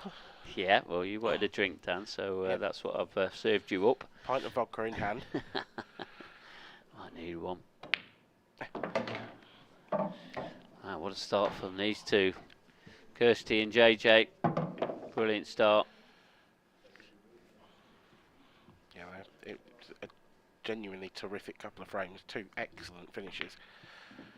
Get us underway. Oh, Amy Beecham used all of the pocket and perhaps a little bit more. But job done. It's going to be Amy with the key shot in this finish, though. It's going to be the next shot after this from Clint. Tricky position. Tricky to get really nicely on this black ball when you look at the position of the red next to it. Yeah, and I think what's going to test Amy more is that she's going to know in a race to 6 they're 2-0 down. So this is such an important shot. Oh, this is a bit narrow. This is very narrow. Some pressure on that to get the position. If you're 2-0 up, I think sometimes that position's a bit easier. Thing is, she couldn't overhit it because you might have gone close to the red, and if you hit the wrong side of the red, you snook your partner. So what can Clint come up with here? Can the world champion find? Is it doubling in the middle? Trying to just contain it, and he tried to double in the middle. Yep, that hasn't worked. Grimace on the face of Amy Beecham. But it was a tough shot. I mean, this, if he does win this world title, that's the 3rd time he's won it. He's won it with Deb Birchall and won it with Amy last year. 3rd title, for the mixed doubles, world champions. Be incredible achievement. Yeah, incredible to retain it as well. I know Kirsty, she plays at JJ's club, so that's where that combination comes from. Yeah, I spoke to JJ about her actually, and he said she's she's incredibly talented. He said, you know, she'll go far in the game, and I believe him. She made it to the semis of the ladies event. The ladies yeah, event. She came up a very informed Emma Reeves. Yep. But apparently she's. It's flicked it as well. That was close. I think it was close to going to the middle if it didn't flick. But Yeah. what a cue ball! What a cue ball! Yeah, back to Kirsty. JJ was telling me that he had to basically fight her to get her to come here. He was been trying to convince her to come to events for a while. He said she's so talented, but she doesn't go to events. Right. Well, I think she's already joined. I've been told that she's already joined. I've seen some entries come through over the past couple of days, but she's on the tour next year. She's going to be a force to be reckoned with. Tell you what, JJ's had a really good week as well, hasn't he? I know we haven't seen him in a final up until now, but he's been everywhere in the seniors and the doubles. This morning, I think it was a bit of a pain to our TD because he was pretty much battling away in everything. I think he was in 3 tournaments this morning, and I think he was in 4 last night. Got knocked out of 1 last night. You can see he's playing well, though. I mean, he's knocking in absolutely everything on this table. And he seems to love the World Championships. Got to the semi-final of the men's event last year, so he loves it. He really does. And even his fellow countryman Wayne Parker from South Africa, he's had a great shot. Oh, there's the first really bad shot by any of these players. But she played it in a way where she was obviously trying to get on the red in the bottom left, but yeah, she's got a good cue ball. I'm not sure why, though, to be honest. Oh, he's Close, flicked it. it's close. Oh, it was so close. That's twice now with Amy and Clint, both going close to that middle pocket. I mean, you just saw them then, they both smiled at each other and just thought, oh, it's not going their way. Yeah, I mean, three down in a race to 6, which is where you'd expect them to be after the next couple of shots. How's this going to go? It's a chance. It is a chance. This is a chance for Kirsty to get her get that last shot out of her mind, but she'd have probably liked it a bit easier. She'll be feeling a bit of pressure. She will, especially if that last shot probably saw that pressure.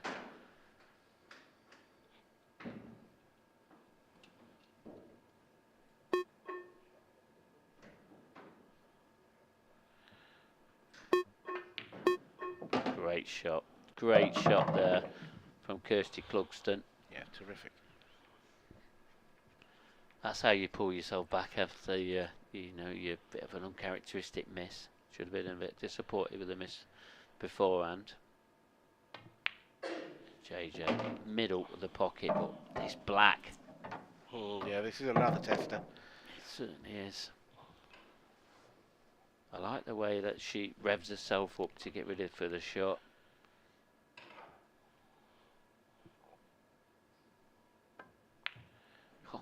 Oh, that was close, and you could tell she knew it. That's one of those that doesn't necessarily drop at that pace, but it has done, and they lead by 3 frames to 0. It's been a terrific performance from that pair so far. Yeah, still a good black that was. I mean, JJ didn't really have much option but to leave Kirsty the tougher black.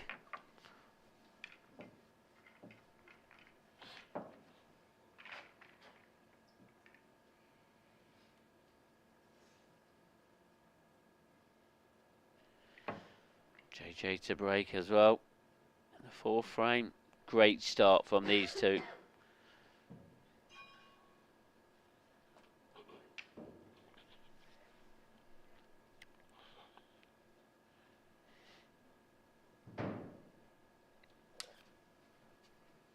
Frame number 4, ball with Clugston to break, leading 3 frames to 0. Time running. Well, are we going to see our third very one-sided final of the day? With the doubles going to a black ball shootout. That's the only one that's gone close, but JJ Fall kicked it off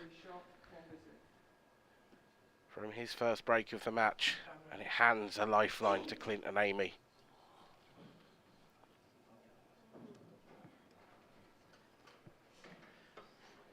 feel like this is a chance they desperately needed.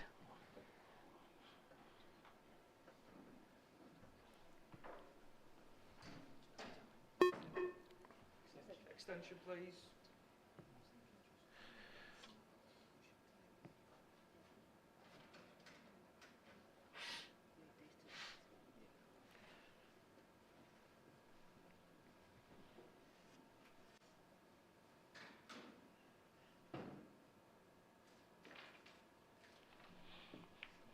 Not unlike the last frame though, they get their hands to the table when the table doesn't look incredible. No, it's definitely pretty untidy. I mean, I feel like the way that these two play, Amy and Clint, they'll be going all out attack, because in these doubles games sometimes you don't get many chances. You have to take them. But every shot just needs to be spot on, just to try and keep it as simple as possible. Might be looking to develop the 8-ball little with this shot. Yeah, and I think he had to do that because there was no ball that he could drop on that black into the top left. So now it's all open for him, really. Yeah, like this shot here, as long as he's on this one in the centre. Yeah, I had a horrible feeling she was just going to squeeze past that red for a moment. Yeah, a thinner cannon there could have been snookered on this one into the centre.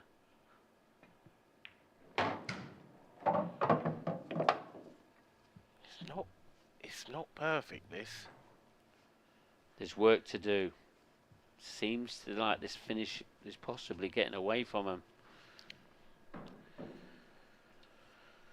think if you stun this yellow into the middle, the cue ball's travelling towards the red. That doesn't really do them any favours necessarily. So Amy just runs it in. But what angle has you left there? I think, is there only an angle to leave a double? But it's hard to... I think you might have to. I think you're trying to do too much with the cue ball. Can if they you get leave it out? anything that's not a double. Can they get it out? Clint's Oh, he's played played on it well. Played it well. It's not there though. Oh, it isn't there. No. I thought it looked like it was going to get there, but it just slowed down. This is tough. He was doing a lot with that, and he's done it well, but Amy's made that. That's a brilliant shot, is it? Oh. Very close. That seemed to almost hit something. Well, I think it was always away from the rail, wasn't it? It was, but it definitely turned right at the last second. Quite a big veer. Possibly just a little bit of chalk on the table. JJ looking for safety. Nothing hit a cushion. I'm not sure about that. I think the cue ball's close. It looks like the cue ball's touching it, doesn't it? I mean, it can't be. The ref would know that. Well, he must have been right on top of the shot there. I mean, I know we don't see him probably in the camera angle, but he must have been right on top there. Yeah. Tough to tell from the angle we have whether anything is touching that bottom rail or not. And even from the overhead, it's not dissimilar.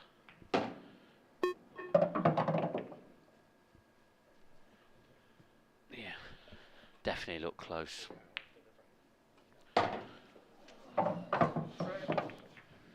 Well,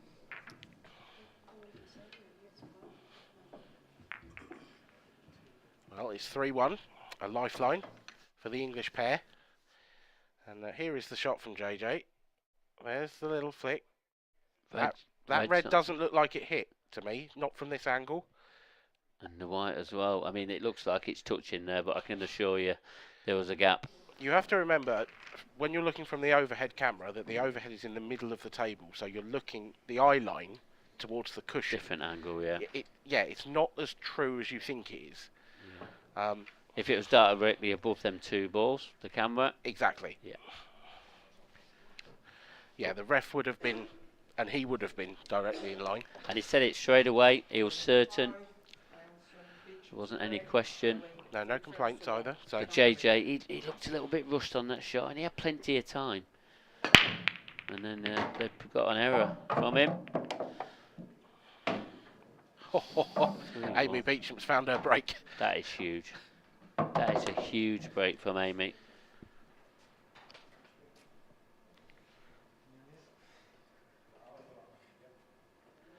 Clint's having a smile to himself. But, I mean, these players, as I said, before the first visit, the break doesn't count, so they can't confer. So, but remember, they can confer whatever they want. There is a 30-second shot clock out there, and each pairing will get 1 extension per frame. Shot. Very good. Very, very good from Clint Jansen, the world champion, showing why he earned that title.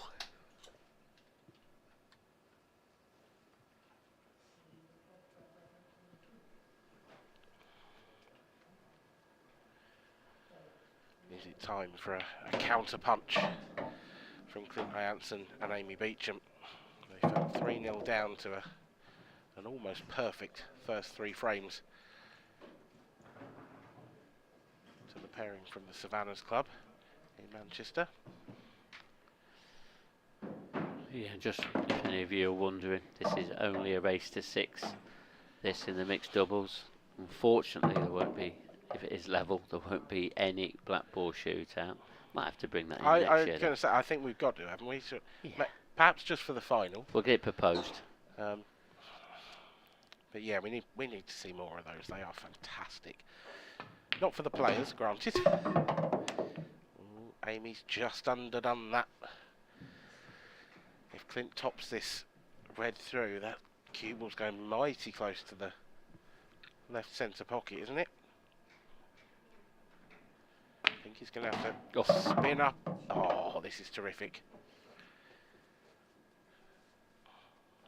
This is a nice angle. Amy can just run this through.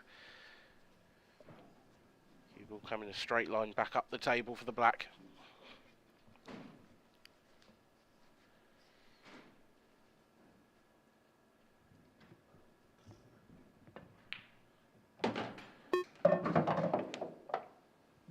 High quality from both these pairs so far in this match.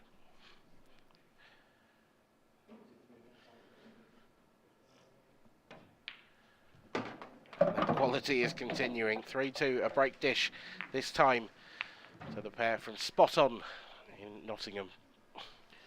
These two, because of their World Championship run, they had to play last night and they had to be up early this morning. They've been playing since... Sorry, we made them play last night? No, so because of their work Oh, now. okay. No, they had to play early this morning. Yeah. So they had 3 matches to catch up on because of obviously their long run in the Worlds. But they was both up early and they've been playing all day. Stamina. That is stamina.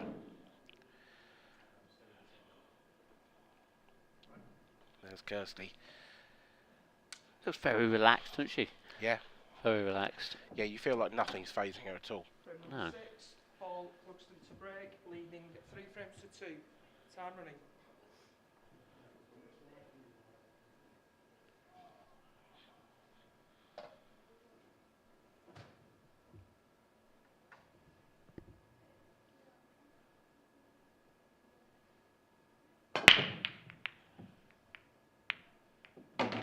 Good break.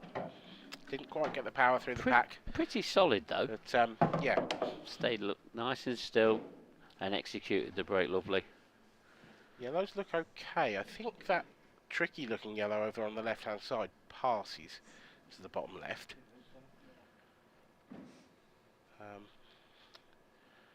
And the top yellow will pass to the left centre as well. So this is a really good chance for a break dish of their own.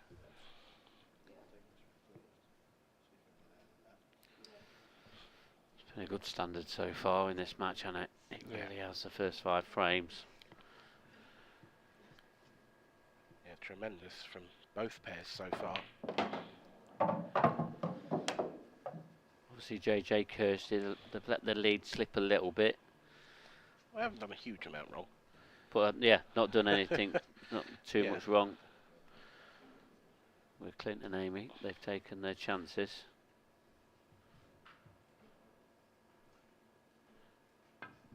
It's really just been the one frame where you felt Clint and Amy should have won it.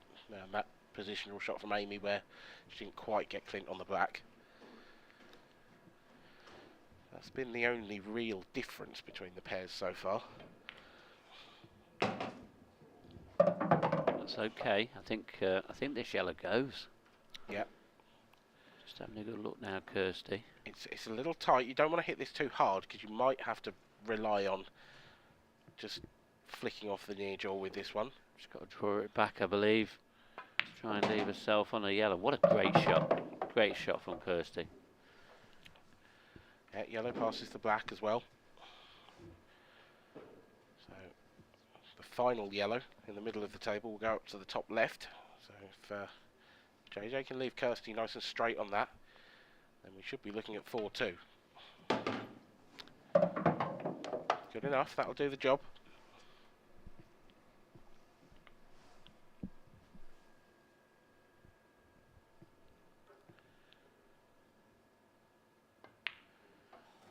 Oh, near knuckle. Yeah, that is pressure. That's the first. I know we've seen. That's the second miss from Kirsty, but that's the first time I've really felt she's feeling it. Yeah. She's looked so cool throughout this game. That's the best way of describing her, really. She does look nice, cool. But just feel like she rushed that a bit. She just needs to. She's just getting panicky about the clock. She's got some great ability. She just needs to believe in it a bit, and she'll be fine. Oh, she's going to be a force Yeah. on the ladies' tour, Kirsty. You can tell just from. I mean, this is the first time I've seen her play. Don't get me wrong, but just from what I'm seeing here, you can tell she is going to be a force on the ladies' tour because this is pretty much her first major event, according to JJ. And she's absolutely smashed it. I mean, semis in the ladies, final at worst in the mixed doubles with JJ. Yeah. I can see her picking up a title or two this season.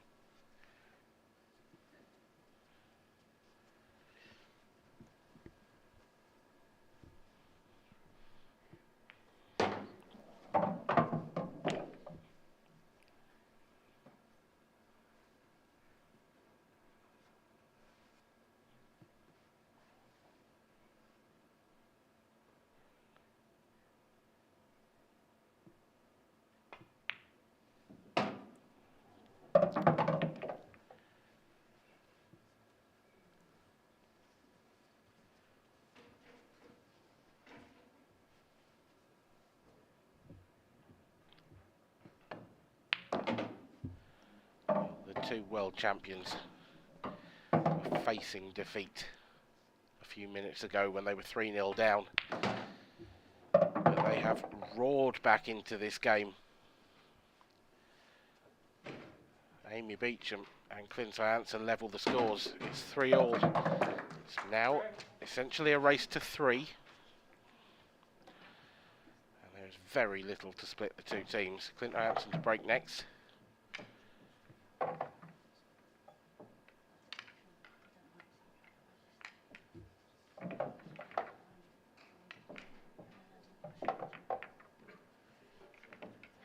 Yeah, best of 5 now, Dan. That's all it is.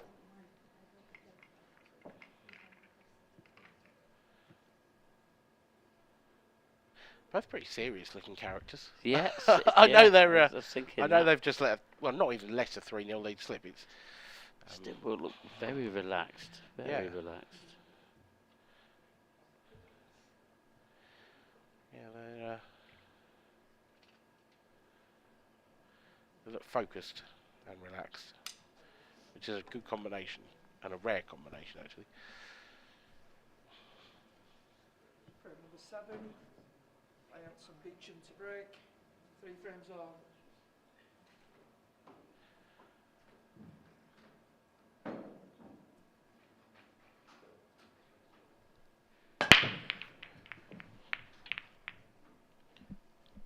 Oh, it's dry. A dry break. Yeah, that yellow flying into the top left-hand corner hasn't come to save him there. Can JJ and Kirsty stop the rock? 3 frames on the bounce now for Amy and Clint. They've probably had one chance to win one of them 3 frames that they've lost to them. But they really need to make this one count. Got to give Amy and Clint something to think about.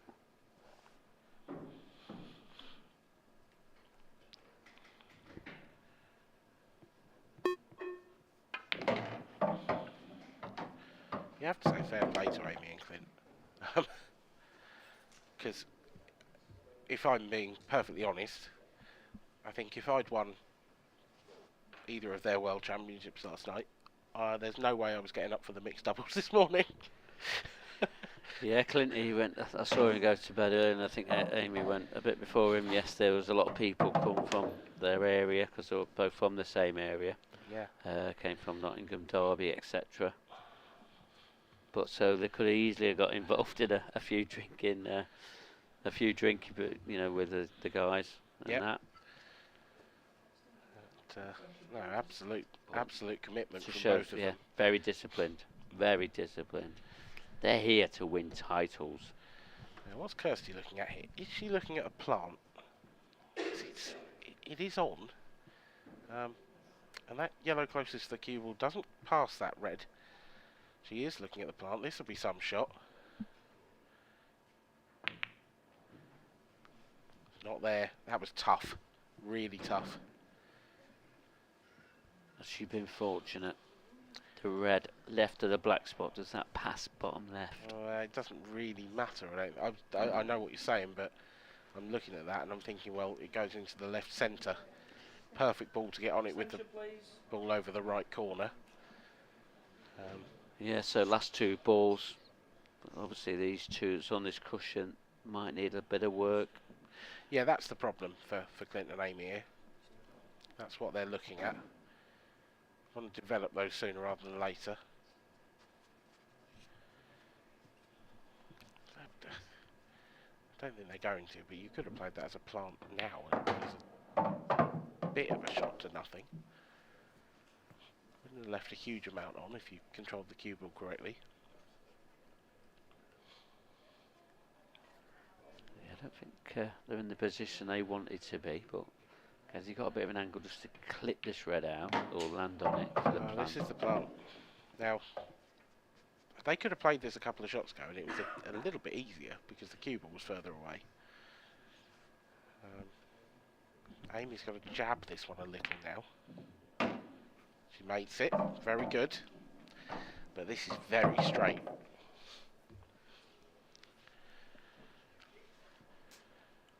Clint's going to do well to leave to leave Amy nicely on the red to the top left.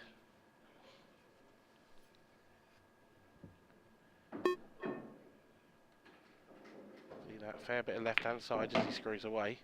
It's about as good as he could have done. She's got to take the long pot on. Can't take the one near the pocket. It's too thin. Well, she can if that red does pass into the bottom left, and then it's an option. True, but perhaps it does then. I don't think it does. Really tight. I think she has to take this to keep at the table. She looks like she's going to try and drop on it now. It's hung though. It's hung. That was the problem with that shot. It's too thin. It was too thin to play it at a dead weight. It may not be the end of the world. Don't know if you can get through to that yellow on the baulk line into the top left. It looks tight from this camera angle. You can judge see enough of that. I don't think you can. Clock ticking down. They've used their extension. Or just a safety We that didn't want that kiss back though. No. that's gone horribly wrong because he's left Clint with the red up to the top right.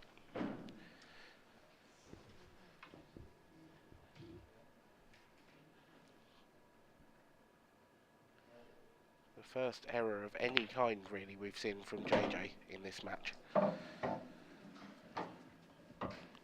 Couldn't have come at a more crucial time, you feel? Yeah, 4 frames on the spin this will be. If they do go about to take these 2 reds and the black. Ooh, Amy's got into little that. bit. Whoa, far too much. Does black? I don't think black goes bottom left either. No, she's caught that way too thick. It's going to come down to the centre, so yeah, it's probably not a bad way of playing this shot. But the cue ball might get away from him. All depends on what angle he's got here. This has got to be well controlled. Little awkward, this next shot. This is a bit thinner than you'd like in the centre pocket. I don't think Amy has to worry about the cue ball, so she can just put all her work into the pot. She does, and she dispatches the black. 4 frames to 3. It's been a real turnaround here in the mixed doubles final. Team on your left took the first 3 frames, but the 2 individual world champions there, Clint Jansen and Amy Beecham, have come roaring back to lead by 4 frames to 3. They are now just 2 frames away from from consecutive world titles in the mixed doubles event.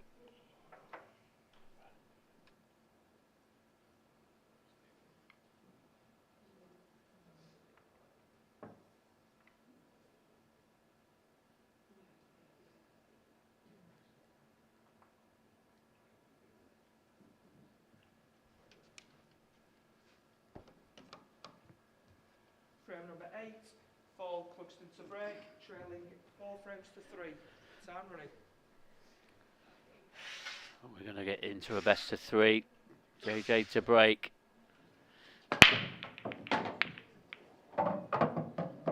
Another successful break.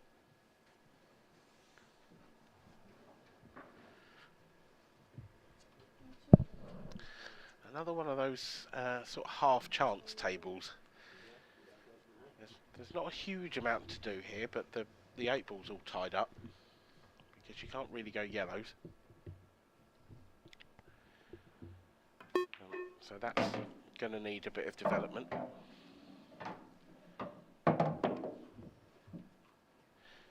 If you could give yourself an angle to just nudge that yellow out of the way of the 8 ball, then there should be no problems with this finish. Yeah, it's just about how they do that without jeopardising their position. That's going to be the decision they're going to have to make. Is this the time? She's trying to move the 8 here. No, but that's not great. It could now double on the black. Yeah, it could now come down to leaving that black as a double. You could just drop on it, take it into the centre, but it's very tight. Yeah, he needs to come downstairs now. Then the one in the left centre next. Just believe that they can get a double and stay in this match. Kirsty needs to make sure. There's not a lot of angle on this. No, can she do a lot with it at all? She's got to be careful with this one. Don't want to be overhitting this or trying to pinch a pocket. If they do make a mistake, it will possibly put on Jansen and Beecham on the hill. Well, there's more angle than I thought. That's a terrific shot. Yeah, beautifully paced. So JJ's looking at playing the cue ball off the cushion first and coming into the back of the black here. Yeah, but this he's can go wrong. Pushing it towards the yellow, and it won't go in the bottom right. Delicate one. But it's a big target behind it, so it's definitely coming off. But where does it go? Right centre only, I think. Cue ball will be travelling. Yeah. I don't think you can get. I don't think the in-off is really there. So thin. this is just you're just pushing the cue ball. I don't think it's there. It's thin. Oh no, that's way too thick. Tough shot.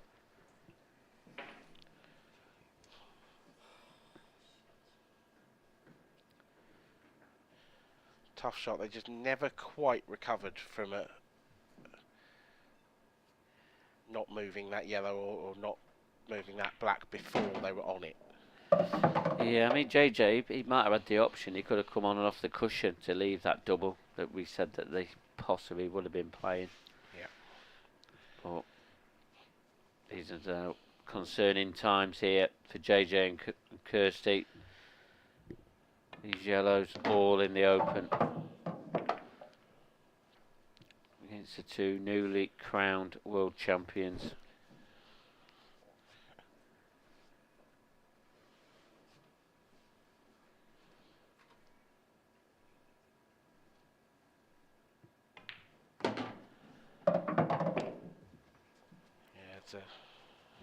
It was a long way back in this match for Clint and Amy, but they have made it. It is now a long way back for JJ and Kirsty, but they're still in this.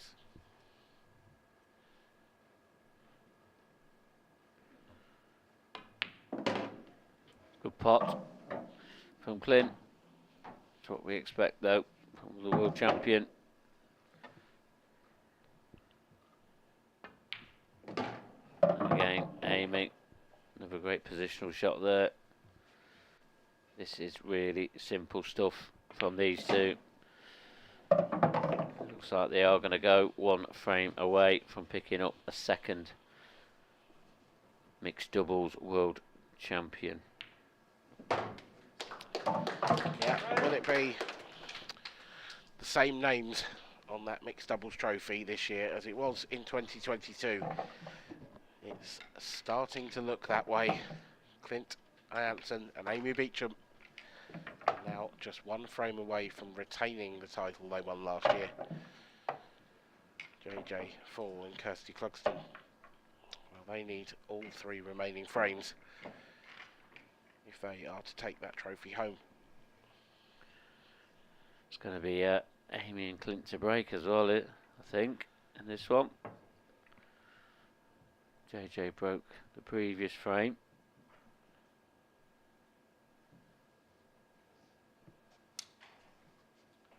Yeah, here we go. And Amy got a huge break last time she came to the table. Amy's third break of the match. Her first was dry, her second was enormous. Oh, look at it.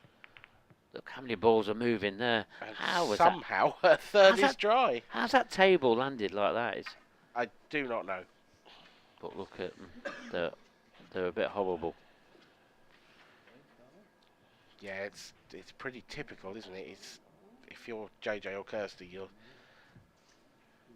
sat there thinking, right, please break dry. Give us a chance at the table. And then you get the dry break, you think, yes. And then you come to a table and it looks like this. And you think, maybe not. The reds are not as bad as they look. That one isolated red, that will go. I think it's still on that, but it's quite a narrow escape path for the cue ball, this. But it is there, on and off the cushion, around the two yellows. There you go, didn't want to flick the black. Too much side. Yeah, but it's still a good pot, but it's about what they've got now. Yeah, it is a good pot, but if you could avoid that 8 ball, this was a really good chance. Now it's trouble. Now it might be find safety.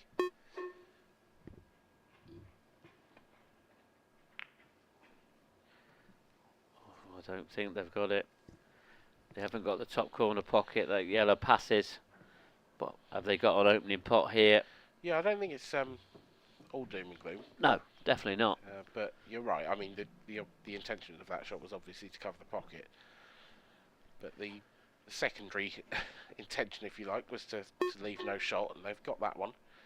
They've got a big area to hide the cue ball in. Oh, it's broke them up a little bit. There's a couple of gaps appeared. That's all right.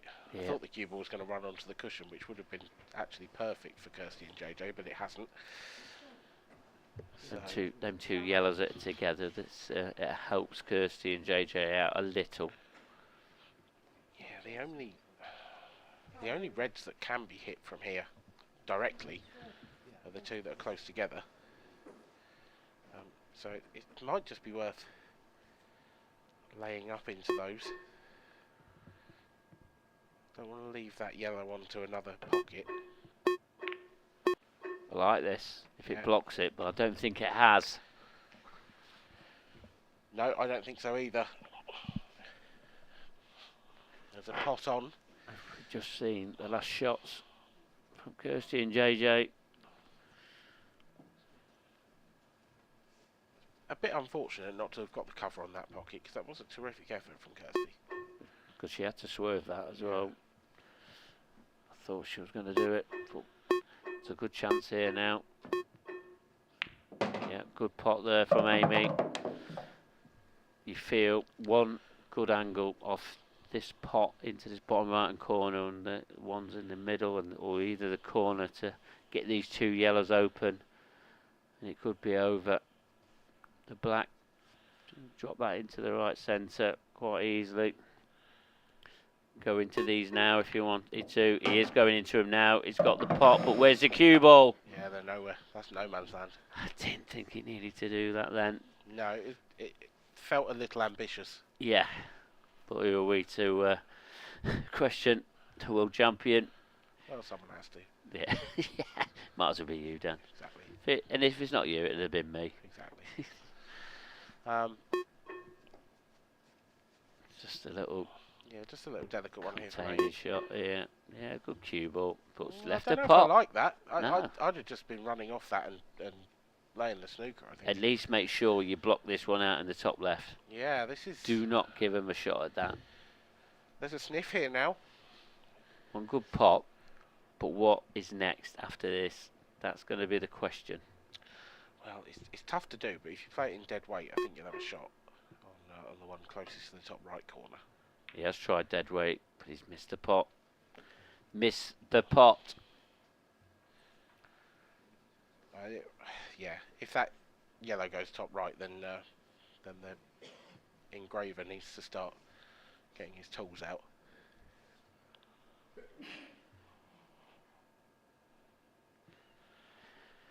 He still might be needed. One frame away, Clint and Amy. You feel like now, golden opportunity. I do hope JJ and Kirsty aren't too downbeat if Clint and Amy do take these out, because Clint and Amy are,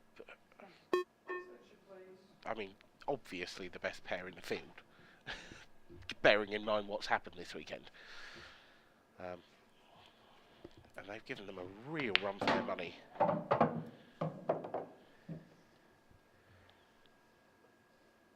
They haven't lost it yet. And Vince and Amy just scratching around here. This needs to be a very good shot from Clint Jansen.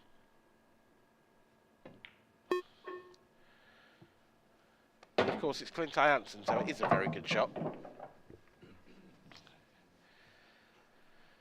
That's left Amy just off straight in the wrong way on this yellow to the right centre, but she can just top it on off the cushion.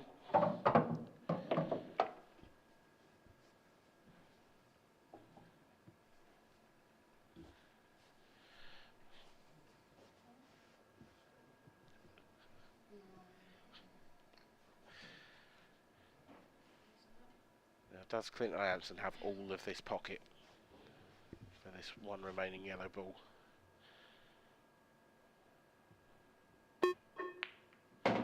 Oh, he had enough. Had to play it off the red. Did look tight. He's got the cue ball out just far enough that this isn't hampered for Amy Beecham. So this black for the title, and in it goes. The two world champions, the two individual world champions from yesterday, pick up another title. The mixed doubles goes to Amy Beecham and Clint Ianson. Commiserations to JJ and Kirsty. They put up a brilliant fight.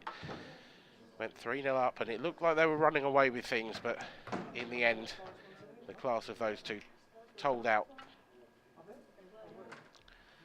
And it's Amy and Clint who will return to Nottingham with 3 trophies between them this weekend.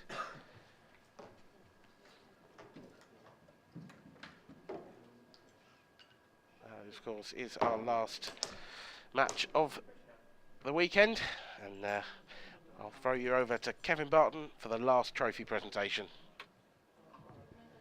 Thanks, Dan, and welcome down to the arena for the final presentation of the 2023 IPA World Championships. What a fitting end to what has been a fantastic week here in Coventry. First of all, let's introduce our gallant runners-up, Kirsty Clugson and JJ Fall.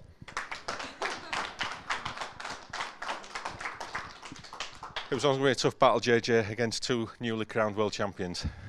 Yeah, it's never easier than that, eh? So congratulations for both of them winning their titles. Massive talent, both of them. So for us to come close tonight, I'm quite happy with that. Yeah, fast start, 3-0 up, and it looked like a potential upset was on the cards, but maybe just, it's been a long week, maybe ran out a few little errors, ran out of steam a little bit. Yeah, I played out a turn by mistake. I think that's sort of the changing point of the match. Yeah, it happens. Kirsty, have you enjoyed your week here at the IPA? Yeah, it's been great. Looking forward to coming back and maybe going one step further next year? Yeah, hopefully. Yeah, definitely. Well, congratulations, guys and girls, on a great event, and well done on getting to the final. Just got to add, Kirsty's first event ever internationally or in any major competition. I think she did brilliant. Even going to the semis in the ladies. We're very proud of her. Yeah, fantastic achievement. Well done. Thank you, yeah. And to cap off what has been a great week for our winners, Amy Beecham and Clint Ianson.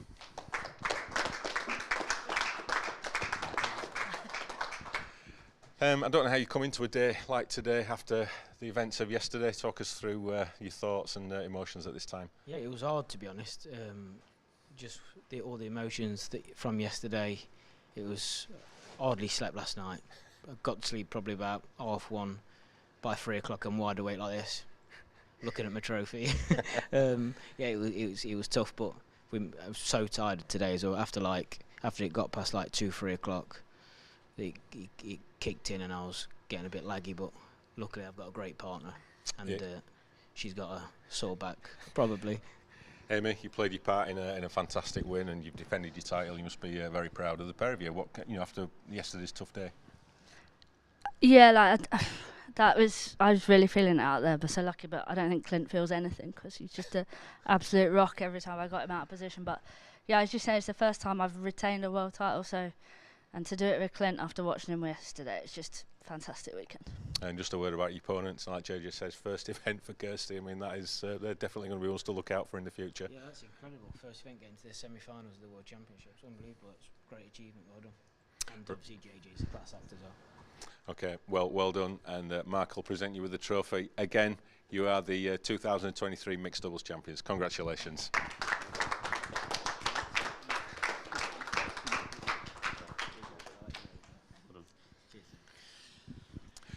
So Mark, what a fantastic end to what has been an incredible week here in Coventry.